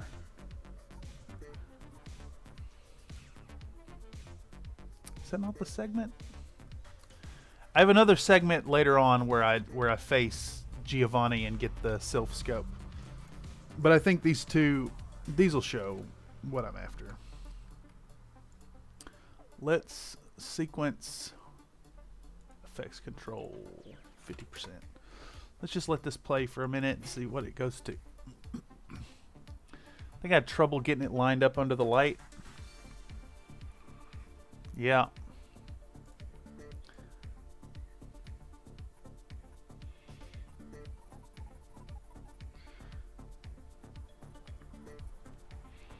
That is probably a good part to start it. So let's turn back on linked selection. And then, because I actually want the sound this time, we'll delete that. I want to move that track.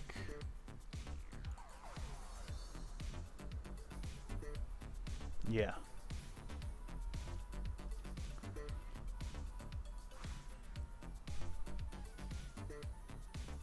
Just like them classic Pokemon sound effects. Rocket wants to fight, sends out Zubat. Yeah, this is what I was after. And then I kill the crap out of it with Pikachu.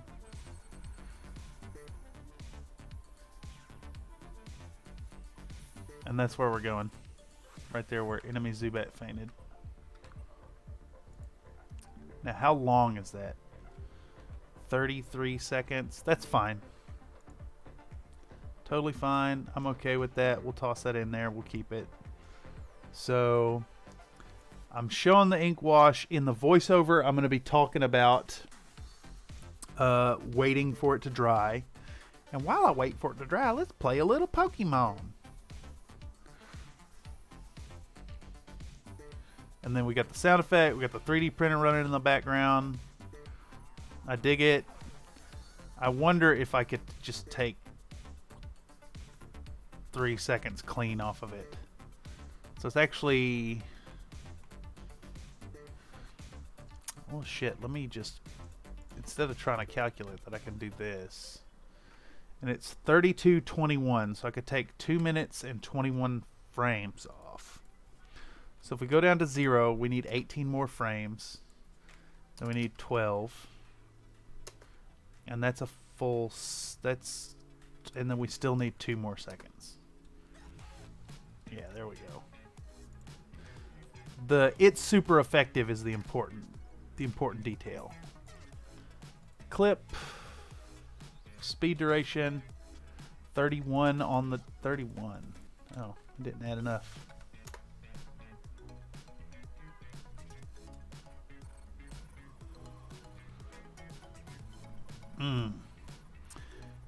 It's super effective kind of is the important detail. I'll leave it on. I guess I'll take a second off the front end. That actually... Whoa, what happened here? Oh, I see. I'm on the wrong clip. We're going to jump forward 1 second, because I'm kind of just sitting at the top of the stairs anyways. And then we got a nice clean 30-second clip. Definitely self-indulgent, but I'm okay with it. These fun little details as the channel grows, as more videos come out, they'll be important. They'll be things that people will either grow to recognize or grow to hate, and I appreciate either.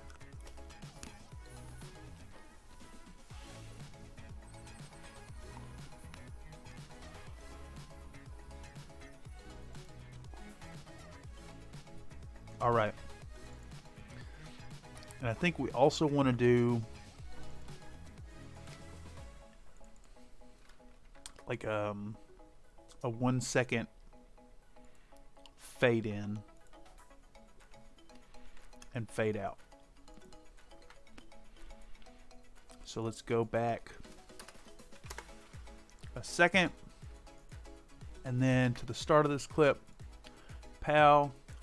We'll do this one -1000, and then the end of it also -1000.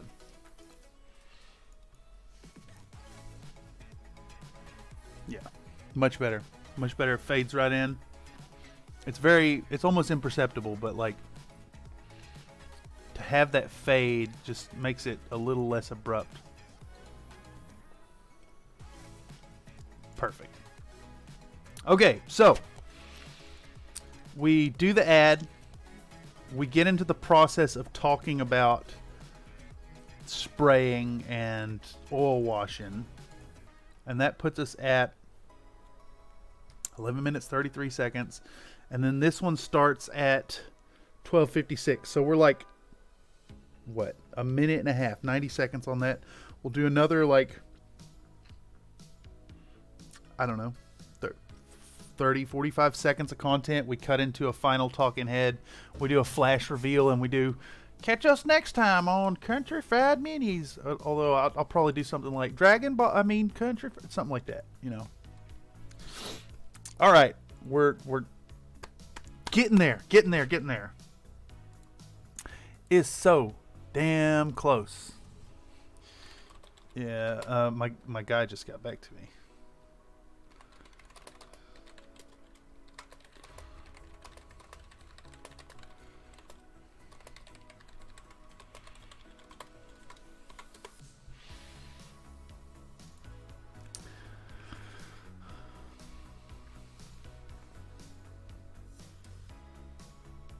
Okay. I'm definitely feeling it. We've been at this for almost 5 hours, but it's got to get done. We're going to power through. I could definitely use some more caffeine, but I am reticent to brew another brew at this point. It's pretty late in the evening for a coffee. 7:30 at night. I don't think I can do it. I don't think I can justify it. All right, so I'll bring this up so you can see what I'm doing. Basically, it looks like I'm painting on McLaren.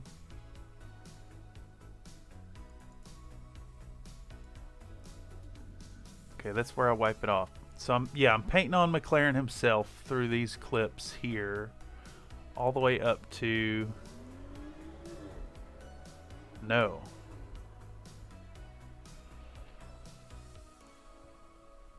Did I really do the sponge chipping before the ink wash? No, I'm out of order. Okay, yeah. So I'm painting McLaren through here, base coating him. And then I did this stuff with the model. And got frustrated at the lack of darkness in my ink wash. That's where I'm wiping it off. What did I do here? I don't know why it's sideways. I was giving this an all-over appraisal. I was very disappointed because it came out too gray. It's supposed to be a black mech. And I just made it too gray. So what I did is I sprayed it and sealed it. I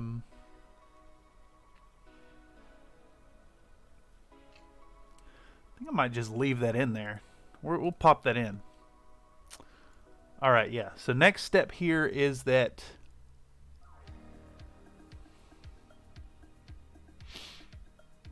could I talk about the not grimy enough? We'll talk about the not grimy enough. Turn off link selection. Get this. Effect controls 50%. We need to rotate it 90 degrees. The other way. -90.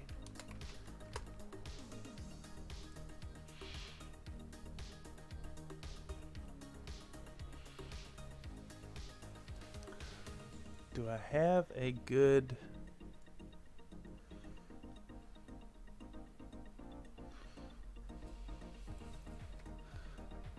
Did I just miss the frame with that? I can't... That's so bad.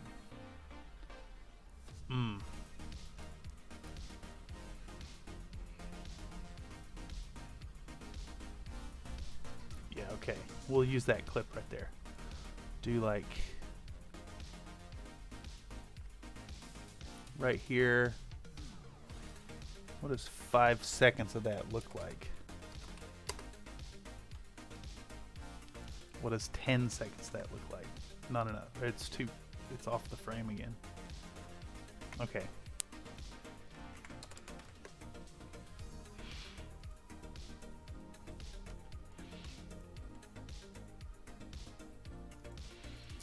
Alright, 5 seconds of this. I bring the light down. I like that detail.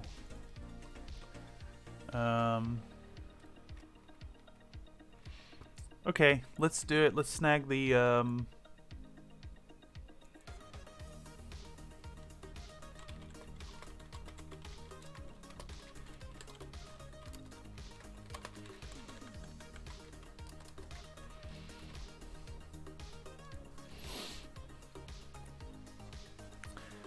I think we're gonna do another Tech Studio deal. So I want two little effects here. I want some simple text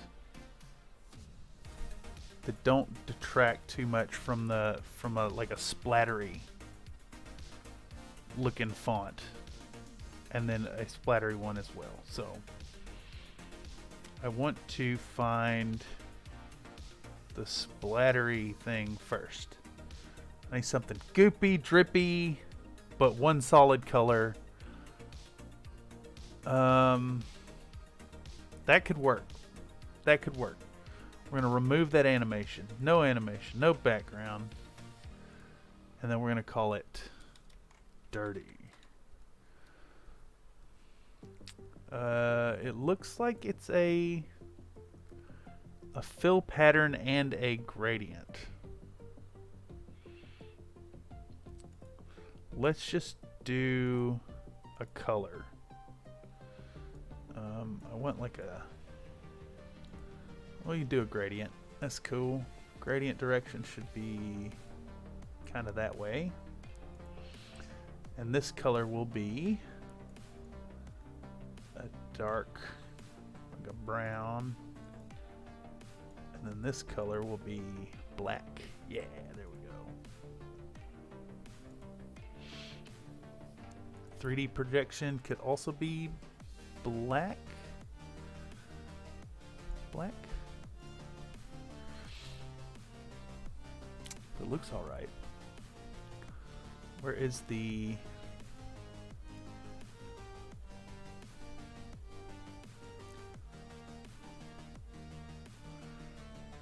Where's this white gradient coming from?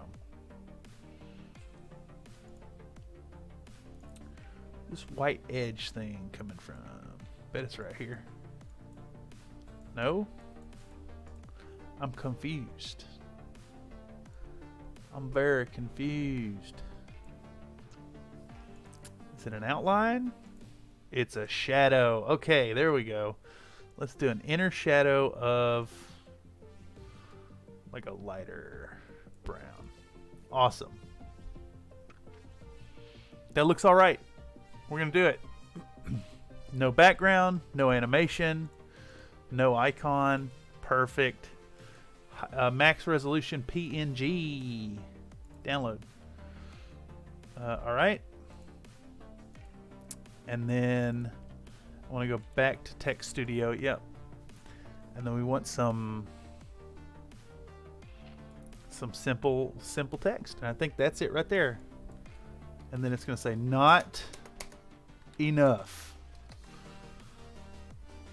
That's it. No background, no animation.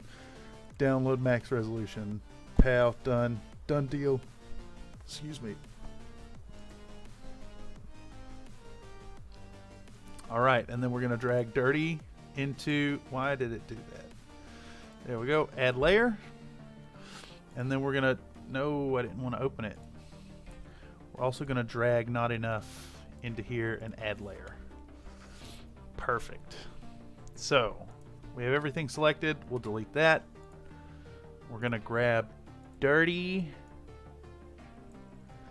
cut, paste. I'm going to good enough.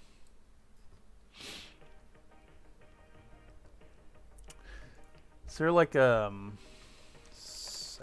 emoji? Emoji. Image. Is there like a... Is there a distinct one for disappointed?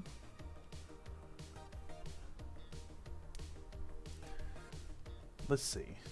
Disappointed emoji. Emoji.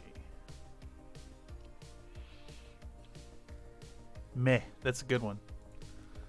That's a good one. Stock image now. Well, iStock, you done messed up. And I can just grab this image as it is. We're going to add another layer. We're going to paste in a meh face. Actually, we're going to start a new image and we're going to double the size of it first. 200%.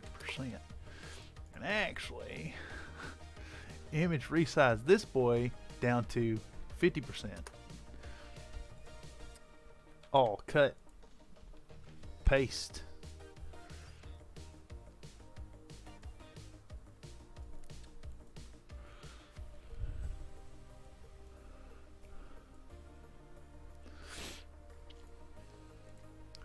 Going in hard with the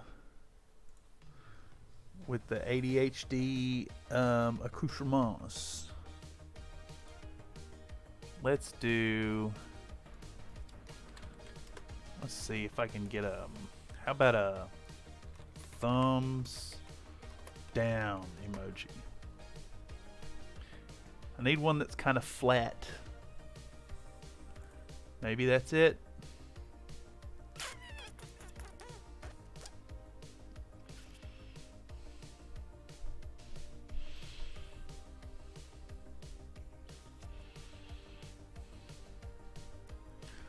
Thumbs down. Is that one better?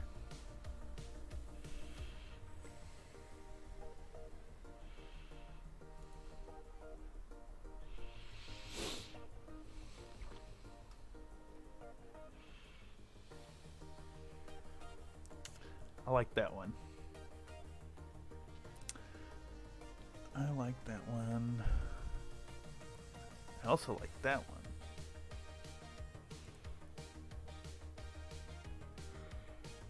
This one's really good.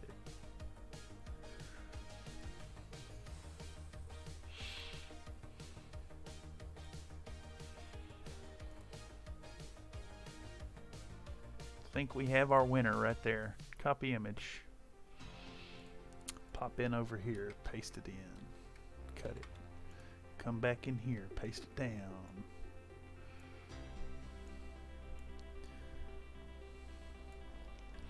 And I think I'm also going to draw in some white behind that.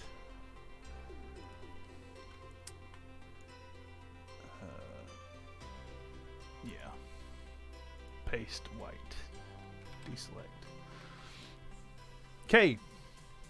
File, save as. We're going to save this here as Countrified Video Production, 28mm Marauder Part 1. PNG, and then not dirty enough. There we go. Flatten this image.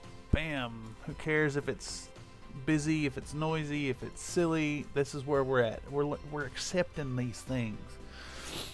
So now I need to import that in here. And we're going to put in the not dirty enough. And it's still too big. So we're going to effects, controls, we're going to 50% it.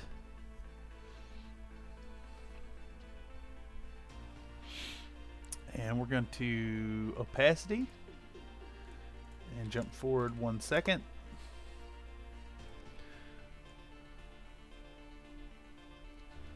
And then same at the end of it. We're gonna likewise opacity and go back a second. 0%. 0%. How bad does this look?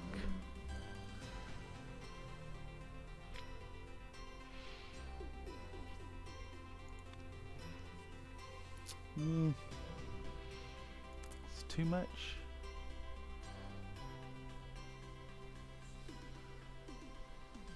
Too much. Too much. Too much. Too much. Too much. Get rid of it. Pow. That was a waste of time. Perfect thing to do. Waste all your time.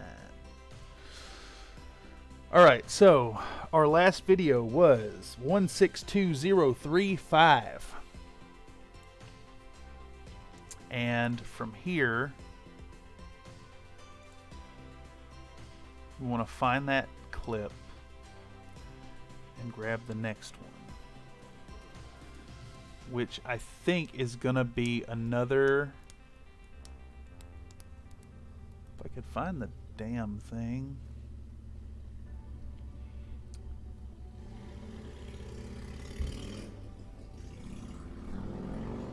$319. Okay, that's why I couldn't find it, because I am dumb and said the wrong one.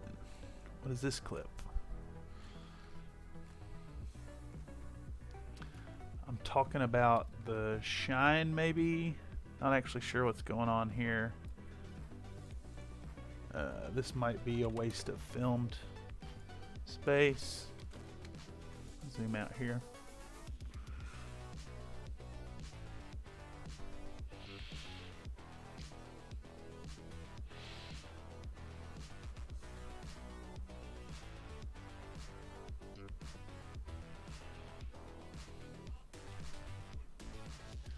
I don't know what I could be gesturing at there. Not really sure what that was about. But I do know that I'm getting another layer of the spray down. What's this next clip? Oh, that's the second.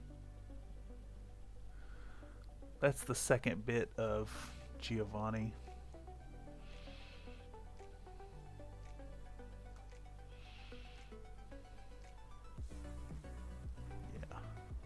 I can just leave that out.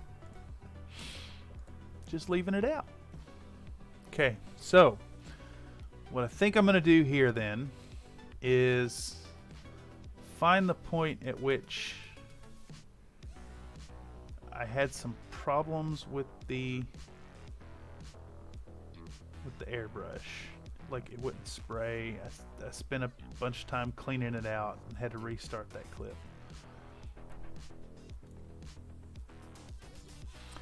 So let's start right there. Right here. Pow. Get rid of the first half of this clip. I think I'm just gonna do like a rapid fire, high speed, spray down and clean out. Yeah.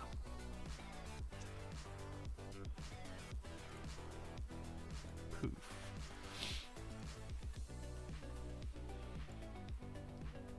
Now, this guy right here is going to run clip speed duration. It's 5 minutes, 14 seconds. What's 1,000 speed give us? 30 seconds too long. What's 2,000 look like? 15 seconds. Let's do 2,200. 2,200 too fast. 2,100. 2075. 2090. 2095. 2097. There we go. 15 seconds, much better. We're going to do another spray down. Don't need to add any information. It's just the same process as before.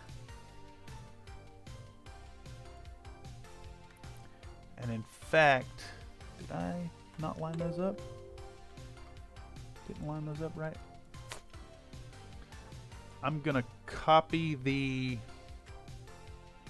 There's an echo effect somewhere before, right here. I'm going to copy that echo and put more tracers on this. Kind of been a thing this episode. Make sure to save the progress. And we are approaching the end of the episode.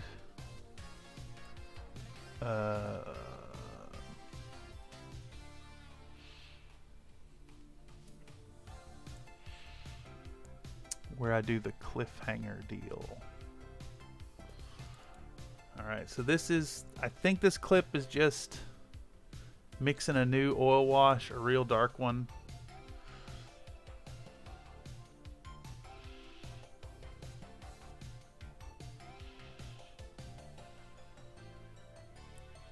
I think I'm going to just gloss over that because I didn't actually leave it out long enough to, well, I guess I did, never mind.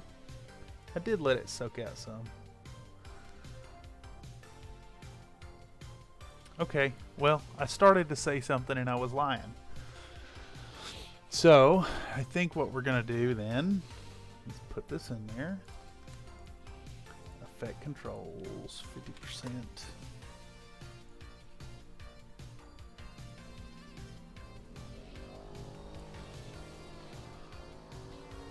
Let's get to wherever I set this stuff out. I'm doing something. Alright. Just come on, update, friend. There we go. Alright, we'll start this right there. We'll do 3 seconds of that. Am I mixing it inside of 5 seconds? I am. Perfect.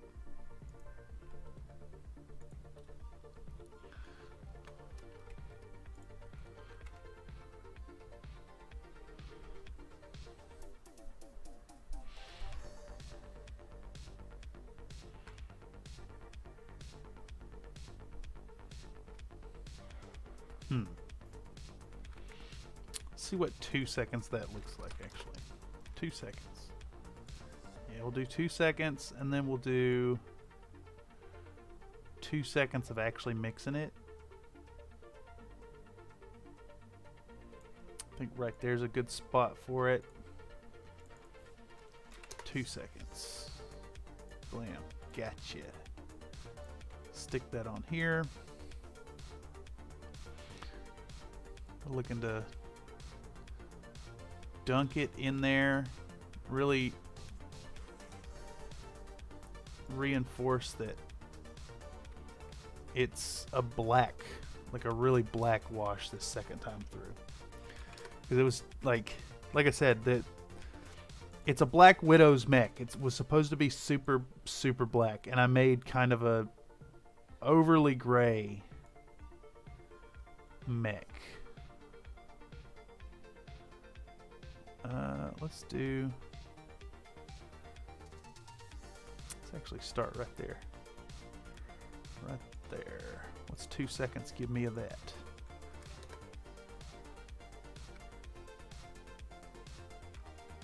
What's shit.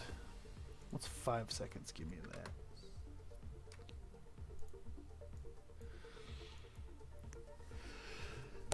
Excuse me. Something's got me sneezing. Don't know where that came from, but it sure did. Alright, so we get the stuff out, we mix it up, we put it in the container. And then we're gonna ink wash this nasty boy. Right wherever it starts. Right there. Pow. We'll do this one in 2 second increments as well.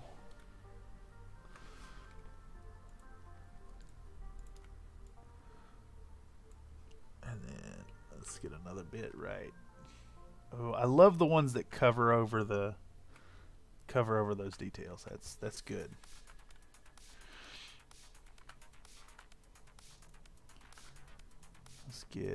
I want to get that drop right here. Flings it out of the container actually. Yeah, 2 seconds, covers that detail over. Stick it on there.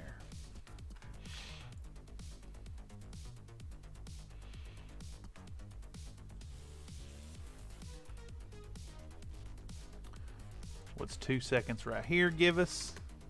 Yeah, nice and gnarly. Black as black can be. And in the end, it proved to be the right decision. I think I got to be a little more bold in my OL washes going forward, because it wiped off great. It got really good coverage. It got super dark, and then it still, like I said, it came off just fine. And actually, you know, I'm looking at this. Let's trim 3 seconds off of that. It's not super important to run the paintbrush through the stuff. I'm just like, you can pick up, you read between the lines, if you will. Let's keep this rolling, because it's like, it's at the end of the episode. What is this? What is this clip? This clip was removing it. Okay. I am indeed on the last clip to edit in here. Outside of the talking heads, which I still haven't filmed. Like, I have to film those tonight. But that's not something I can do in the stream, because I got to set up lighting and all kinds of junk. Now, how many clips did I get? It was, once again, I did 3 clips. I'm going to do the same right here. We're going to do 6 seconds of working on this bit. Kind of a shame, once again, to like, how long is that clip? That's a 7-minute video, and it is absolutely getting reduced to 6 seconds. Kind of shows that maybe I ought to really think about, give my shots a little more thought when producing them. I want this bit right here. Right there. Because, like, if I'm only going to show 10 seconds of what would normally be a 10-minute video. It might be a little easier to put some thought into the shots and then film that. You film it and then you turn off the camera and you keep painting, and then when you go to the next stage to work on it, you think about what you're going to film, you film it, and you go back to the next stage. Did I just pour that on there?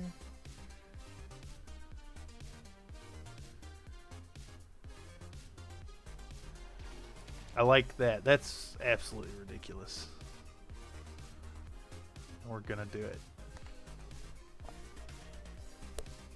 Okay. Clip this. Just 2 seconds. Have it already dripped on there. Yeah, it sure did. For the keen-eyed to catch that I'm just straight up pouring that oil wash onto the model. All right. Here we go. Here we go. Slapping it together. We now have a final clip set, it looks like. This is all extraneous stuff. I'm just cleaning the brush after that. Get rid of this. We now have the final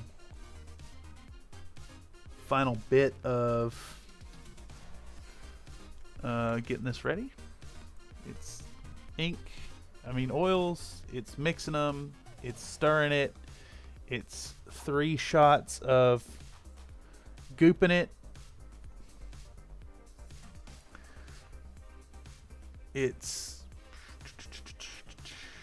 Yep, there we go. Perfect. And with that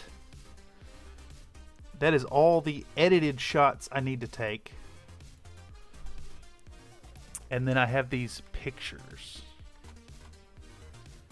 And which lighting is better? I think the yellowy light is better.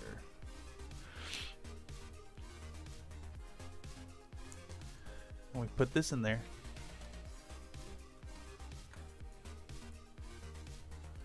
And I think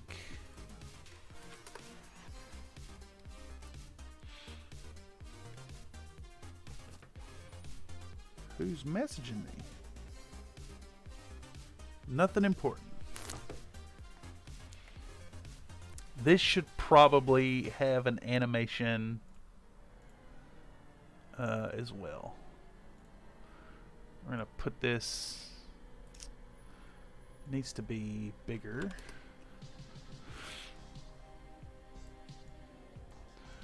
Put it in the corner there. And then it's gonna animate for the last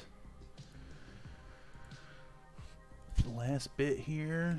Go back a second. We'll do an opacity deal, and we'll also change position scale rotation.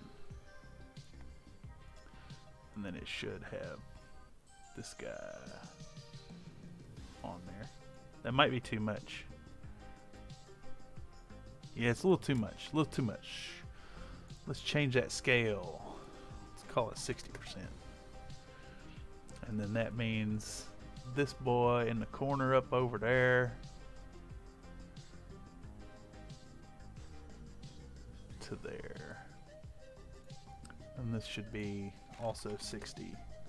Oops, 60, not 6. Movement should be subtle. And actually, we can zoom it like 5% maybe. This is perhaps moving a little too far.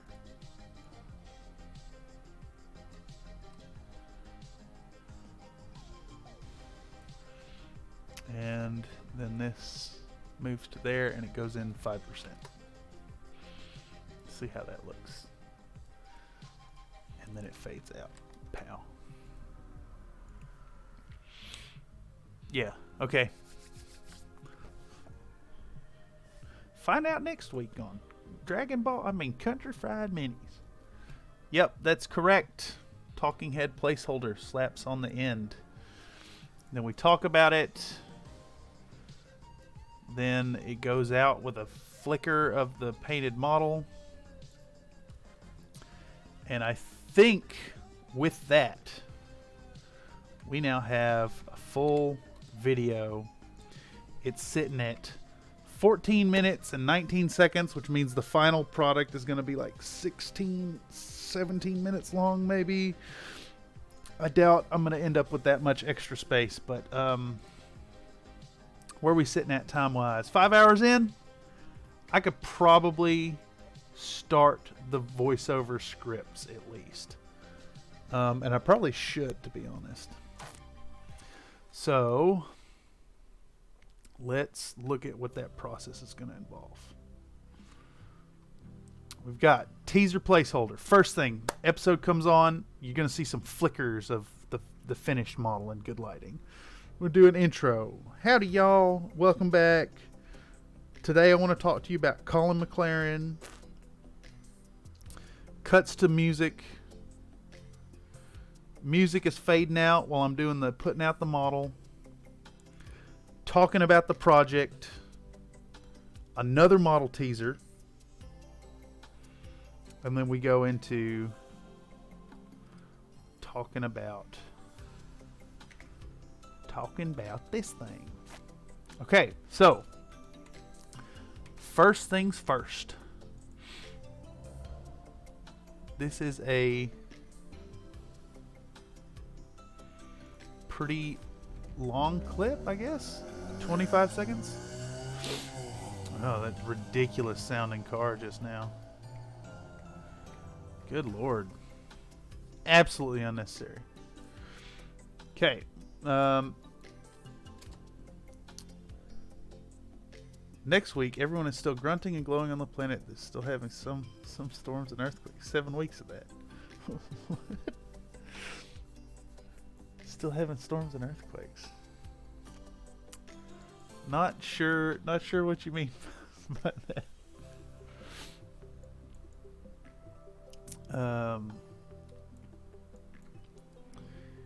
Anyhow, let's go ahead and type in, what are we doing here? Then on week 8, one of them glows a little bit more and the other one says, no, that's impossible.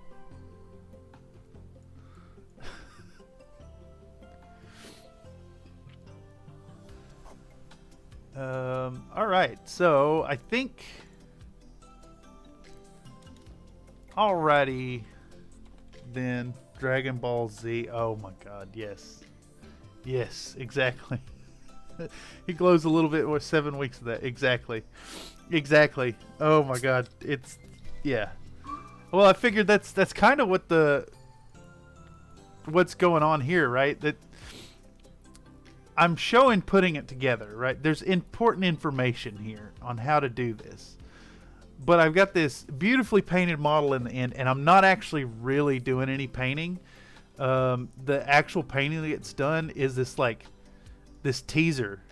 This just like rapid fire blasting through all the painting, all the stuff that people want to see, and then I'm putting an ink wash on it and ruining it for right at the very end of the episode. And then next week you'll get to see what I did. I think it'll be fun. Okay, so alrighty then, folks. Just as was the case with the big urban mech project, splash screen, splash, what is it called? YouTube card link. This big chassis has been printed out using my resin printers in multiple pieces. Yeah, definitely cliffhanger. I don't expect to do a bunch of those, but this project was bloated, and there's stuff I want to touch on. I definitely want to touch on the assembly, especially with the I screwed up a part of it. I screwed up that toe. Where was it? Do I have a good shot of what it looks like? The toe, yeah, there it is. It got warped really bad in the print. I'm not sure. We had some adhesion issues, and I had to print off another toe. So I thought that was a nice important detail to kind of talk about. Hey, you know, you can just print off another part and then cut the thing to make it work. But first, we're looking at 25 seconds of talking about these here resin parts. Anytime you print out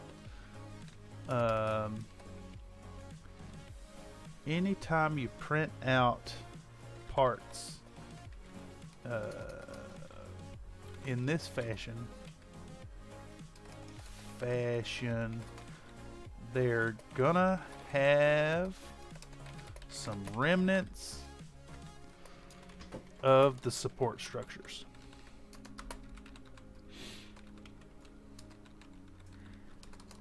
Structures which are absolutely gonna need removal.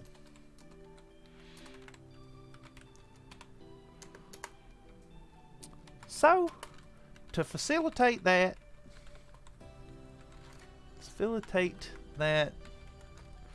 we're gonna get out our trusty army painter files and get to work smoothing out all these little offending nublets.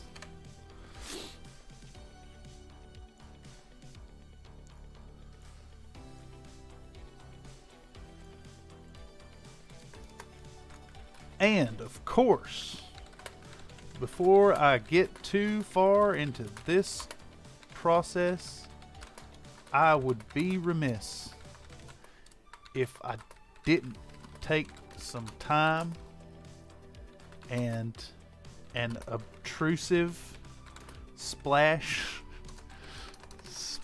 screen and remind y'all that you 100% should be wearing a respirator while working with resin parts. The small scale, super fine particulate matter that comes off of these bits can absolutely create long-term health complications.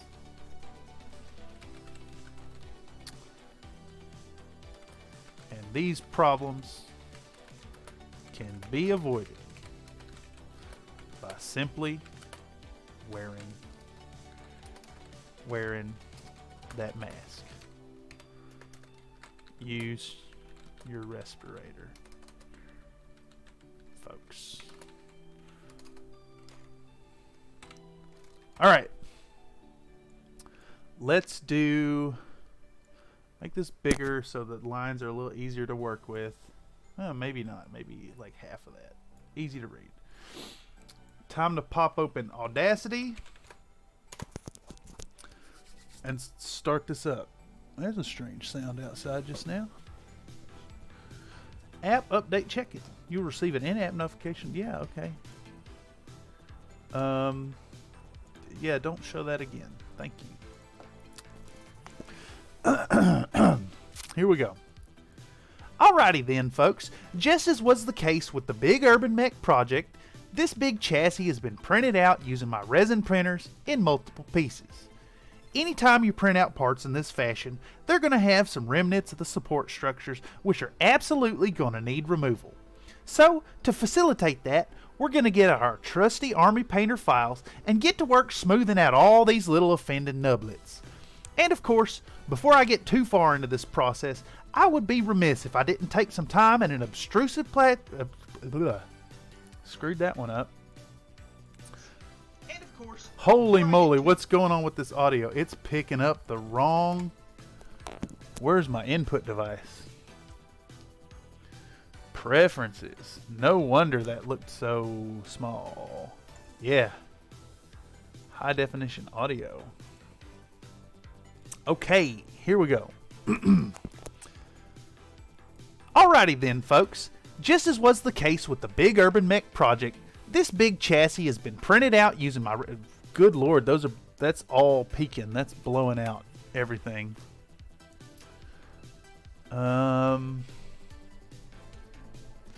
We need to bring this down. Let's put that on like 50%. Alrighty then, folks. Just as was the case with the big urban mech project, this big chassis has been printed out using my resin printers in multiple pieces. Anytime you print out parts in this fashion, they're going to have some remnant. It's still blowing it out. Why? That's wild. Alrighty then. Good lord, that's blowing it out still. Let's drop this down to 20%. Alrighty then, folks. It's still blowing it out. It's still blowing it out. What the hell is going on here? This is just another example of like reinstalling Windows just screwed everything up. And I'm like only discovering pieces discovering problems bitwise, piecemeal. Audio setup, recording. What the? I don't understand. Okay, let's research. Audacity. Input. Blown out.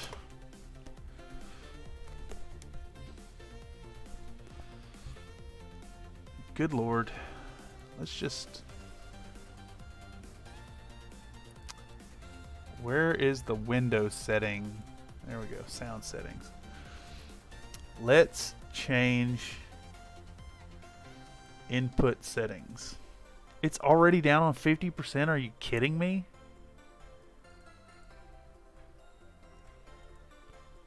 Are you kidding me? It's already like, I don't understand why it's so bad.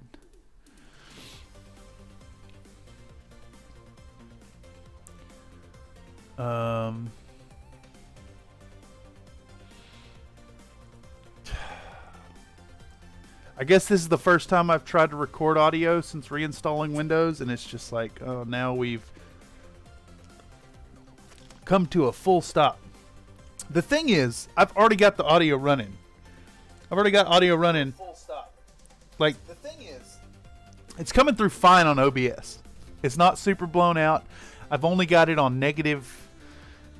Let's see. I've got it down on negative 10 decibels. And it's still just like, it's almost hitting the red line.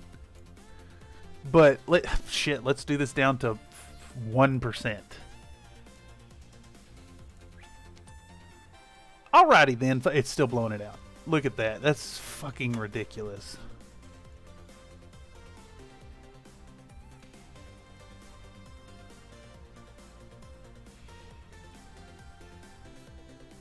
I don't know how to fix this. If at 1%, it's still blowing it out.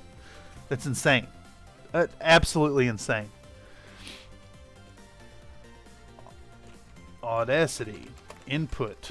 Way too loud. Just off the charts loud. And then the first result, Google... I just want to mention how fucking bad Google search has gotten. I search way too loud.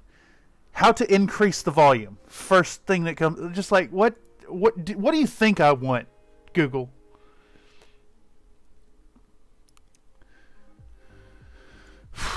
And it's just like decrease input volume. Audacity. Just like I remember Google search like it used to work. It used to not just suck. And now it's so bad. It just searches for what I don't know what it thinks I want. Like this should be hard cap limiting the input level, and it's not working. Testing 1 2. Yeah, look, the red is peeking out above the limiter. Like it makes no sense. Makes no sense.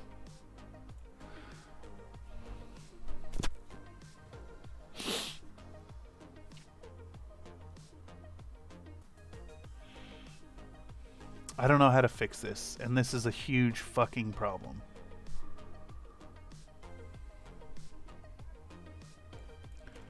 Let's try relaunching it, you know? Turn it on and off again. Testing 1 2 3, testing 1 2 3, testing 1 2 3, testing. It should not be allowed to go above the limiter. Testing. It's at 0% and it's still blowing out.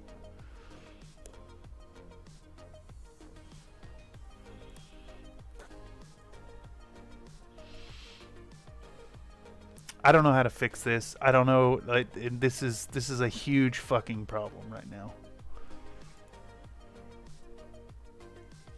Yeah, Google default search has been bad since 2015. User curated results kills the utility.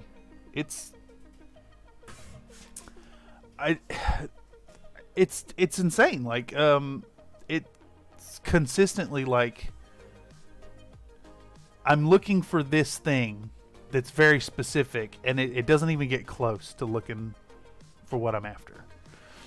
And it's just like I remember it working, and now if it's not that, then it's pushing ads for me to see garbage that has nothing to do with what I'm looking for. Anyhow, I don't mean to be so frustrated in the mic, but you know, this worked fine until I reinstalled Windows, and now it doesn't work anymore. And I cannot for the life of me figure out how the hell I'm supposed to reduce the audio input volume when the reduce audio input volume doesn't work.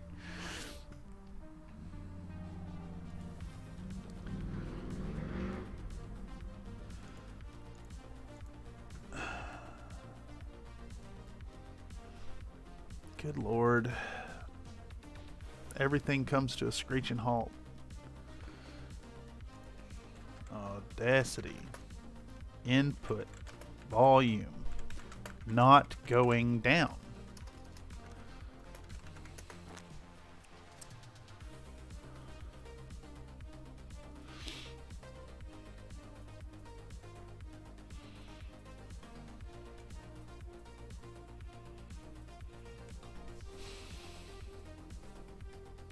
It's not grayed out though. It's not the problem.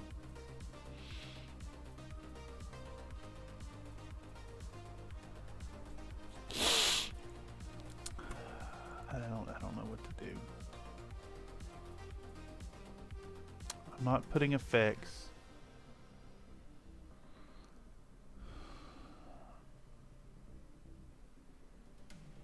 Preferences.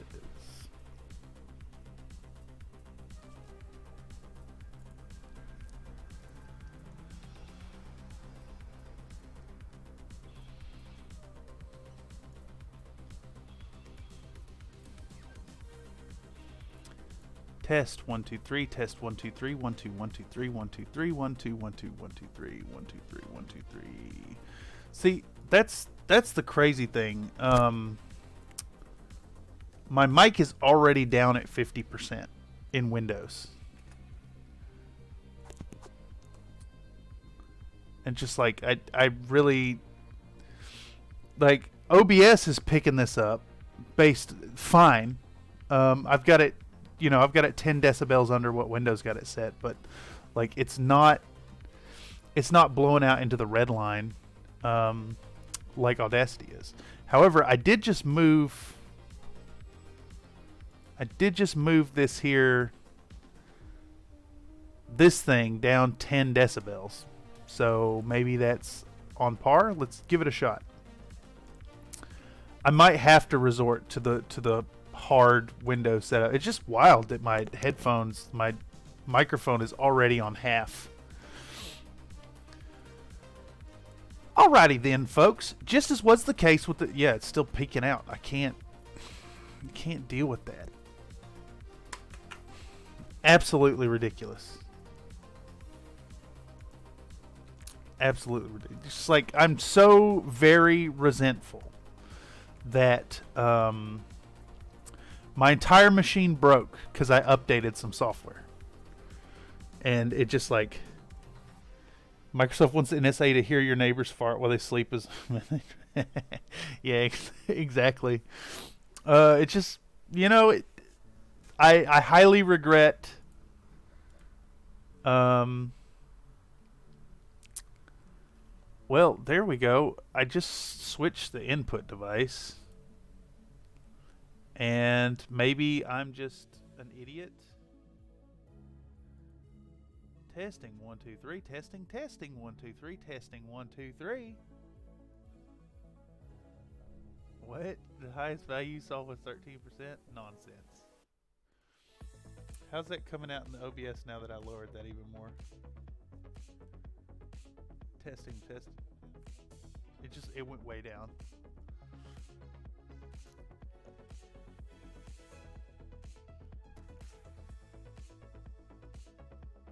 Yeah, let's do testing. Okay, so I lowered it in Windows settings, so I'm turning it back up in OBS itself. Testing. Test 1 2 3. Test. Howdy, y'all. This is Loud Talking.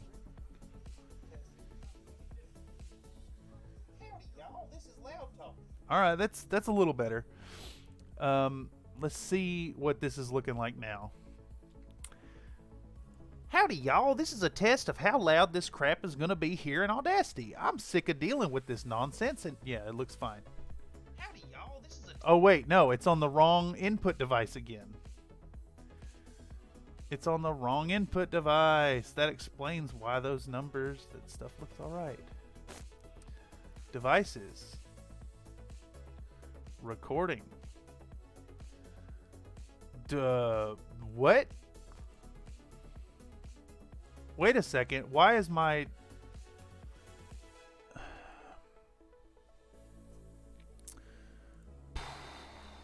Okay. It just like, it went way down. Testing. Good lord. Good fucking lord. Test 1 2 3 1 2 3 1 2 1 2 3 1 2 3. What's OBS looking like now? Yeah, I'm getting loud now. Eh. Seems all right.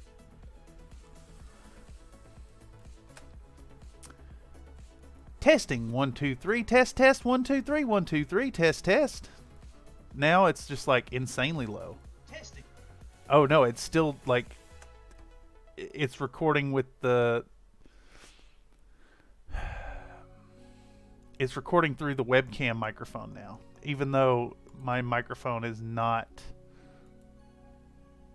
the webcam. It's set to high definition audio, and it's not working. I hate everything. I hate everything. I hate everything. I hate everything.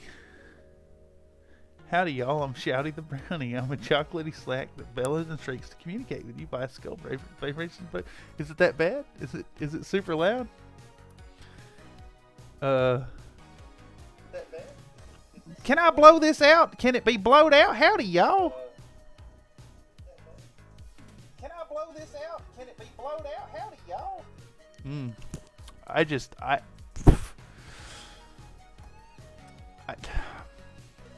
I really don't understand how that the microphone works fine in this program. It works fine in Discord. It works fine everywhere else except for Audacity. And it just don't work in this program that I've used for every single recording up to this point.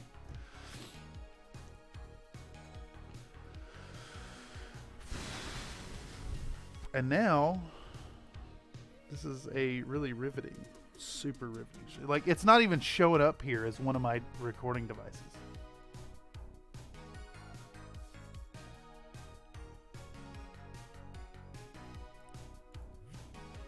Testing 1 2 3 1 2 1 2 3. It's like it's all coming through the webcam now.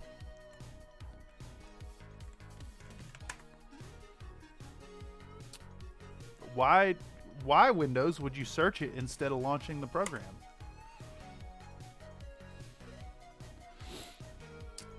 Fucking A. Yeah, it's set to high definition audio. It's not recognizing my headset. Okay. Audacity not detecting my input device. It said their official answer is turn it off and on again. This is fucking ridiculous.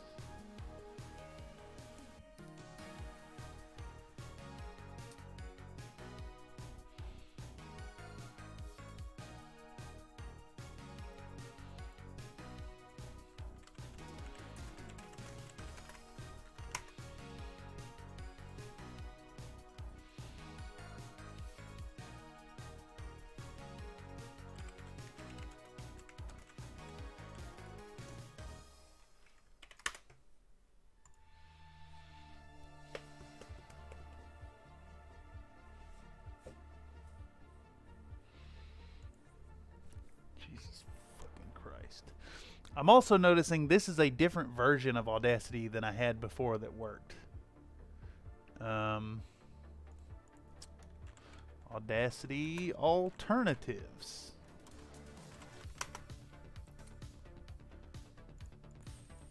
Free Audacity alternatives.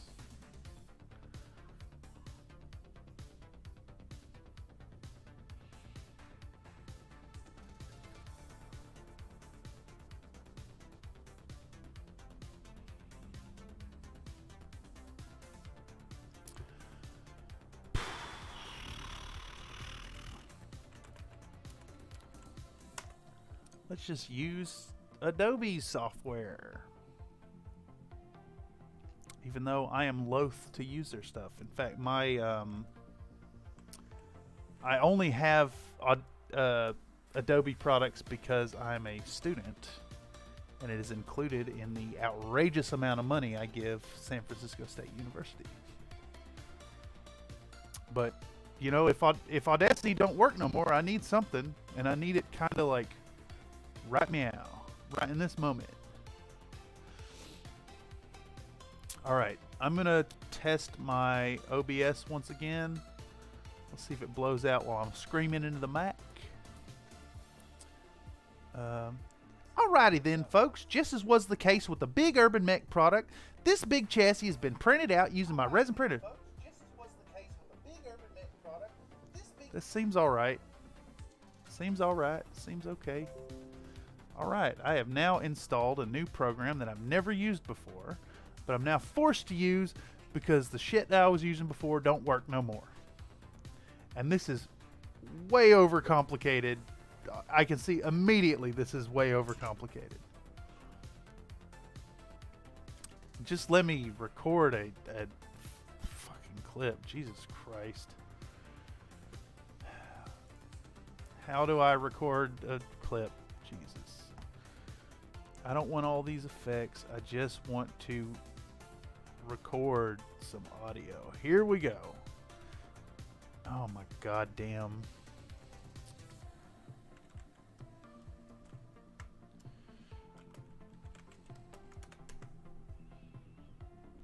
Absolutely ridiculous. Oh look.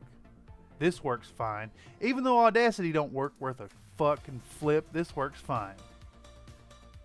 You gotta be fucking kidding me. Sorry about my language. I am livid.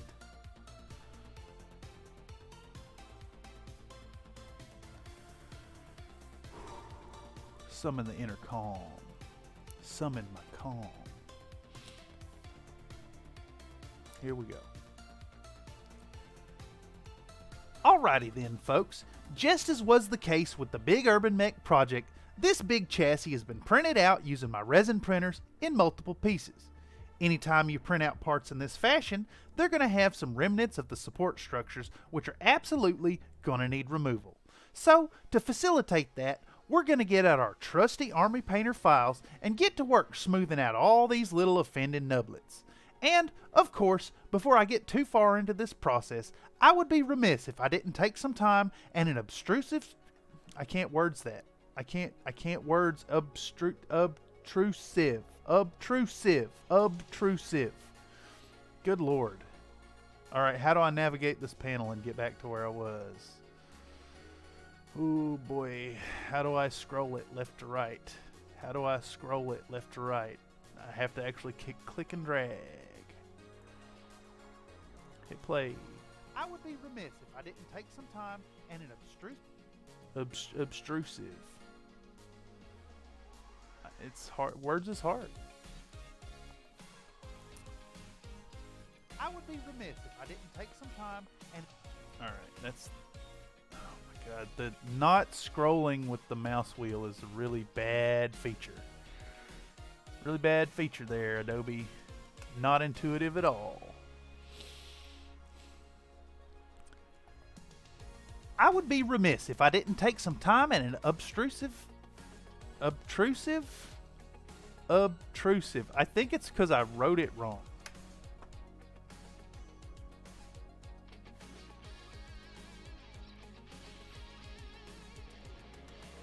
I would be remiss if I didn't take some time and an obtrusive splash screen.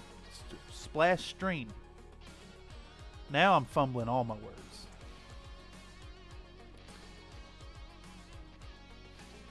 I would be remiss if I didn't take some time and an obtrusive splash screen and remind y'all that you should 100% be wearing a respirator while working with resin parts. The small scale super fine particulate matter that comes off of these bits can absolutely create long-term health complications. Oh god damn it.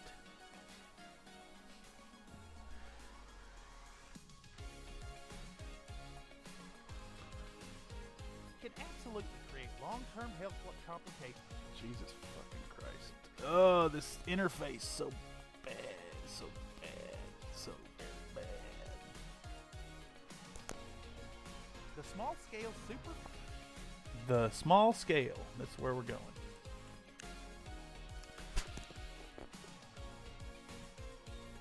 The small scale super fine particulate matter that comes off of these bits can absolutely create long-term health complications, and these problems can be simply avoided by wearing that mask.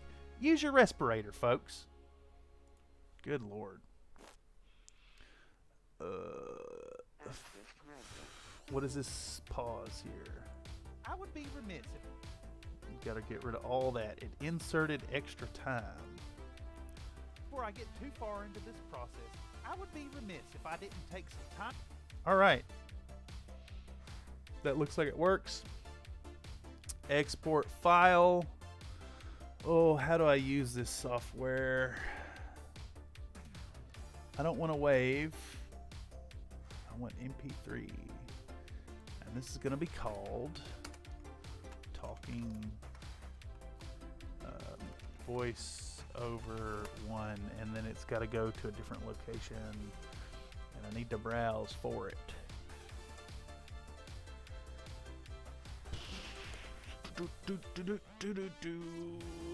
Voice over one, there we go. Okay it.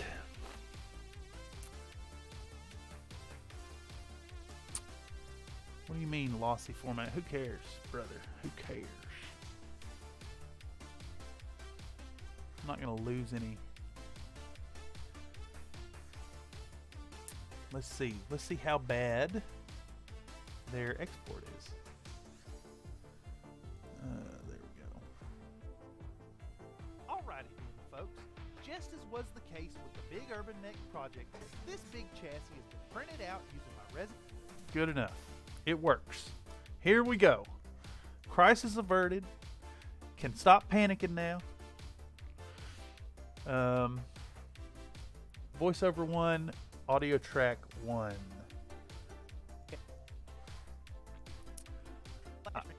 I have absolutely waffled on too long. No, it's fine. I don't need to actually explain what's going on here. People know what filing is. If you don't know by now, you're probably on the wrong channel. Here we go. Alrighty then, folks. Just as was the case with the big urban mech project, this big chassis has been printed out using my resin printer in multiple pieces. Anytime you print out parts in this fashion, they're going to have some remnants of the support structures, which are absolutely going to need removed. So, to facilitate that, we're going to get out our trusty Army Painter files and get to work smoothing out all these little offended nubbins. And, of course, before I get too far into this process, I would be remiss if I didn't take some time and an obtrusive splash screen and remind y'all that you should 100% be wearing a respirator while working with resin parts. The small-scale super fine... You can shrink down some of these gaps. Shrink down some of the gaps. Shrink down some of the gaps. I got another one in here somewhere. Right there. That can come down some. Alright, this is the fun part. Things is working again. The whole splash screen for the respirator is long gone by the time I actually mention it. Out all these little offended nubbins. And, of course, before I get too far into this process, I would be remiss if I didn't take some time and an obtrusive splash screen and remind y'all that you should 100% be wearing a respirator while working with resin parts. The small-scale, super fine particulate matter that comes off of these bits can absolutely create long-term health complications, and these problems can be simply avoided by wearing that mask. Use your respirator, folks. Get rid of that. Okay, next bit.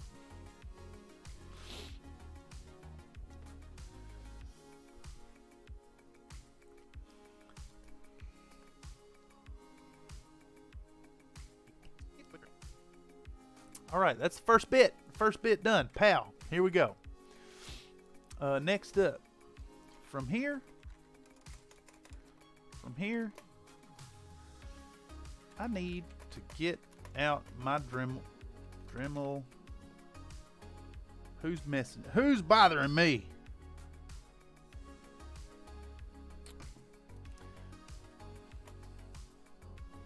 To make a correction on this here model. While printing out the foot of this MAD-3R Marauder, a portion of the toe on a portion of one of the toes partially failed during the process. It's warped real bad and it's gonna need a complete replacement. For this, I've printed out an extra copy of that toe, but it needs to get attached to the model. So we'll carefully measure where it goes and cut off the old one with the rotary cutoff wheel. With a cut off wheel rotary bit.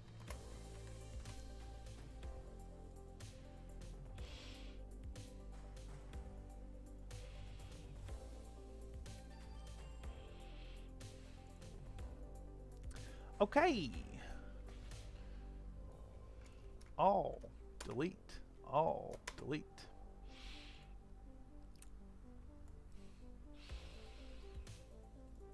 From here, I need to get out my Dremel to make a correction to this here model. While printing out the foot of this MAD3R Marauder, a portion of one of the toes partially failed during the process. It's warped real bad and is going to need a complete replacement. For this, I've printed out an extra copy of that toe, but it needs to get attached to the model, so we'll carefully measure where it goes and cut off the old one with a cut-off wheel rotary bit. Perfect. File. Export file. It's going to be called voiceover 2. Okay, yep. Don't tell me it's lossy format. I know it's compressed, my friend. I'm well aware. Well aware what's going on here. Go back into Premiere. Go back into voiceover number 2. We're going to drop in voiceover 2. Here we go. Turn that mask. From here, why didn't those line up? I want you to line up. From here, I need to get out my Dremel to make a correction to this here model. While printing out the foot of this MAD3R Marauder, a portion of one of the toes partially failed during the process. It's warped real bad and is going to need a complete replacement.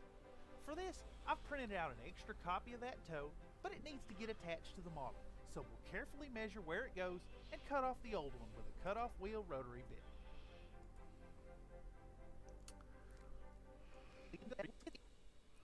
It's warped real bad and is going to need a complete replacement.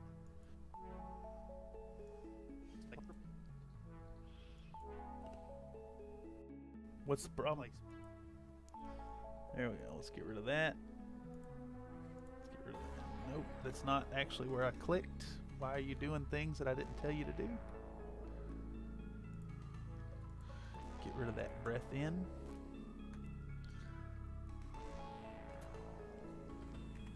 For this, I've printed out an extra copy of that toe, but it needs to get attached to the model, so we'll carefully measure where it goes and cut off the old one with a cut-off wheel rotary bit.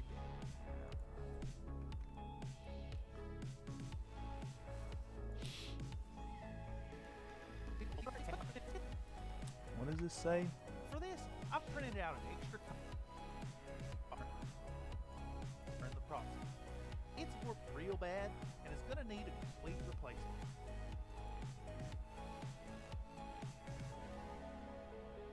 For this, I've printed out an extra copy of that toe.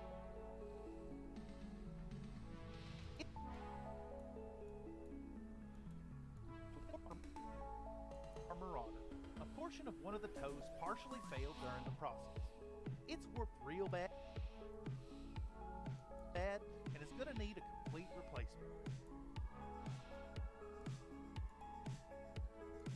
From here, I need to get out my Dremel to make a correction to this here model.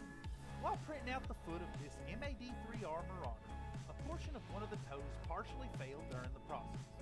It's warped real bad and it's going to need a complete replacement. Gonna need a complete replacement. Gonna need a complete replacement. Foot of this MAD3R Marauder, a portion of one of the toes partially failed during the process. It's warped real bad and is gonna need a complete replacement.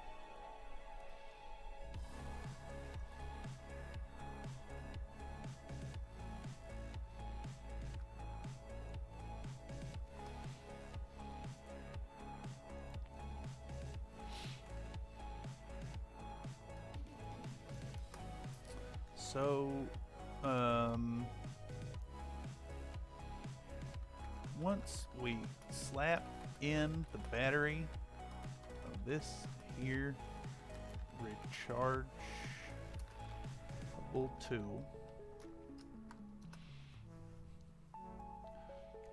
we can go ahead and pull out the part in question and give it a look-see.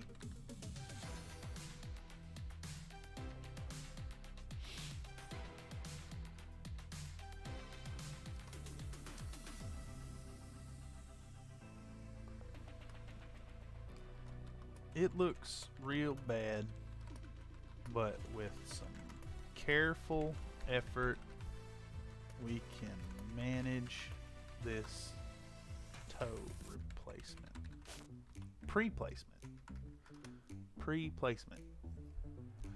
I don't know about you, but I like pre-placement of my models. Nonsense. Okay, so we've got this next bit of the script here. I'm going to try, let's see how this works, adding it in. I hope it goes like Audacity did.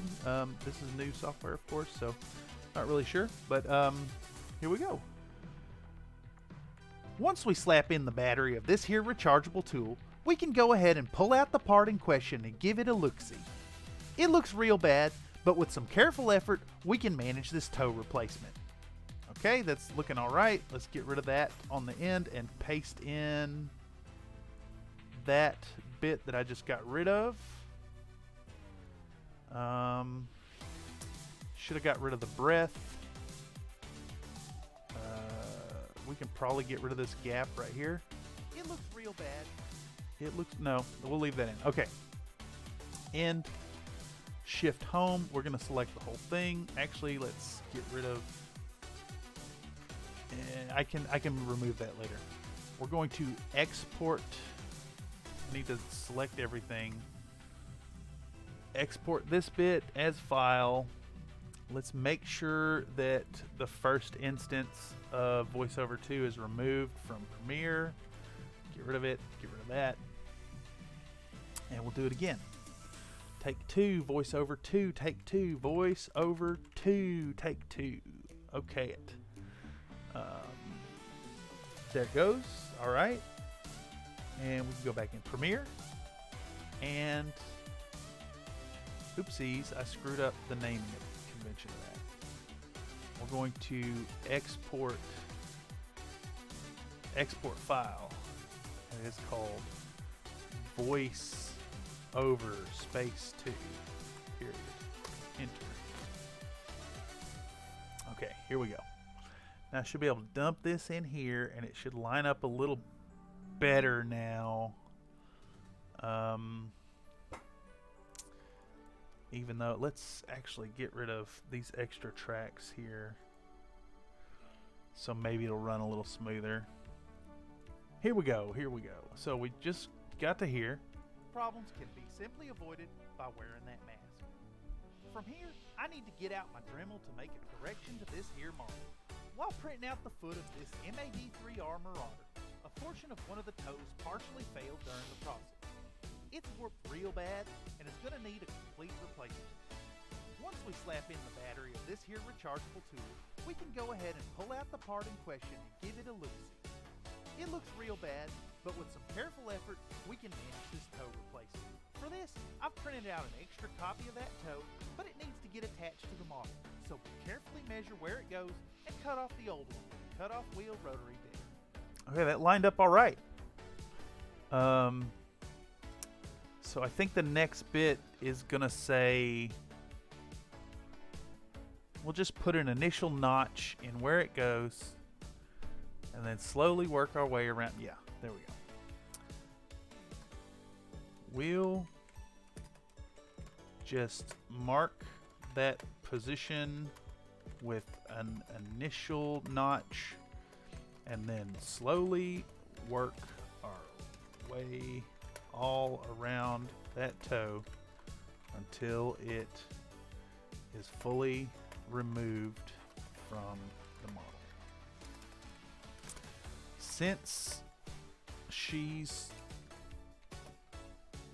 You play any Overwatch lately? Says Mr. Tyler Stembridge. I have not played any Overwatch, but I do have a funny story about that. I was talking to the guy who works downstairs. I shop downstairs for my food. I live above Urban Harvest Market. I get my food downstairs, so I'm always chatting with the workers down there. Try to use a little Spanish too. But I'm talking to the guy, this one guy I know who plays video games. He's a little bit of an Apex player. And I was telling him about the YouTube project and how I do custom models and I paint them up for people. And he was like, could you paint me a model from Overwatch? And I'm like, hell yes. So I'm waiting to hear back from that. That might be a summer project. Whoever he wants, I'm sure it's going to be one of the ones with the over-sexualized big juicy booty. But that's fine. It's no worse than my Layla Sharif model, which I guess I could take a moment and showcase that, couldn't I? Ain't there a way to do this? I go to video. No, it's in, for some reason it's in pictures. It's in my pictures folder for some reason. Here we go. Where's she at? I think I mentioned this model before while having this discussion. Damn, where's it at? I keep distracting myself from the task at hand, but we're making good progress today. We've been at this all day today. Been a long day, but we're still not there. I still gotta film some shots, but that's fine. You know, worst case scenario, it don't get done till tomorrow, and that's fine. It's just fine and dandy. Where the hell is my Layla Sharif model? I know where I can find it. You streaming a long time? Yeah, I've been at it for 6 hours. Actually, I've been at this for 6 hours, but my stream actually, OBS crashed an hour into my first stream. And I had to restart the stream. And when I did that, or I had to restart my computer, and it killed the stream. So I lost the first hour of engagement entirely. But anyhow, I finally found the Layla Sharif. I couldn't find it on the computer, so I have it on here. So I am no stranger to models with bubble butt, sexualized pinup style. This one was a lot of fun, actually, and she's even got like a little kiss mark on her butt there. But this is probably the most outrageous butt in all of Infinity, in my humble opinion, Miss Layla Sharif, who got that lemon lime hair color, because I am the candy core after all. She's a pretty good model. 20 points, no extra SWC cost. She's a killer hacker. She's got a shock marksman rifle. She got D charges and a breaker pistol, I want to say. Really good model. 20 points, counts as a Gulam in a core team. Really good stuff. She's almost an automatic inclusion, but a basic line troop Gulam costs 11 points. So she's almost double the cost. But that's fine. Anyhow, let's see where I was at. Where I'm at now is cutting the toe off, doing a toe replacement on this model. It got all screwed up. No belly showing, no tactical rock. That's... Yeah, you got a point. You got a point. She ain't got a... I actually, I tried to add the thing, but the little bit on the base is... It is the bot that came in the War Core pack. I just don't know why I can't find that model here. I know it's on my computer here.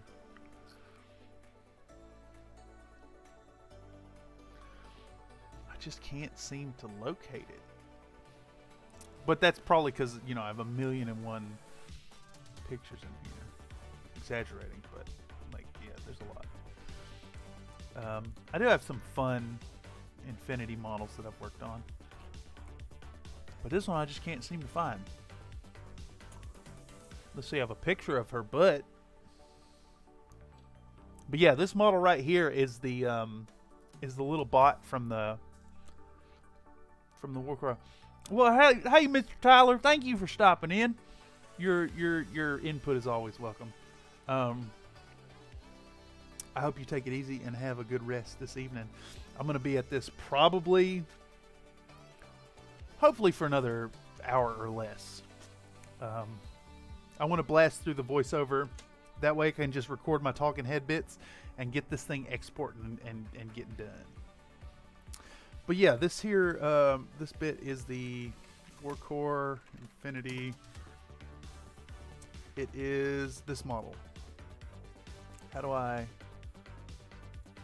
open image in new tab? It's this thing, this little guy, which came with a flying stand on a clear hex base, and it's just like I don't want that. And then what's really wild is I have that model from the Warcore I bought, and I mean, of course I do, right? That's the Warcore I picked up was actually this one.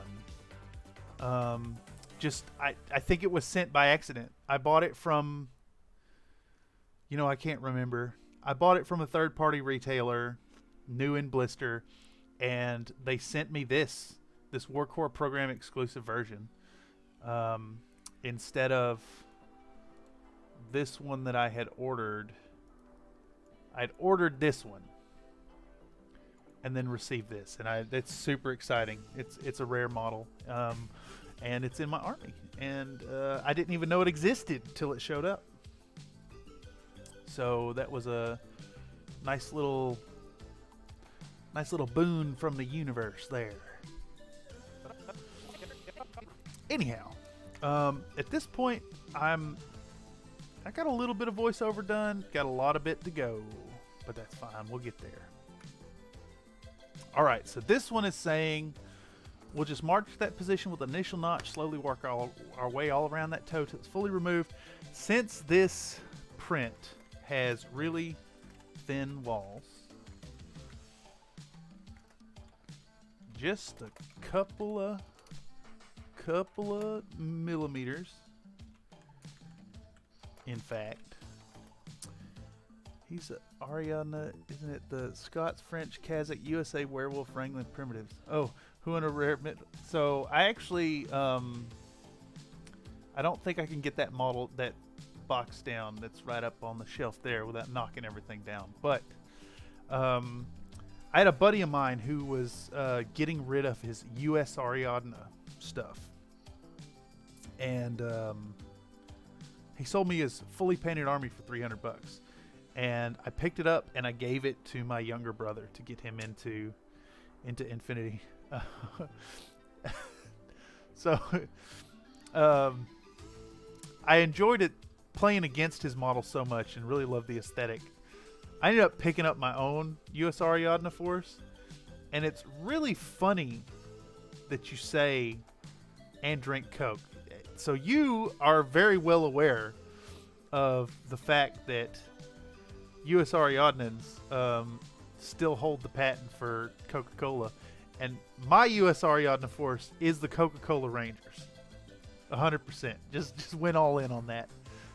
That color on them, which I cover in one of my videos, the older one now. It's a shame they lost a little of their shine when I clear coated them at the end, but that is a Crizion, Mr. Hobby Acrizion N87 metallic red, and yeah, they're the Coca-Cola Rangers. This project was really fun. I just did they have a base coat on the red, and then the rest of them are painted just solid color. I don't know if I have any progress shots of them now that I think about it. Yeah, here we go. Just double click checking there's not any lewd stuff. So I sprayed the bikes, I sprayed the bots. The rest are white. And then they all ended up just getting, they have a base color. So I did base color and then contrast. Base color, contrast. And once I got through that stage, well, here I was halfway through and someone made a joke that Van Zant looked like Santa Claus, so he became Van Zanta. But they just got base coat, contrast color, and then at some point, I guess you could, right there where the bases are all stained. I just did an oil wash over top of them, and it was really low effort and actually picked up all that detail really well, especially considering they're Infinity models. We got some corrector on planet hiding out in the red stuff. Call the Coca-Cola Rangers in. That's what they do. And hire some Ermendinos to dig some. Yeah, exactly. You know what's up. So it's funny. I actually, as a US Ariadna player, I can't run an Ermendino. But oh, Corregidor, yeah. Yeah. That makes a lot more sense.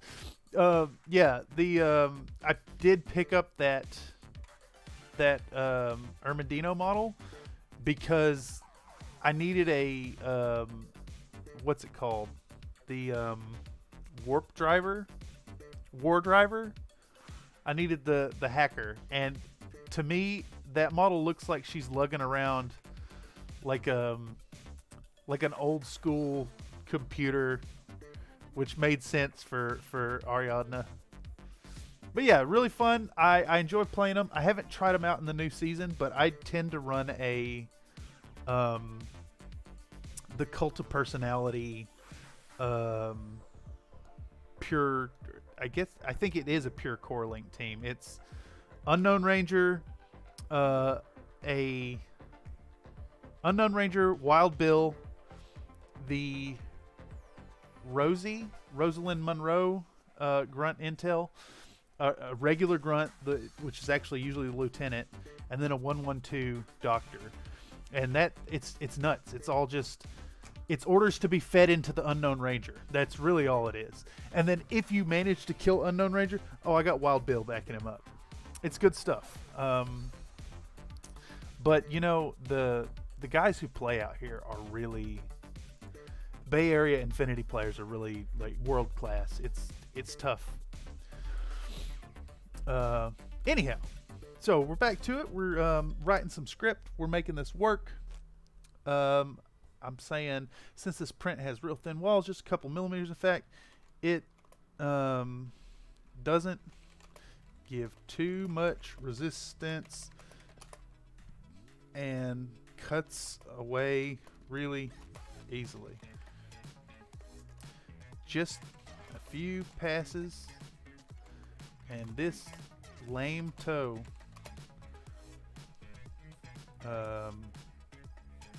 is ready to have its sturdy replacement.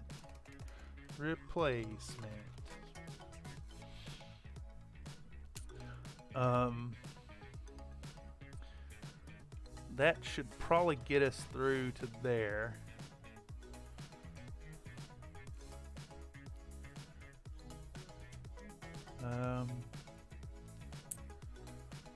I like how the paratrooper with the axe is a reference to the ghost. Yeah, it's explicitly.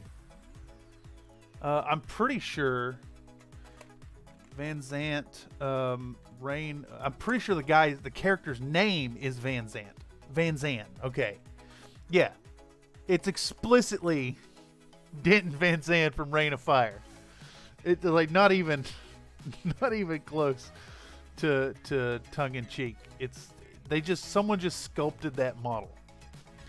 In fact, let's see, Human Sphere Van Zant.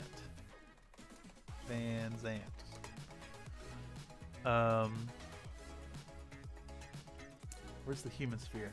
Oh yeah, they got the new tag raid model. I'm actually pretty excited about it. I backed tag raid, so gonna get this fun Van Zant model. Though I'm weird, like I'll have all these extra models from tag raid, but they're tag raid. They're staying in the box of tag raid. They're not getting used in my army. But yeah, this old goofy sculpt I think really reinforces that it's this guy, even more so than the new one. But yeah, fun stuff. I haven't seen Rain of Fire since it was out. Is it a good movie? Is it worth watching? Would it be worth watching again? Anyhow, okay. This just a few passes have sturdy replacement. Since I've already said since just a sentence ago, so with that surgery complete, we might as well continue using this handy dandy power tool while we got it out. A few of the parts, a few of the parts aren't fitting too well due to a bit of warpage, so it'll do to cut out the offending panels, such as the inside of these two halves of the torso. Let's see, do I just cut the one?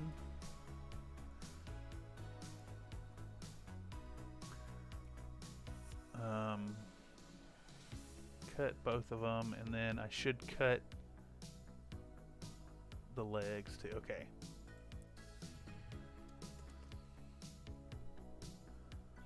Width was 2 words ago.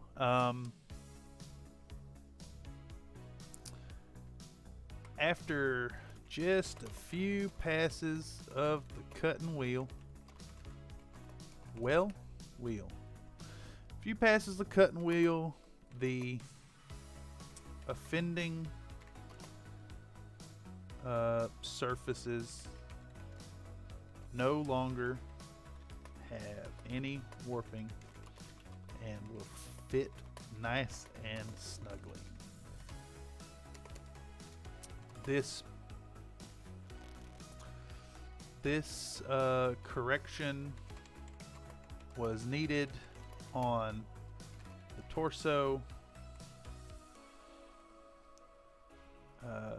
as well as the pelvis and the shin connections.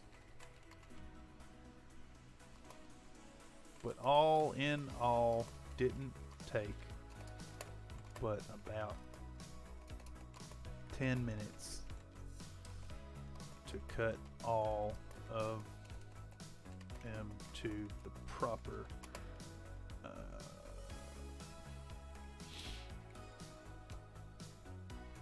to cut out all of the offending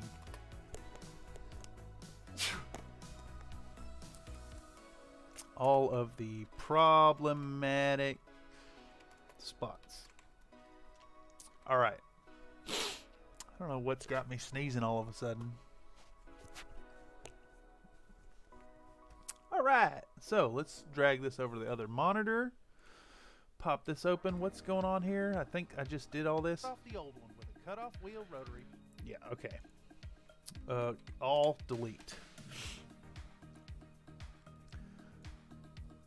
We'll just mark that position with an initial notch and then slowly work our way all around that toe until it is fully removed from the model. Since this print has real thin walls, just a couple of millimeters in fact, it doesn't give too much resistance and cuts away really easily. Just a few passes and this lame toe is ready to have its sturdy replacement.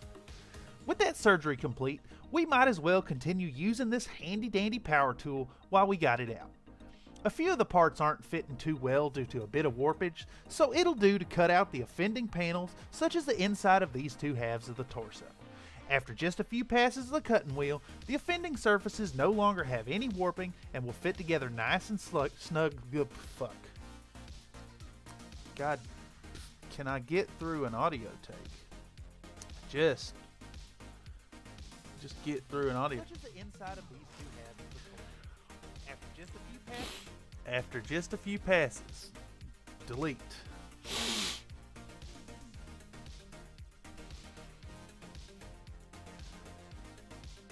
After just a few passes of the cutting wheel, the offending surfaces no longer have any warping and will fit together nice and snugly. This correction was needed on the torso as well as the pelvis and the shin connections, but all in all, this didn't take but about 10 minutes to cut out all the problematic spots. Good lord, okay. Export file. We're gonna call it voice over 3. Go back into here, go back into here. 28mm Marauder, part 1, go back to Premiere. Figure out where that last bit was. We're gonna drop in voiceover tree.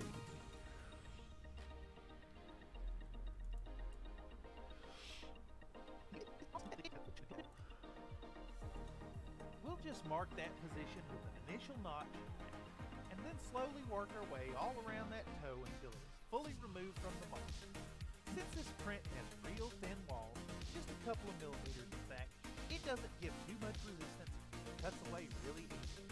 Just a few passes and this lame toe is ready to have its sturdy replacement. With that surgery complete, we might as well continue using this handy dandy power tool while we got it out.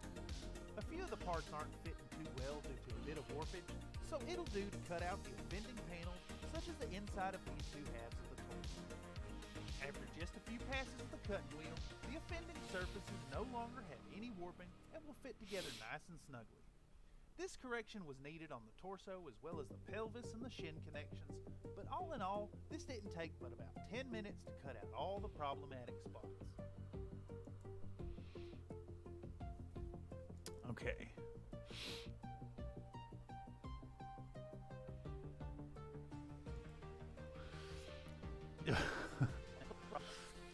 All right, I gotta give a nod to that little thing.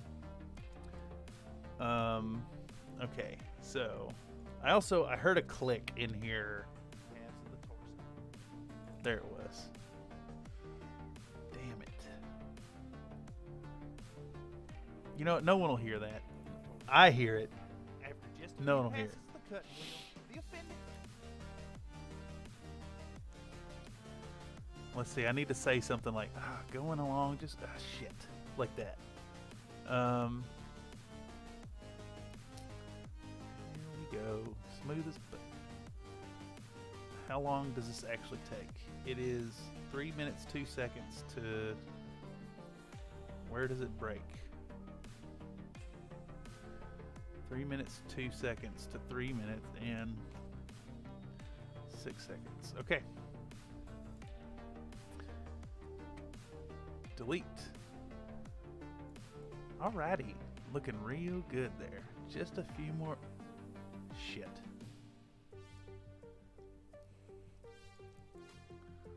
See how that works. Export. File.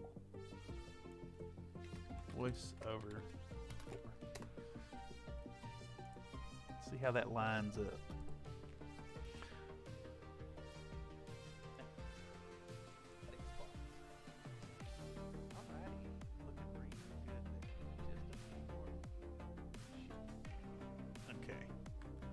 Dump that forward a bit. I need to fade out this audio because it's like got an abrupt cut. So we'll put in a keyframe and then a keyframe, and then this one will go down to -100. Oh my god, why? What am I? Why? Mouse wheel controls very strange things in Premiere. In all these Adobe products, I should say. It's not intuitive. 10 minutes to cut out all the problematic spots. It's still got the click. I can still hear the damn click.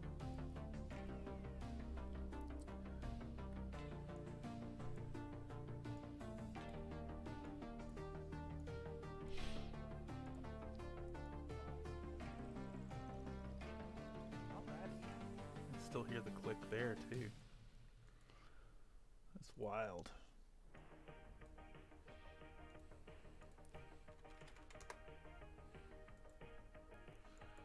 Alrighty, looking real good there. Just a few more. Shit. Yeah, You know, I've looked up, I tried to get some information on how to get rid of the hiss in the microphone. And, you know, I don't know how to do it. I'd like to have it not hiss. But I guess that's just a matter of spending more money on your microphones.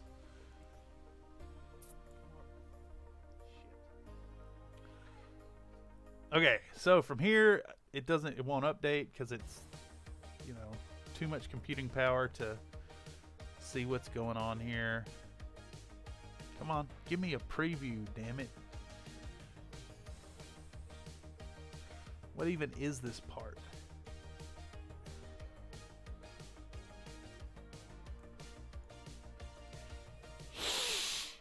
I'm assuming it's cleaning the model, but like it just will not load a preview. My computer's very unhappy about it. Oh man, whatever made me sneeze has set me off in like a full-on allergy attack. Okay, yeah, here we go. It looks like it is cleaning the parts. I'm assuming that's what this is. Yeah, okay, that's what it is. We clean the parts, then we're gonna glue them together, and I gotta talk about using baking soda to put these here models together. And actually,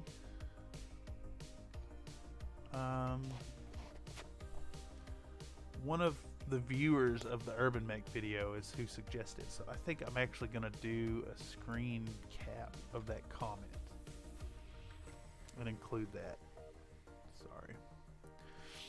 Let's do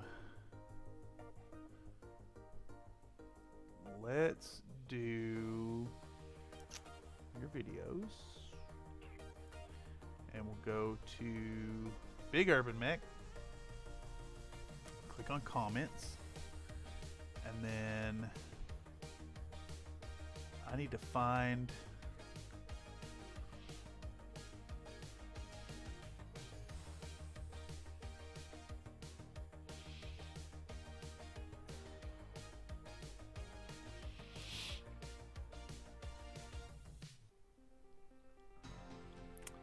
I got a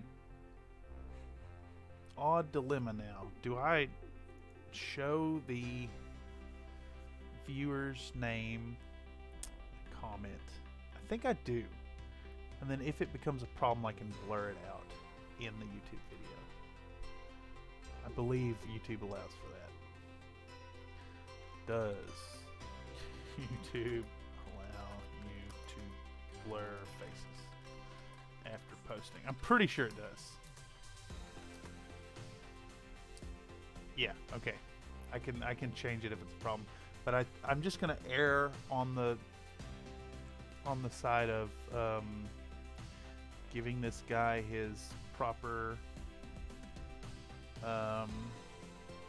recognition, and grab this here screen grab. Boom, right there. And then I want to save this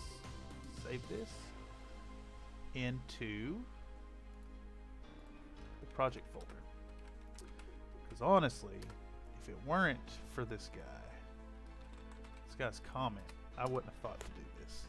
So let's put some recognition where it's due. Okay, so next bit of scripting.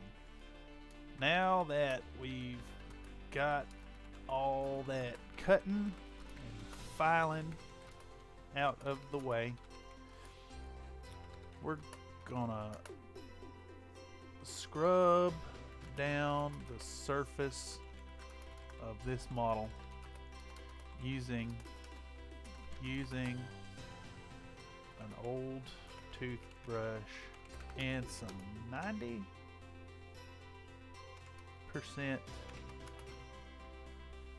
concentration isopropyl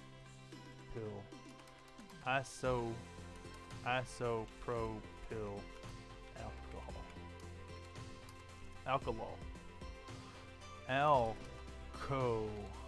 I can tell the fatigue of a workday is starting to kick in.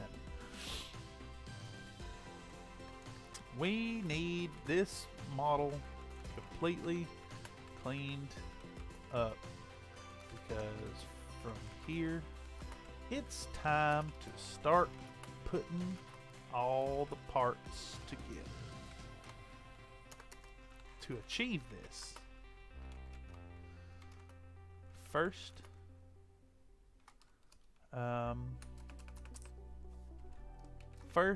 as I start working on this here assembly process, I'd like y'all to take note of the glue I have decided to use. In this particular case, I find that super thin super glue is the best option to facilitate the next step. Whether you're using a hobby brand, okay. In my case, I couldn't find a hobby brand that was extra thin. So instead, I opted for a few tubes of crazy glue, which has a real thin consistency. Runny, real runny. Let's say real runny. Runny consistency. So, if you find yourself unable to locate glue you need at your local hobby store, it's worth remembering that these here tiny tubes of cheap glue have that properly low viscosity. Alright, let's see how that lines up. Here we go. Put this over here, pull up Audition, select all, delete. Now that we've got all that cutting and filing out of the way, we're going to scrub down the surface. There goes a motorcycle. Just like as I click the button. Let's wait on all that noise.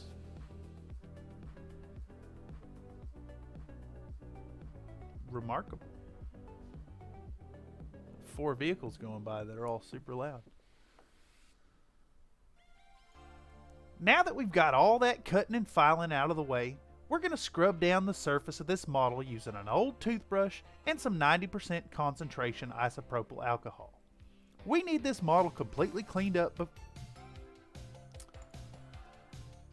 Why is it so zoomed in? What is all this noise all of a sudden? Absolutely ridiculous. Abso-fucking-lutely ridiculous. 9:30 at night.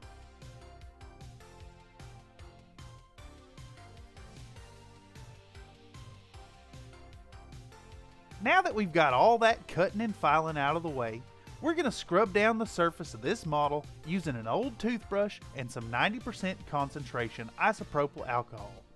We need this model completely cleaned up because from here, it's time to start putting all the parts together.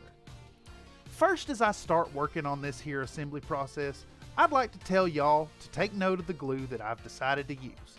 In this particular case, I find that super thin glue is the best option to facilitate the next step.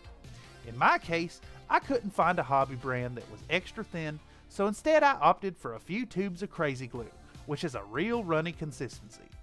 So, if you find yourself unable to locate the glue you need at your local hobby store, it's worth remembering that these here tiny tubes of cheap glue have that properly low viscosity.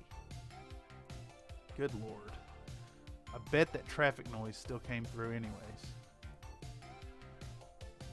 And I know my nose is itching like insane. Voice over. Is it 4 now? Number 4? No, it's 5. I almost overwrote that. Done. Poof. Get it in there. Get it done. That's all we need. Let's drop in voiceover 5. How far does this...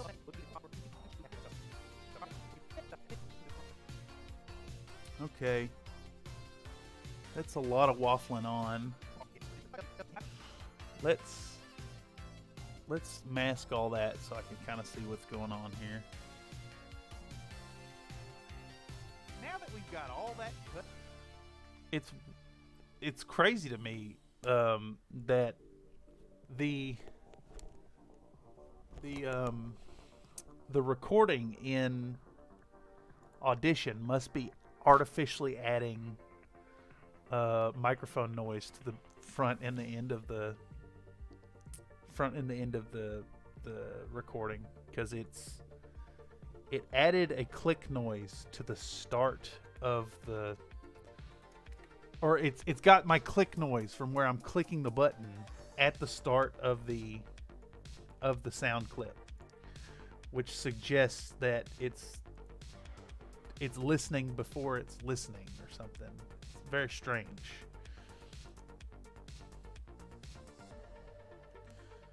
So let's try to get rid of that click noise. I guess my clips have a click on the start and the end of every clip now. Now that we've got all that cutting and filing out of the way, we're going to scrub down the surface of this model using an old toothbrush and some 90% concentration isopropyl alcohol. We need this model completely cleaned up because from here, it's time to start putting all the parts together. First, as I start working on this here assembly process, I'd like to tell y'all to take note of the glue that I've decided to use. In this particular case, I find that super thin glue is the best option to facilitate the next step. In my case, I couldn't find a hobby brand that was extra thin, so instead I opted for a few tubes of crazy glue, which is a real runny consistency. So, if you find yourself unable to locate the glue you need at your local hobby store, it's worth remembering that these here tiny tubes of cheap glue have that properly low viscosity. Okay. Digressing. Y'all can see that I've been pouring some powder onto the joins of this model. Good lord, my nose is itching.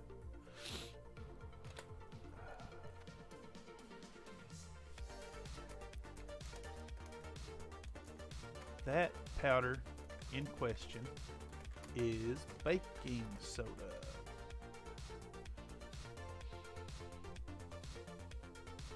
Which not only helps. God, my face is itching. Just insanely bad.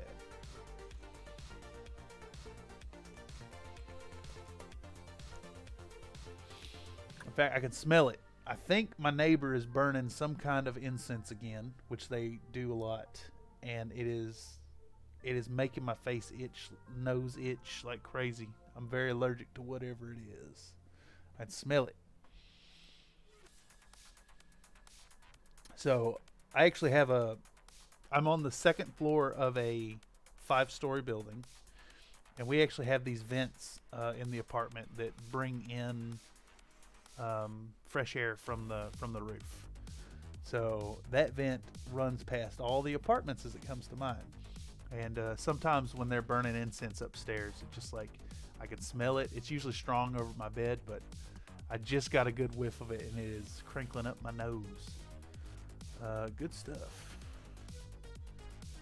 I guess I take after my mom a little bit with these allergies. She can't be around perfume of any kind. It sets her off. Sneezing. It's time to start putting all the parts together. Let's get rid of that big old breath. Right there. Start working on this here assembly process, I'd like to tell y'all to take note of the glue that I've decided to use. Let's get rid of that breath.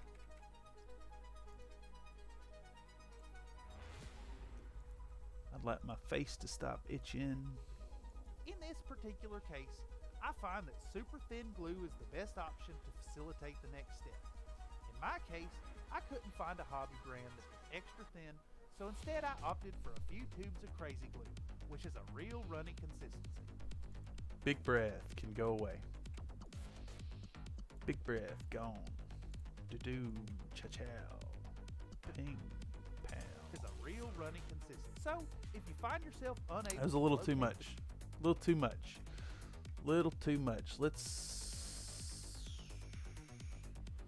add a bit more of a pause. So, if you find yourself A little unable more to natural. locate the glue you need at your local hobby store, it's worth remembering that these here tiny tubes of cheap glue have that properly low viscosity. Okay, we can get rid of all that. And now, I'm talking about baking soda. We're talking about the baking soda. Cure up that super glue instantly, but also creates a strong plastic-like texture, which both increases the strength of the bond as well as cures into a surface that can be sanded later.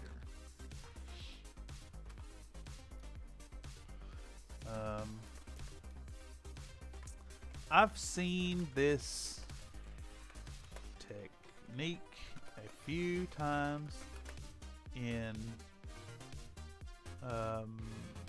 crafting videos here on YouTube.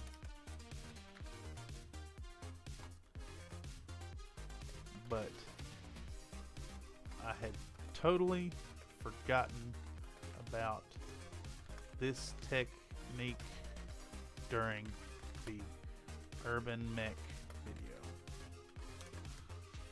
A kind viewer mentioned this in the comments of that video, and it was thanks to this reminder that I was able to apply this technique. Apply the technique this time around. There we go. Alright, more noise outside. Loud exhaust. Cops going by. Using the siren to run the red light.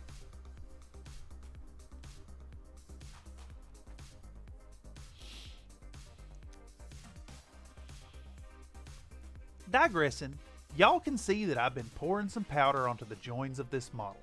That powder in question is baking soda, which not only helps to cure up that super glue instantly, but also creates a strong plastic-like texture which both increases the strength of the bond as well as cures into a surface that can be sanded later. I've seen this technique a few times in crafting videos here on YouTube, but I had totally forgotten about this technique during the urban... God damn it. Can I not? Words. Why is it zoomed so fucking far in? Jesus Christ. But I had totally forgotten about this technique during the urban. I've seen this technique started. I've seen this technique. I've seen this technique a few times in crafting videos here on YouTube, but I had totally forgotten about this technique during the Urban Mech video. A kind viewer mentioned this in the comments of that video, and it was thanks to this reminder that I was able to apply the technique this time around. And now delete the click that got picked up. Also delete the... Where's the start of that? A kind viewer mentioned this. Where the hell did it go? Where was the point of this? It lost my marker. But I had totally forgotten about this technique. Digressing, y'all can see that I've been pouring. Where the hell does that clip start? But also creates a strong plastic-like texture, which both increases the strength of the bond as well as cures into a surface sanded later. Let's remove all this extra audio that it generated. There we go. Select all. Export file. It's called VoiceOver 6.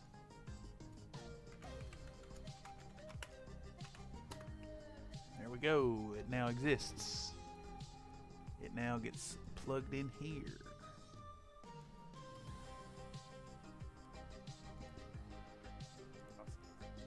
Digressing.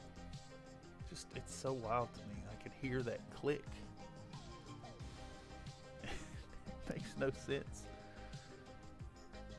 I shouldn't be able to hear the click at the start of the clip. It shouldn't be recording till after that click noise happens.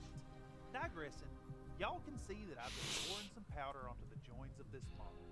That powder in question is baking soda, which not only helps to cure up that super glue instantly, but also creates a strong plastic-like texture, which both increases the strength of the bond as well as cures into a surface sanded later. I've seen this technique a few times in crafting videos here on... Let it start running like shit all of a sudden. I've seen this technique a few times in crafting videos here on YouTube, but I had totally forgotten about this technique during the Urban Mech video. A kind viewer mentioned this... Put it right here.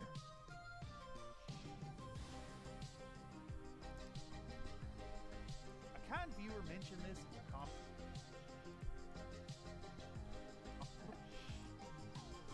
A kind viewer mentioned this in the comments of that video.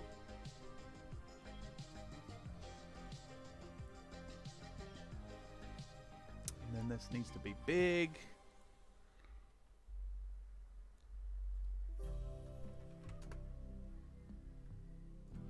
Let's see what it actually looks like. Can't really see it. Fit. It's even bigger. 175, 176, 177. Here we go.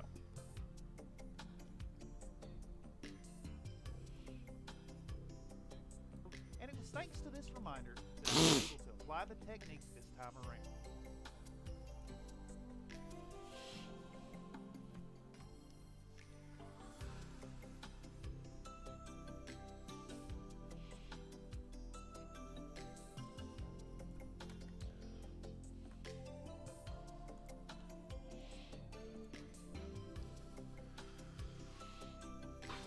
I'm definitely feeling the fatigue at this point, but this has got to get released.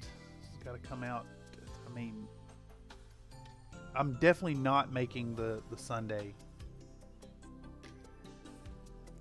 release unless I stay up all night, which I might have to do. That's 4 minutes in. We're about 30% done with the voiceover. 30% done with the voiceover. What the hell is that extra audio? What's that audio? What is this audio? What is this audio? What is this audio? Just let me scroll down a little bit.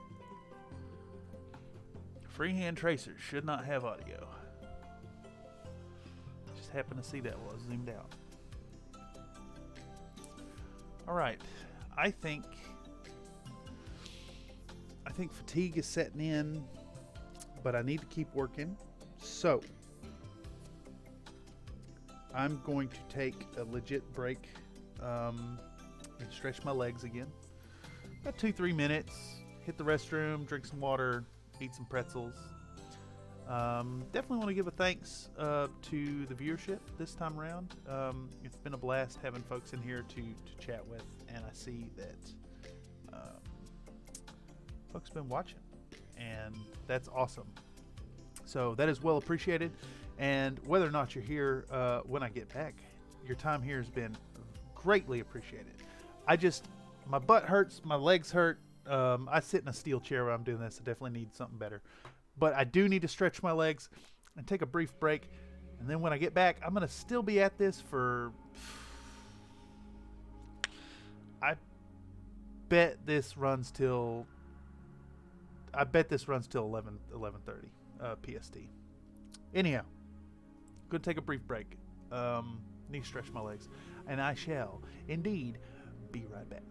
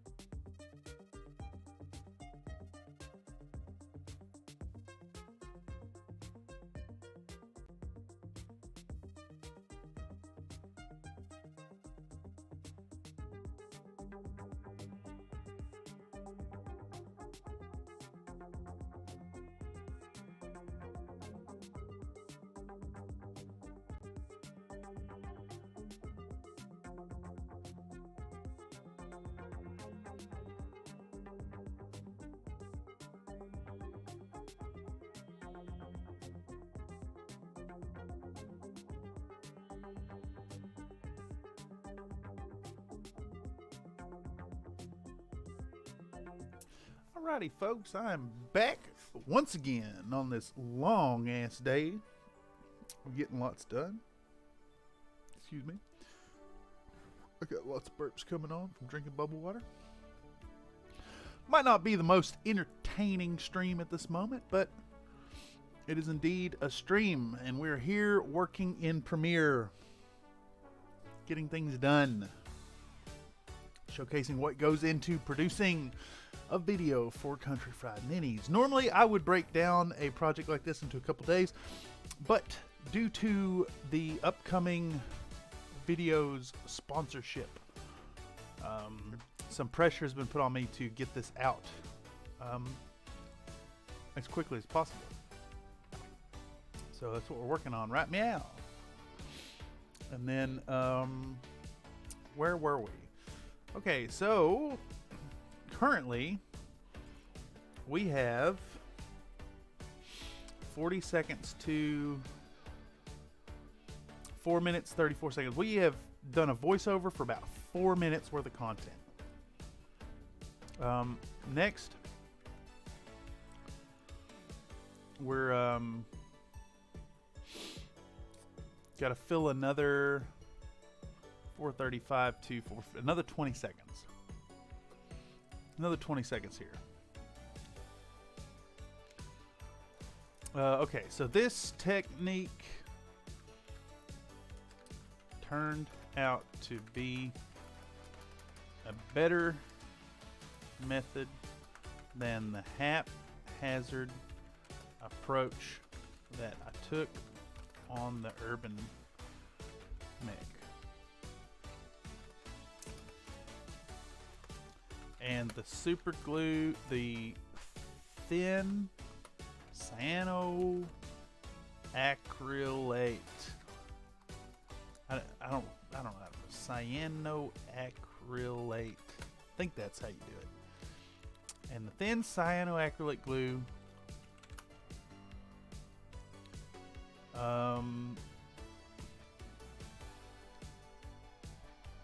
was well able to spread, to minimize the size of the connections in the gaps.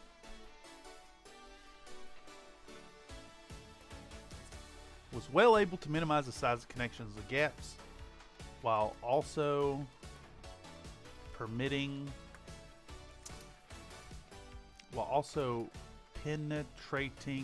deeply into the baking soda, which made the joins extremely strong. Definitely the best approach when assembling unwieldy plastic or resin constructions. We'll see how long that takes. I gotta fill about 20 seconds. Let's go back into Audition.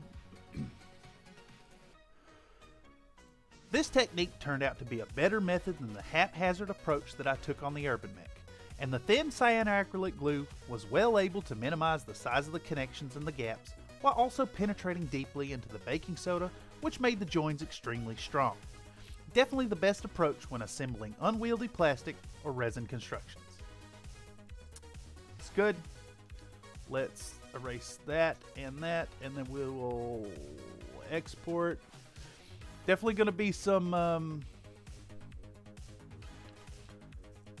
good enough acceptance in the voiceover this time around. But hey, that's kind of becoming a secondary motto for Country Fried Minis. Not only do I want you to remember to be happy while you're painting, but I also want you to remember that good enough is good enough. Damn, that ran long. You know, I could just cut off that last bit. It looks like it's fine. This technique turned out to be a better method than the haphazard approach that I took on the urban. And the thin cyanide-acrylic glue was well able to minimize the size of the connections in the gap, while also penetrating deeply into the baking soda, which made the joins extremely strong. Definitely. Yeah. Okay. Extremely strong.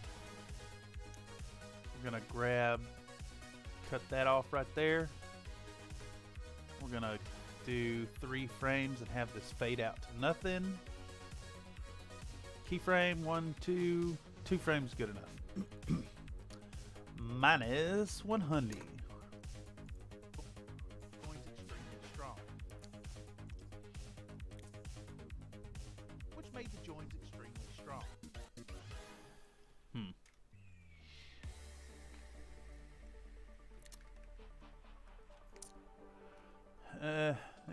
Whatever. It's good enough. It's a weird audio Penetrating clipping. deeply into the baking soda, which made the joins extremely strong. Good enough. That's good enough. And good enough is good enough. Okay. Alright, that whole first section done. Pow. We can go into talking head bit next. Which will, has to get recorded. I gotta go set up my lighting over in the corner and put on a proper shirt and brush my hair and all that shit. Pick a good hat. That fun stuff.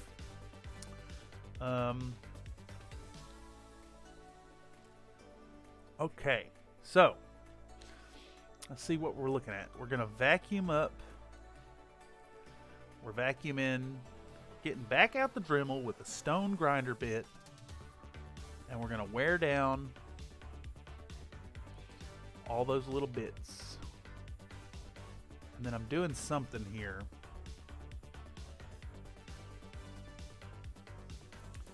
And once more, we're gonna clean up. Okay. Alrighty. Before we can get started on the next cleanup, the next bit of work, it'll do to clean up the workstation. I picked up this handy little hand vacuum recently, and I'ma put it to work sucking up all that excess baking soda before moving forward.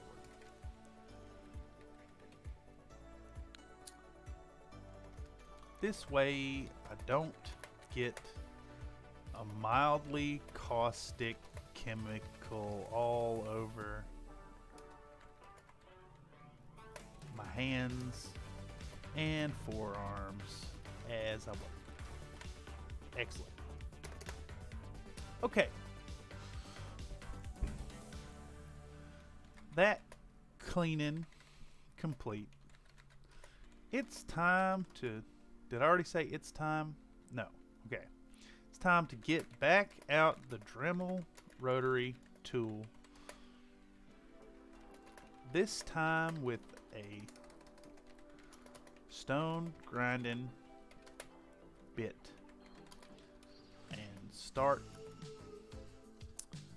smoothing all those rough spots of those rough connections built up with super glue and baking soda.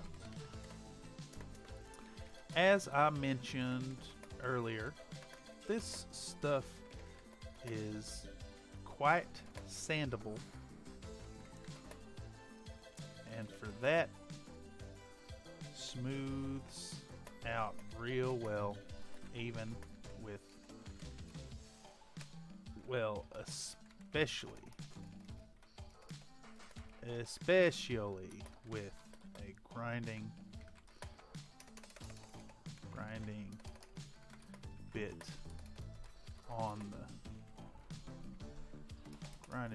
on this here Dremel 7300 cordless rotary tool.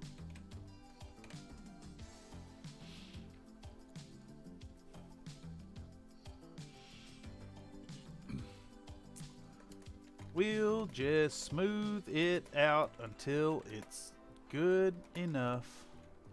Until good enough is good enough. And then it's gonna be another round of cleaning this here model up with, what's that here? Talking head bit. We're going right back into another talking head bit. Okay. With 90% concentration isopropyl alcohol. Okay. Let's see how long this lasts. Delete. Alrighty. Before we can get started on the next bit of work, it'll do to clean up the workstation. I picked up this handy little vacuum recently. Handy little hand vacuum. Delete. Alrighty. Before we can get started on the next bit of work, it'll do to clean up the workstation.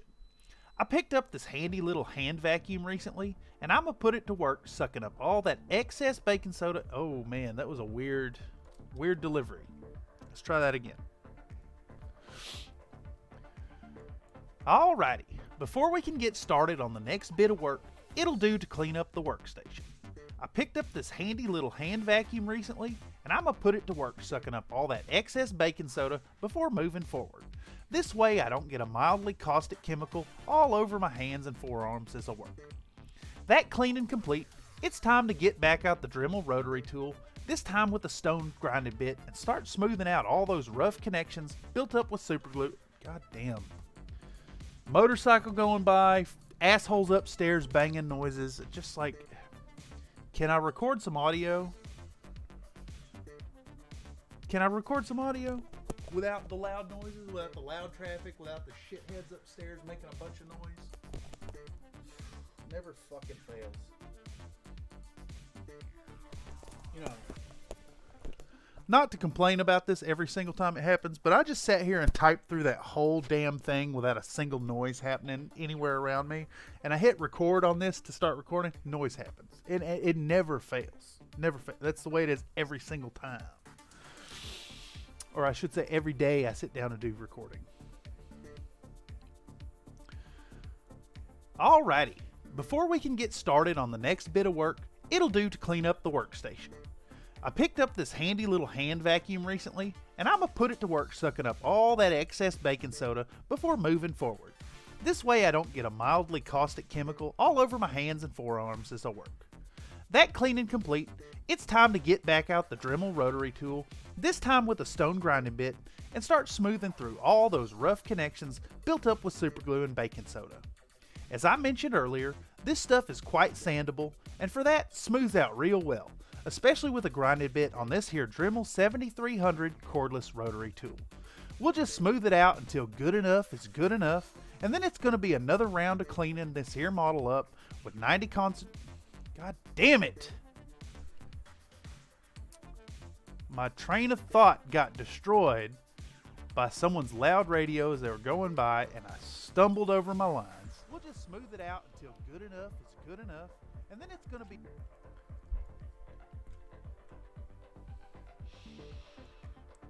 We'll just smooth it out until good enough is good enough, and then it's going to be another round of cleaning this here model up with 90% concentration isopropyl alcohol. It's insane with the noise outside.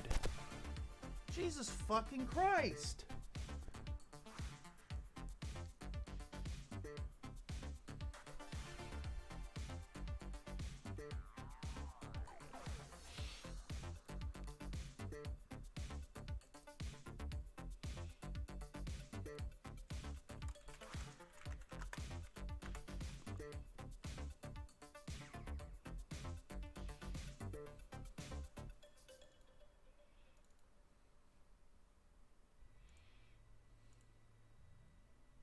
And yeah, I'm definitely wearing thin at this point. So, my apologies to folks listening to coming in here and seeing this work and just hearing me a bitch. But it's been a long day. This is 8 hours, 8 hours and 30 minutes or so we've been at this, and it's nowhere near done. It's getting closer, but it ain't near done yet.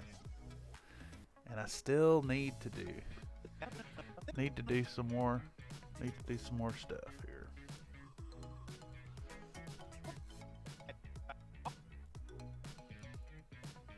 Alrighty, before we can get started on the next bit of work, it'll do to clean up the workstation. I picked up this handy little hand vacuum recently, and I'm gonna put it to work sucking up all that excess baking soda before moving forward. This way I don't get a mildly caustic chemical all over my hands and forearms as I work. That cleaning complete, it's time to get back out the Dremel rotary tool, this time with a stone grinding bit, and start smoothing through all those rough connections built up with superglue and baking soda. As I mentioned earlier, this stuff is quite sandable, and for that, smooths out real well, especially with a grinding bit on this here Dremel 7300 cordless rotary tool. We'll just smooth it out until good enough is good enough, and then it's going to be another round of cleaning this here model up with 90% concentration isopropyl alcohol.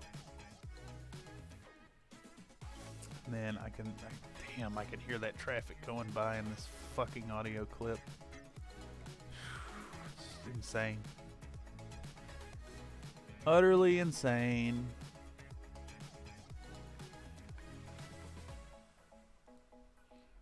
Let's do this one, -100.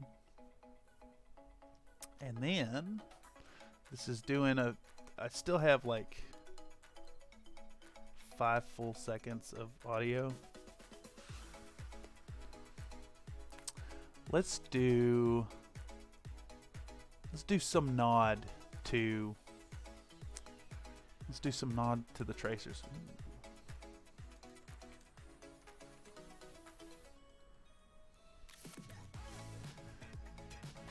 What y'all think of them tracer effects this time around? And then there's cars going by as I'm trying to fucking do that. Even a fun little like just quip insert. Just goddamn traffic going by.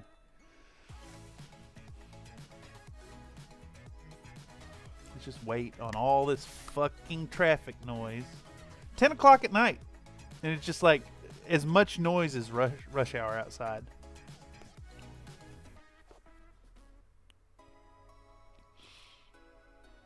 I can hear whatever engine that is another block away.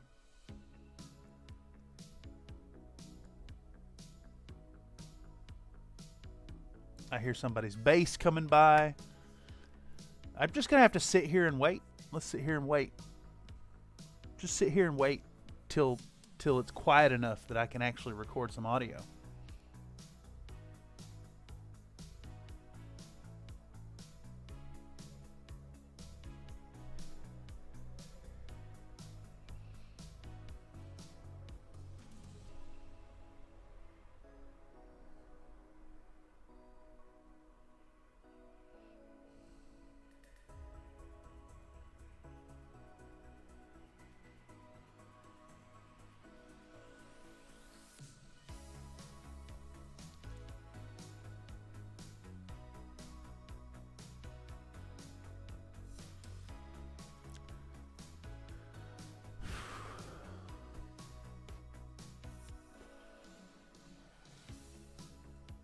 What y'all think of them tracer effects this time around?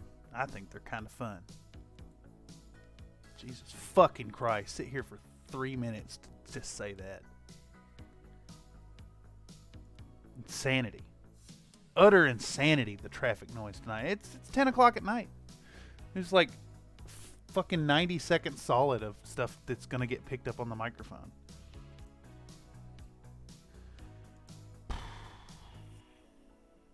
Horseshit.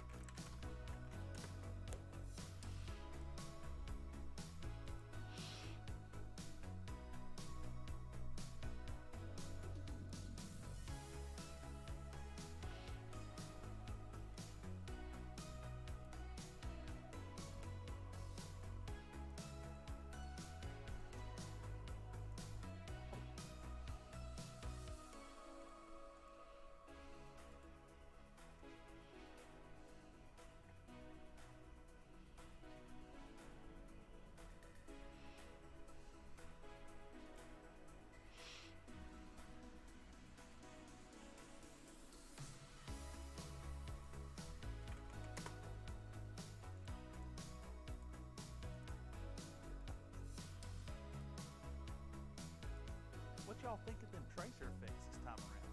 I think they're kind of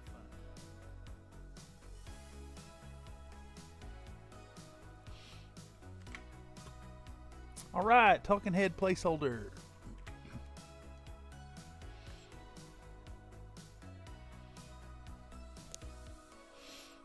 Is this just priming all the way up? Okay, okay. Progress. Beating my head against the wall. Cussing at the computer. Not being particularly fun for viewers. So, along that note, if you are a subscriber, a non-subscriber, if you discovered this through the algorithm, however you got here, I want to thank y'all for being here right now. Thank y'all for checking it out. This here is the workflow live stream. And normally we don't run this long. We don't jump this far into it. We don't go all day like this till fatigue is setting in and everything's awful. But that said, this here is kind of, it's a place where I'm hanging out and doing the premiere work that I'm normally doing, that I have to do for any video that's going up on YouTube. But it's a chance for people to see the creative process that goes into it, see the frustrations and the creative elements, you know, all those fun little elements, all those fun things that make a video.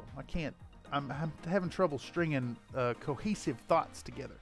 But that said, this is a place for people to come in and not only see behind the curtain, but also peek into and give their own input. It's a place for people to freely get to express their thoughts on the matter of the creation of these videos.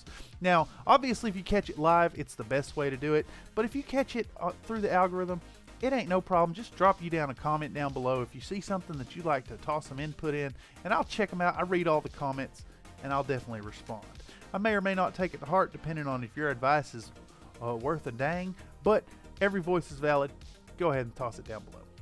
Anyhow, digressing, we are to the point of priming now.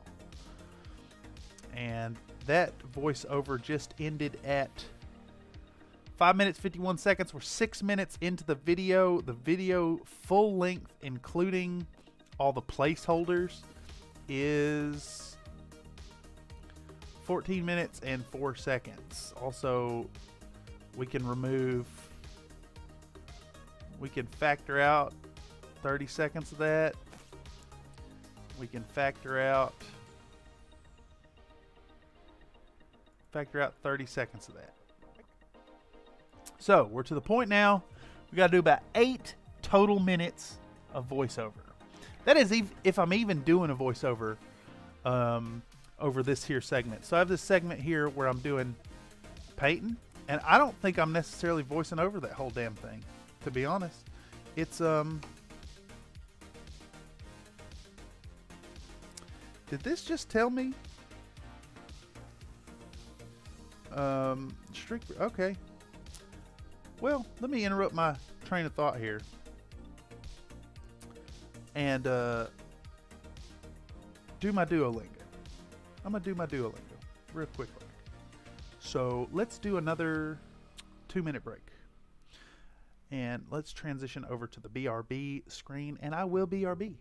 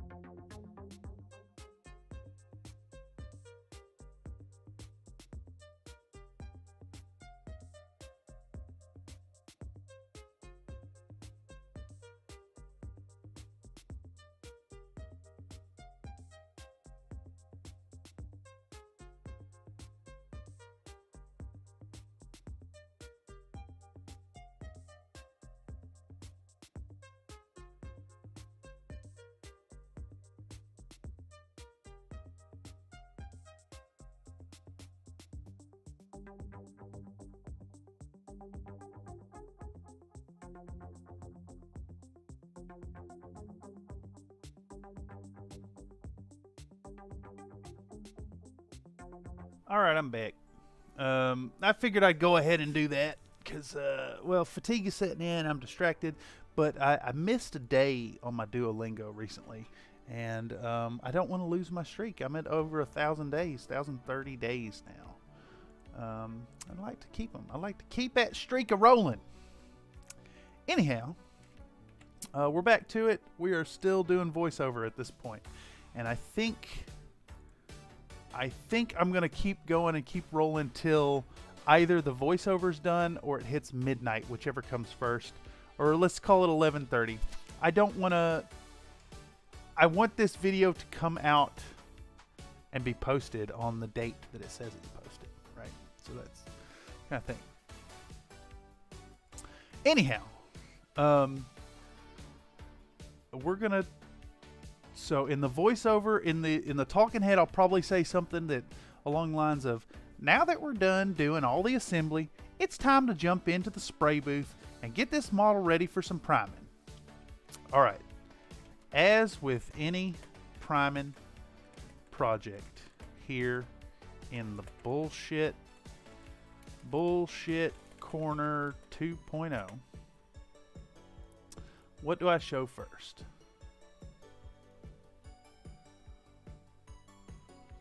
We're gonna start up with a coating of Stynel Res primer. In this case, our initial layer is gonna be black. Since this legendary mech belongs to the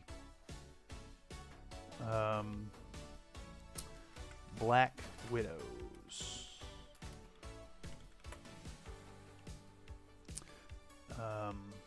A company. Is it a company? I'm pretty sure it is a company. Black Widows Battletech. Black Widow Company. Semi-independent unit. The Black Widows Company. A semi-independent unit within, I'm just lifting this right off of Sarna, within the larger mercenary unit. Unit within the unit, Wolf Dragoons. For that, we need this black mech to be black. But not jet black. For that, we need this black mech to be black. So we're gonna start up this here priming job with black primer. Now, how far in do I go before I put the gray on it? For a while. Okay. So we'll spray this obsidian.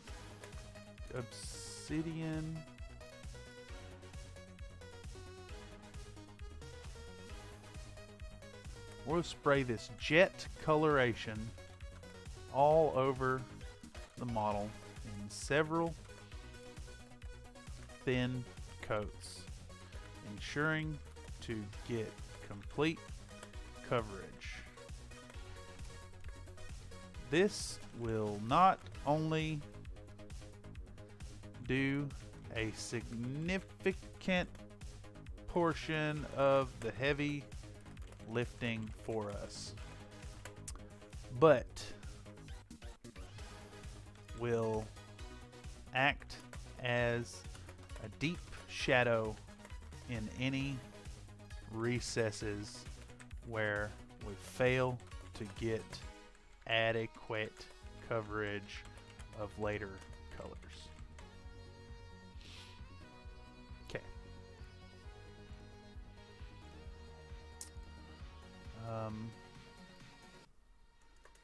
Even though this is a black mech, we don't necessarily want to paint it just solid black.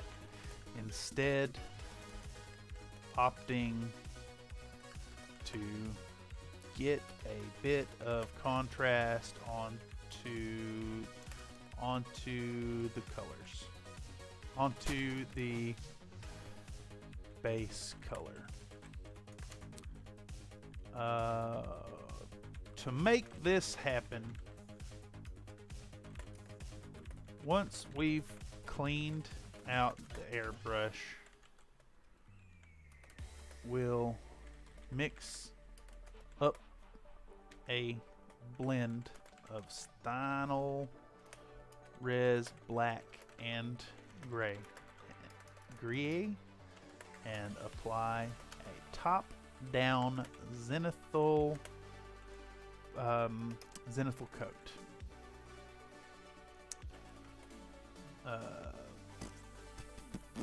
Mimicking the natural light, the natural play of light on the upper surfaces of this model, in much the same way the sun would naturally light it at its zenith. All right, let's record that, see how far it goes. I'm actually, okay, so I typed this you suck thing while I was angry. So let's do a new file here, new audio file. We're gonna call it voiceover. That'll make it a little easier to export, so I don't have to type that every time. I type you suck because I was trying to, so I usually use Audacity. If you didn't catch it earlier in the stream, if you've been watching this, and for some reason my audio settings are not working in Audacity after reinstalling Windows, so I've switched over to Audition. It was making me mad. I typed you suck in all caps because you suck, and by you I mean me. Anyhow, so far it seems like I've learned to use it. It's working. So we're going to roll with it. As with any priming project here in the Bullshit Corner 2.0, we're going to start up with a coating of Stynal Res primer. In this case, our initial layer is going to be black, since this legendary mech belongs to the Black Widow's company, a semi-unipendent. I can't English. I'm running my words together. In this case, our initial layer is going to be black, since this legendary mech belongs to the Black Widow's company, a semi-independent unit with an... Okay, here we go. Blah, blah, blah. As with any priming project here in the Bullshit Corner 2.0, we're going to start up with a coating of Stynal Res primer. In this case, our initial layer is going to be black, since this legendary black... Okay, I don't need a comma there. And I also need this fucking siren to go by. Which, just like I've complained about 6 or 7 times already this recording session, it's uncanny how much noise happens when you try to record audio.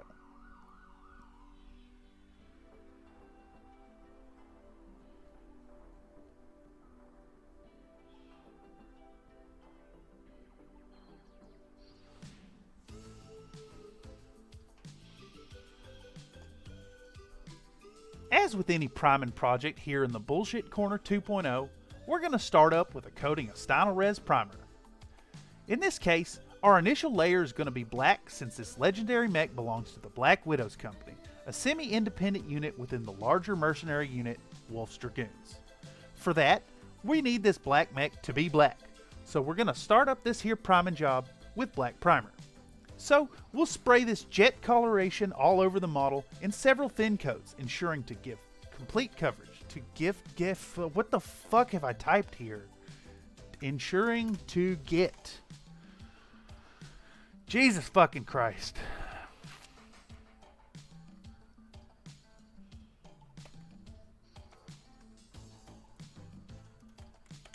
delete, start over. Once again, take 52. As with any priming project here in the Bullshit Corner 2.0, we're going to start up with a coating of Stynylrez primer. In this case, our initial layer is going to be black since this legendary mech belongs to the Black Widows Company, a semi-independent unit within the larger mercenary unit Wolf's Dragoons. For that, we need this black mech to be black, so we're going to start up this here priming job with black primer. So, we'll spray this jet coloration all over the model in several thin coats, ensuring to get complete coverage. This will not only do a significant portion of the heavy lifting for us, but will act as a deep shadow in any recesses where we fail to get adequate coverage of later colors. Even though this is a black mech, we don't necessarily want to paint it just solid black, instead opting to get a bit of contrast onto the base color.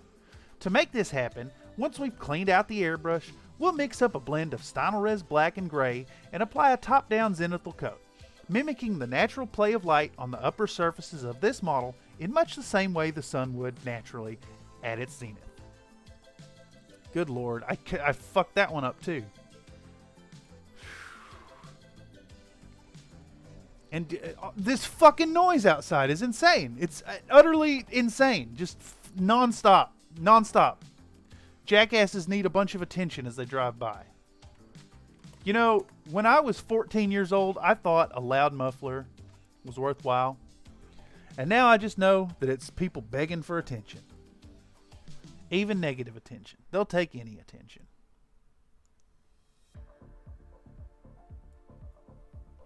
Holy shit, that runs way over. I might just have to trim all of this. Trim it. Pow.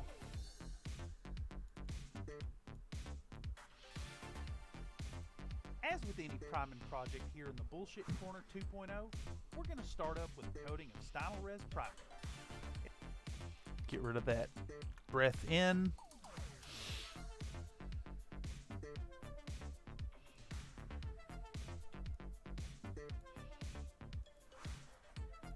Stynylrez primer. In this case, our initial layer is going to be black since this legendary mech belongs to the Black Widows Company.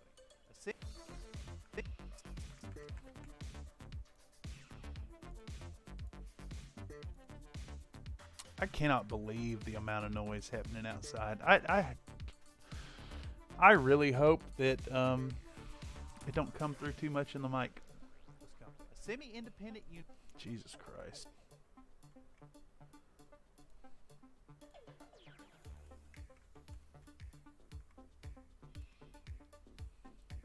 Unit within the larger mercenary unit Wolf's Dragoons. Fourth.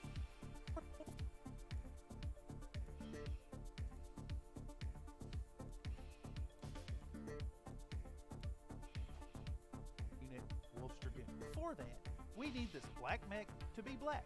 So we're going to start up this here priming job with black primer.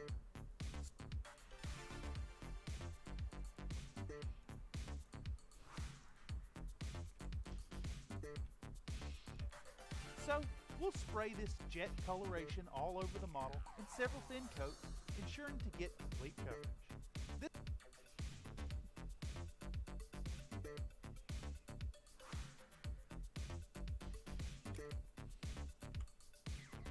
Just collapsing all this down.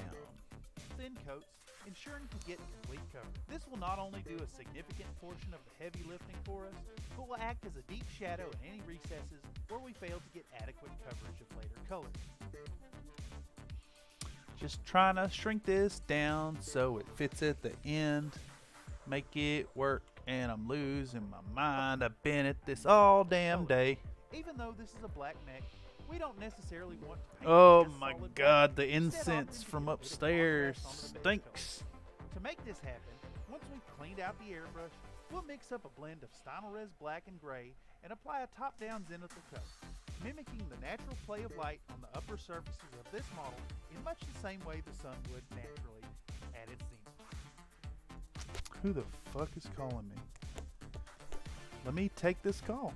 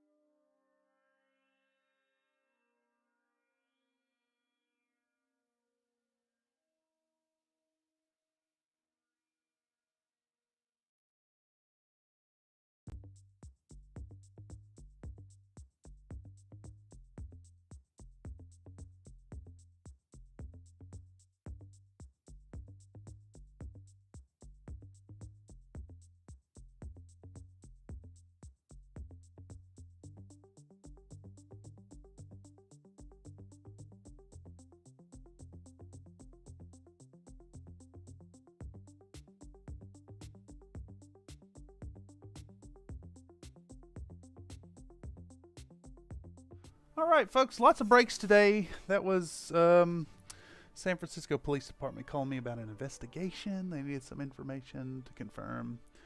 Nothing serious. I'm not in any trouble.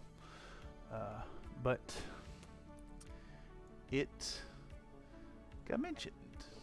Okay. Anyhow. Yeah, it was important I took that, I guess is what I'm getting at. It looks like we're still trying to... We might need to re-record this last line right here. Mimicking the natural play of light on the upper surfaces of this model in much the same way the sun. Mimicking the natural play on the upper surface of this model is what I'm going to say. Mimic. We'll delete that. Pow. Zenithal code. I need to add one more. Oops, let's redo that. Let's click back to that. Then we'll undo that, go forward one more frame. The waveform in Premiere is very misleading because it's actually bigger. I think there's more audio coming out than what it suggests. Mimicking the natural play of light on its upper surfaces. Mimicking the natural play of light on its upper surface. I can't even. Mimicking the natural play of light on its upper surfaces. Done. That's it. And then it added, look, it added like from here to here, it has added all that extra crap on the end. And all that's picking up is the click of my mouse. It's insanity. Voiceover something.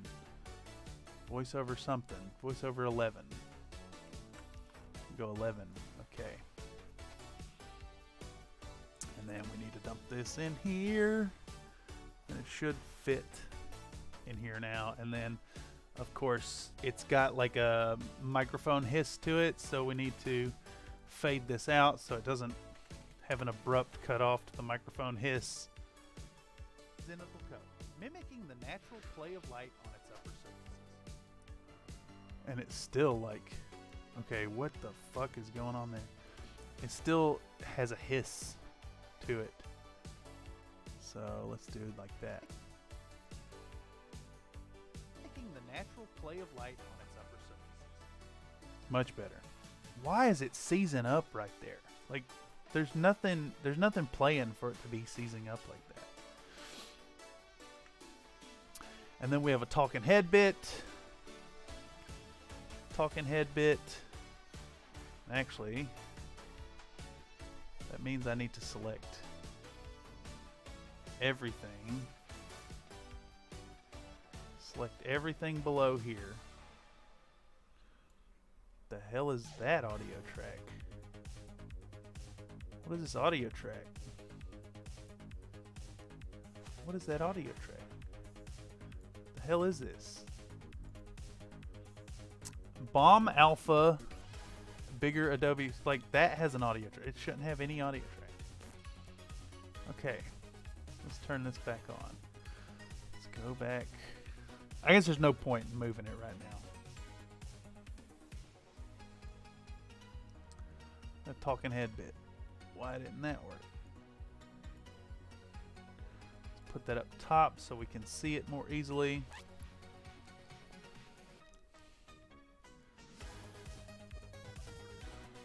I'm ready to record the next bit and someone's got their rap music blaring outside.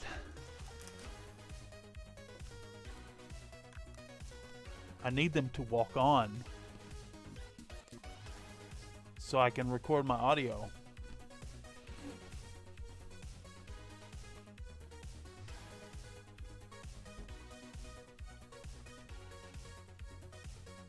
Pretty sure it's a homeless person with a Bluetooth speaker hanging out under my window.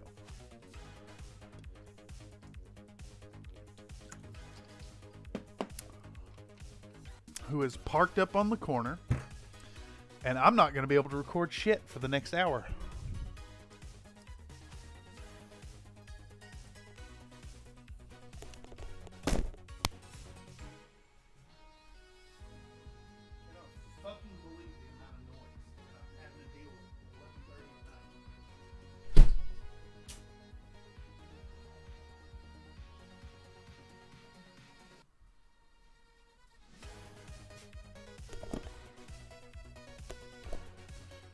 Can't get nothing done. Can't get shit done.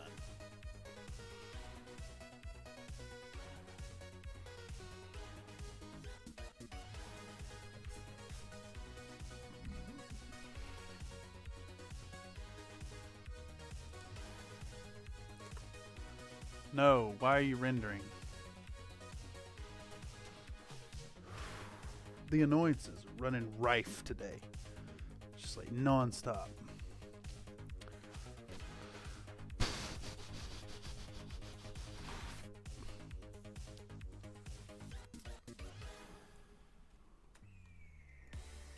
With all the painting and priming complete,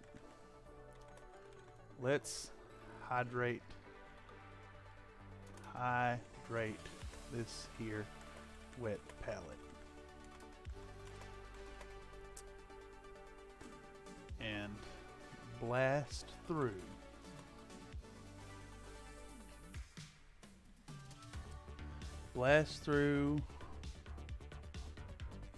the base coating, edge highlighting, and oil washing and ink washing in this sick montage.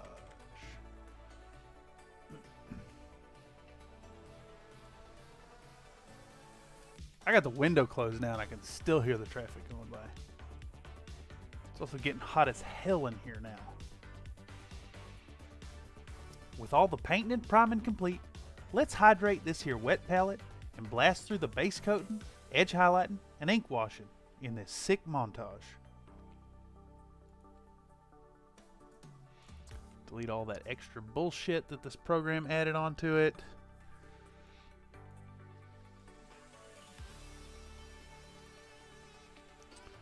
Voiceover 12. Voiceover 12. Space 12. Back to Premiere. Dump this fucking thing in.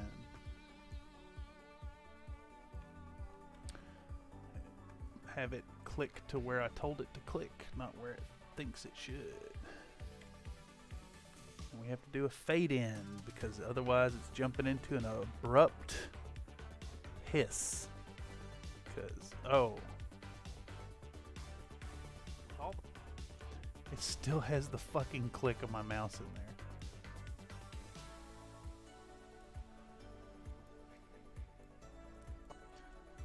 Jesus fucking Christ.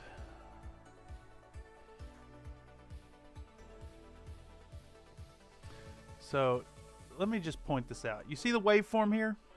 The W sound of with starts here, where there's nothing shown whatsoever. So it is lying.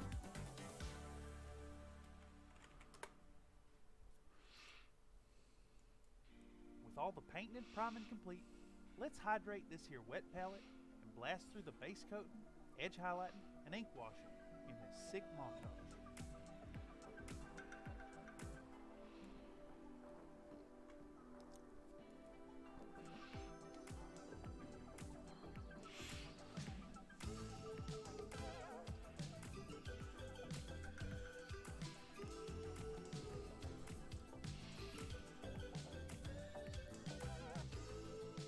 Say paint. Just like that. It's paint. Oh, I go to click on record and some shithead on a motorcycle drives by. I can't make this shit up. It's insane. It's paint. Like the traffic is noisier than my whisper.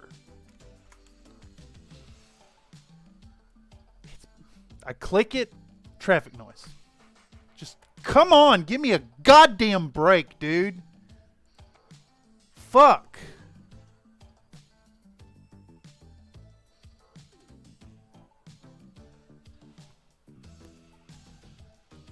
It's paint. And even traffic on that. Fucking goddamn, dude.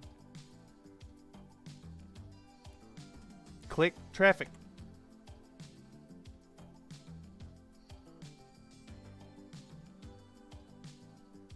Wait on that traffic to go by.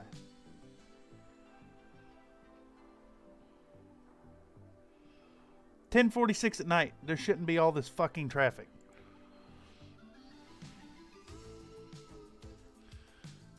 It's paint time. You gotta wait 3 minutes to do half a second of audio. Jesus goddamn Christ.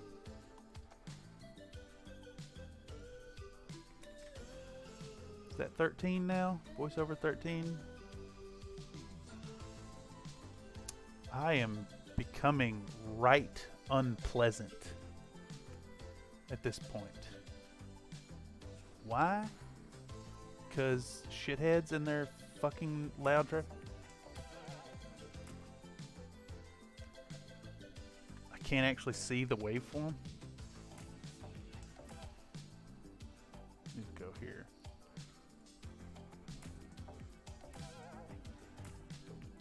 This needs to be boosted. Turn off that 5 decibels higher.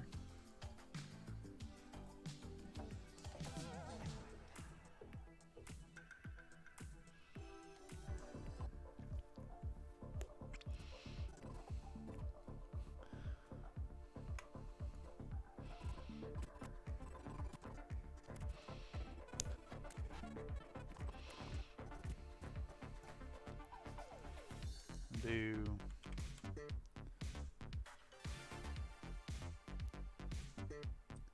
mechanical standard gray.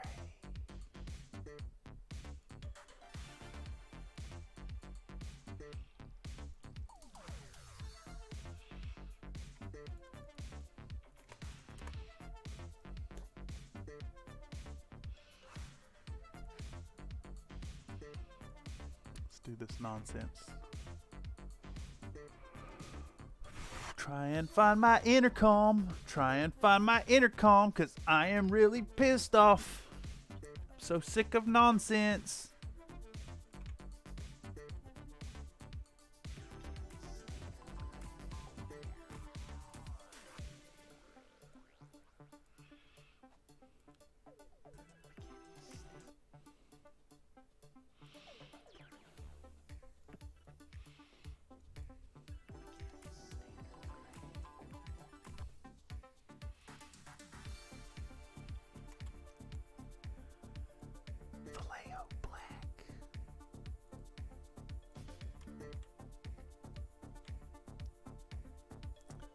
Export file. VoiceOver 15. VoiceOver 15. Oh, this is utter silliness right here. Effect controls. Boost it by 5 decibels. Excuse me.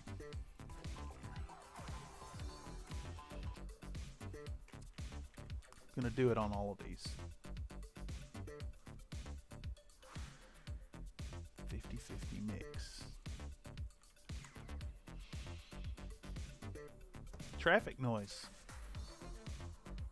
Right as I go to click, I gotta wait for it to get like a full block away before I can. For the sound of the traffic going by is not louder than my whisper. 50-50 mix. Jesus fucking Christ. Look, I see the wave. Like, that's traffic. That's fucking traffic right there. Christ.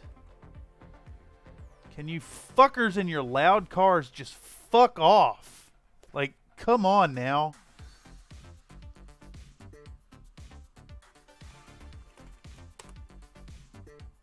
Mommy didn't kiss him enough. Jesus goddamn Christ.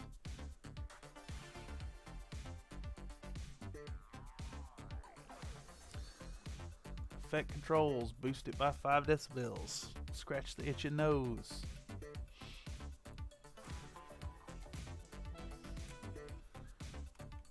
Now I'm going to say retarder into the microphone. Except I got to wait on the traffic to go by.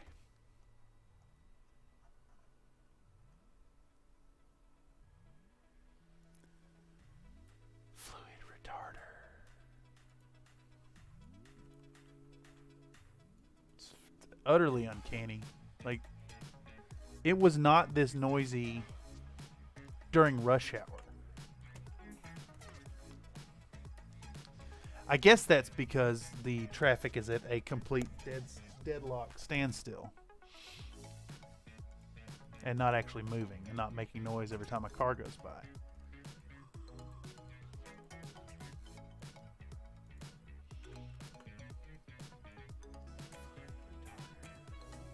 Why are you seizing up? Just play the fucking thing. Why is it seizing up there? What's the problem?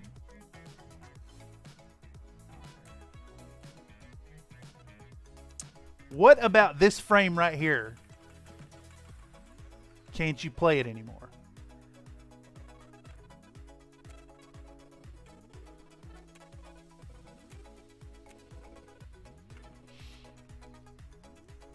Oh, more traffic noise.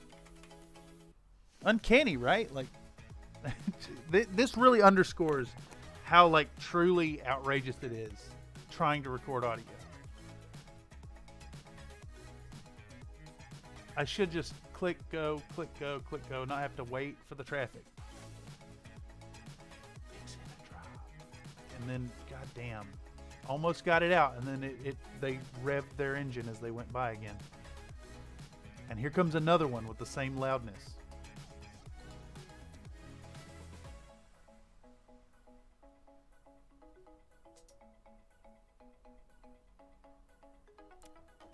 Another car.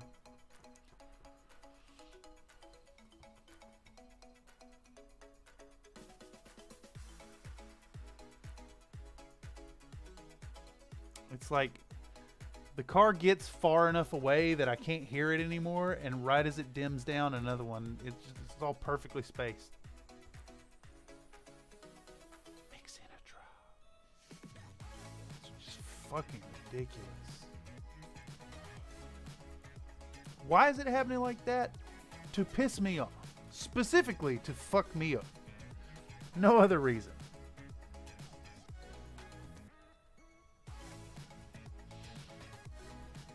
Because I'm tired and I want to stop and I want to be done with this and have it completed, and I want to take a break and not be fucking with this anymore. That's why.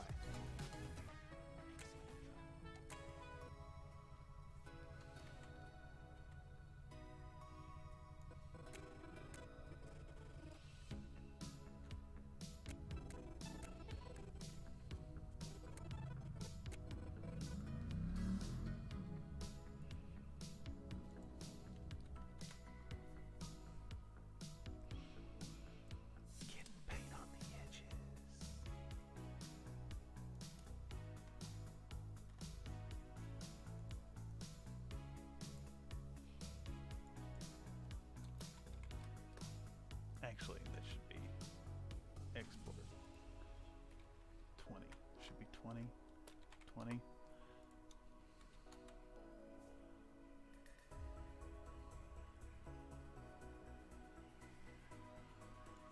Blending it down.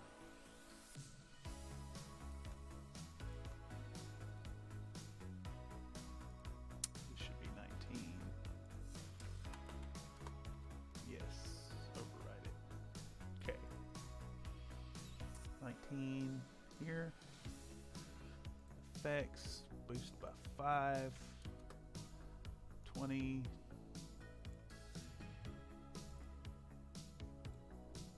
Five.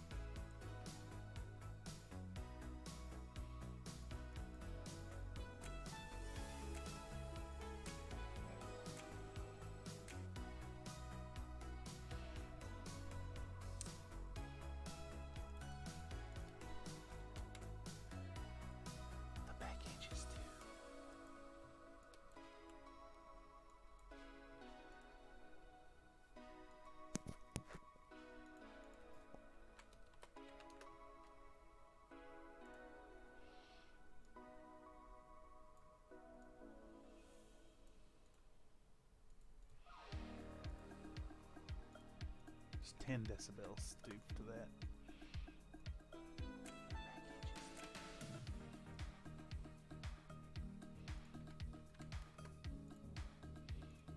See if 10 sounds all right on those.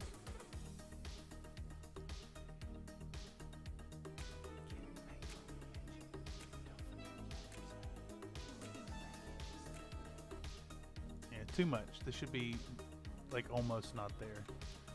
This is ridiculous.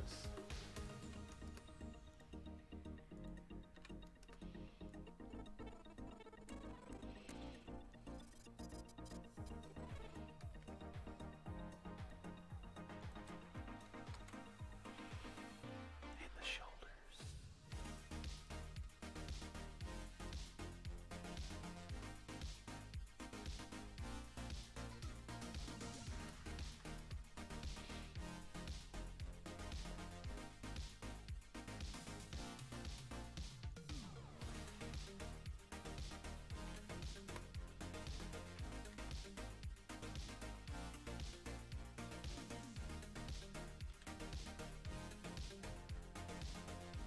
More edge work.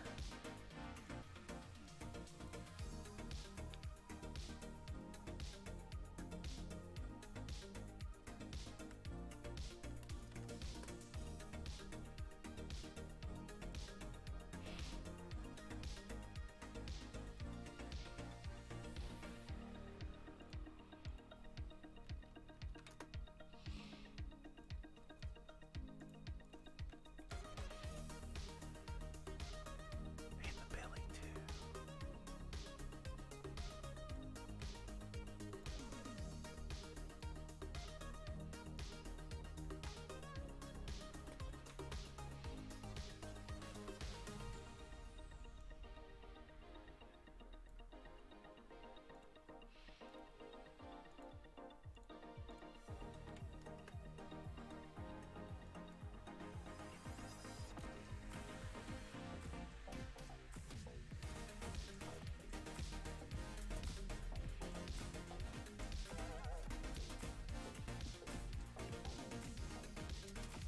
So from here, I think we're just going to play this whole clip through.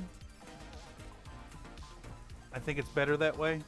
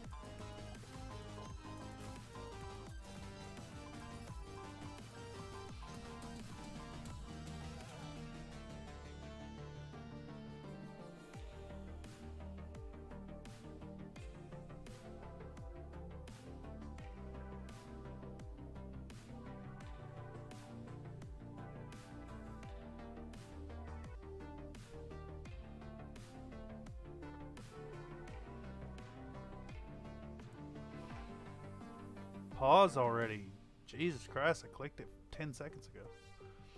All right.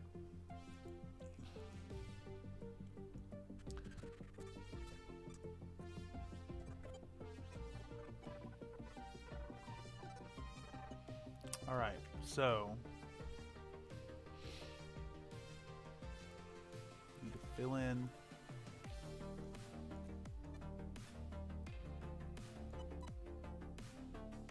what's happening here.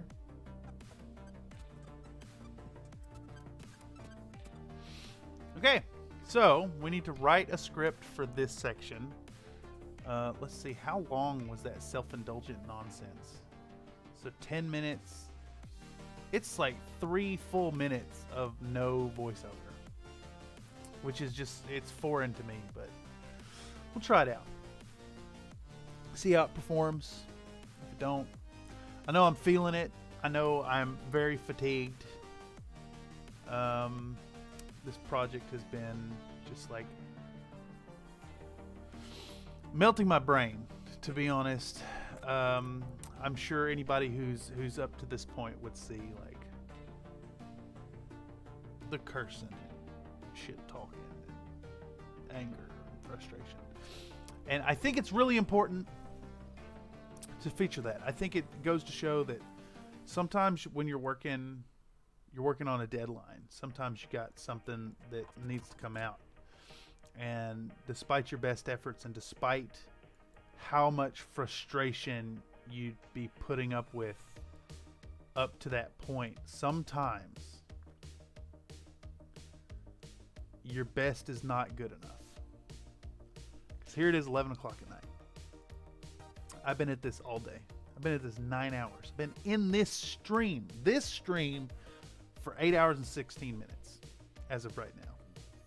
I started this with a stream that lasted about an hour and 20 minutes before it crashed out and failed on me. So let this serve as a lesson to, or a reminder, maybe not a lesson to myself, but a reminder to folks that it's not all sunshine and roses, and not every moment is happy. And sometimes, every time you try to record audio, a motorcycle drives by, and it's awful. But that said, I think what I'm gonna do at this point is call this section here to here a win. We got that much. Boom, that's all voiceover. That's all included voiceover that's looking good. And then we've got about a similar amount. Here, I'll measure it with my fingers on the screen. Got about a similar amount to do, maybe less than what just went into that. So I think the plan is to get up in the morning and record the last few pieces I need. In fact, I can go ahead and set up and do the glamour shots tonight. I'm a little exhausted to record off the talking heads, but we've got what, 4 of them? Intro bit, secondary part of the intro, after priming, right before the painting section. Not much to go. Outro, few shots, credits, fun stuff, easy mode. We're almost done. So unfortunately this video will not be coming out on Sunday, as it will be Sunday in 54 minutes. That said, I have been Cameron here at Country Fried Minis. This is not the regular content. This is for, I'm not really sure who this is for. This is for me. But if you've come in and you've seen it and you have advice, especially about staying calm in the face of adversity, please let me know down in the comments below. I read all the comments and I will check out what you have to say. So for that, appreciate your time, and I hope you have a wonderful day. I also want y'all to remember, be happy while you paint. Take it easy, folks.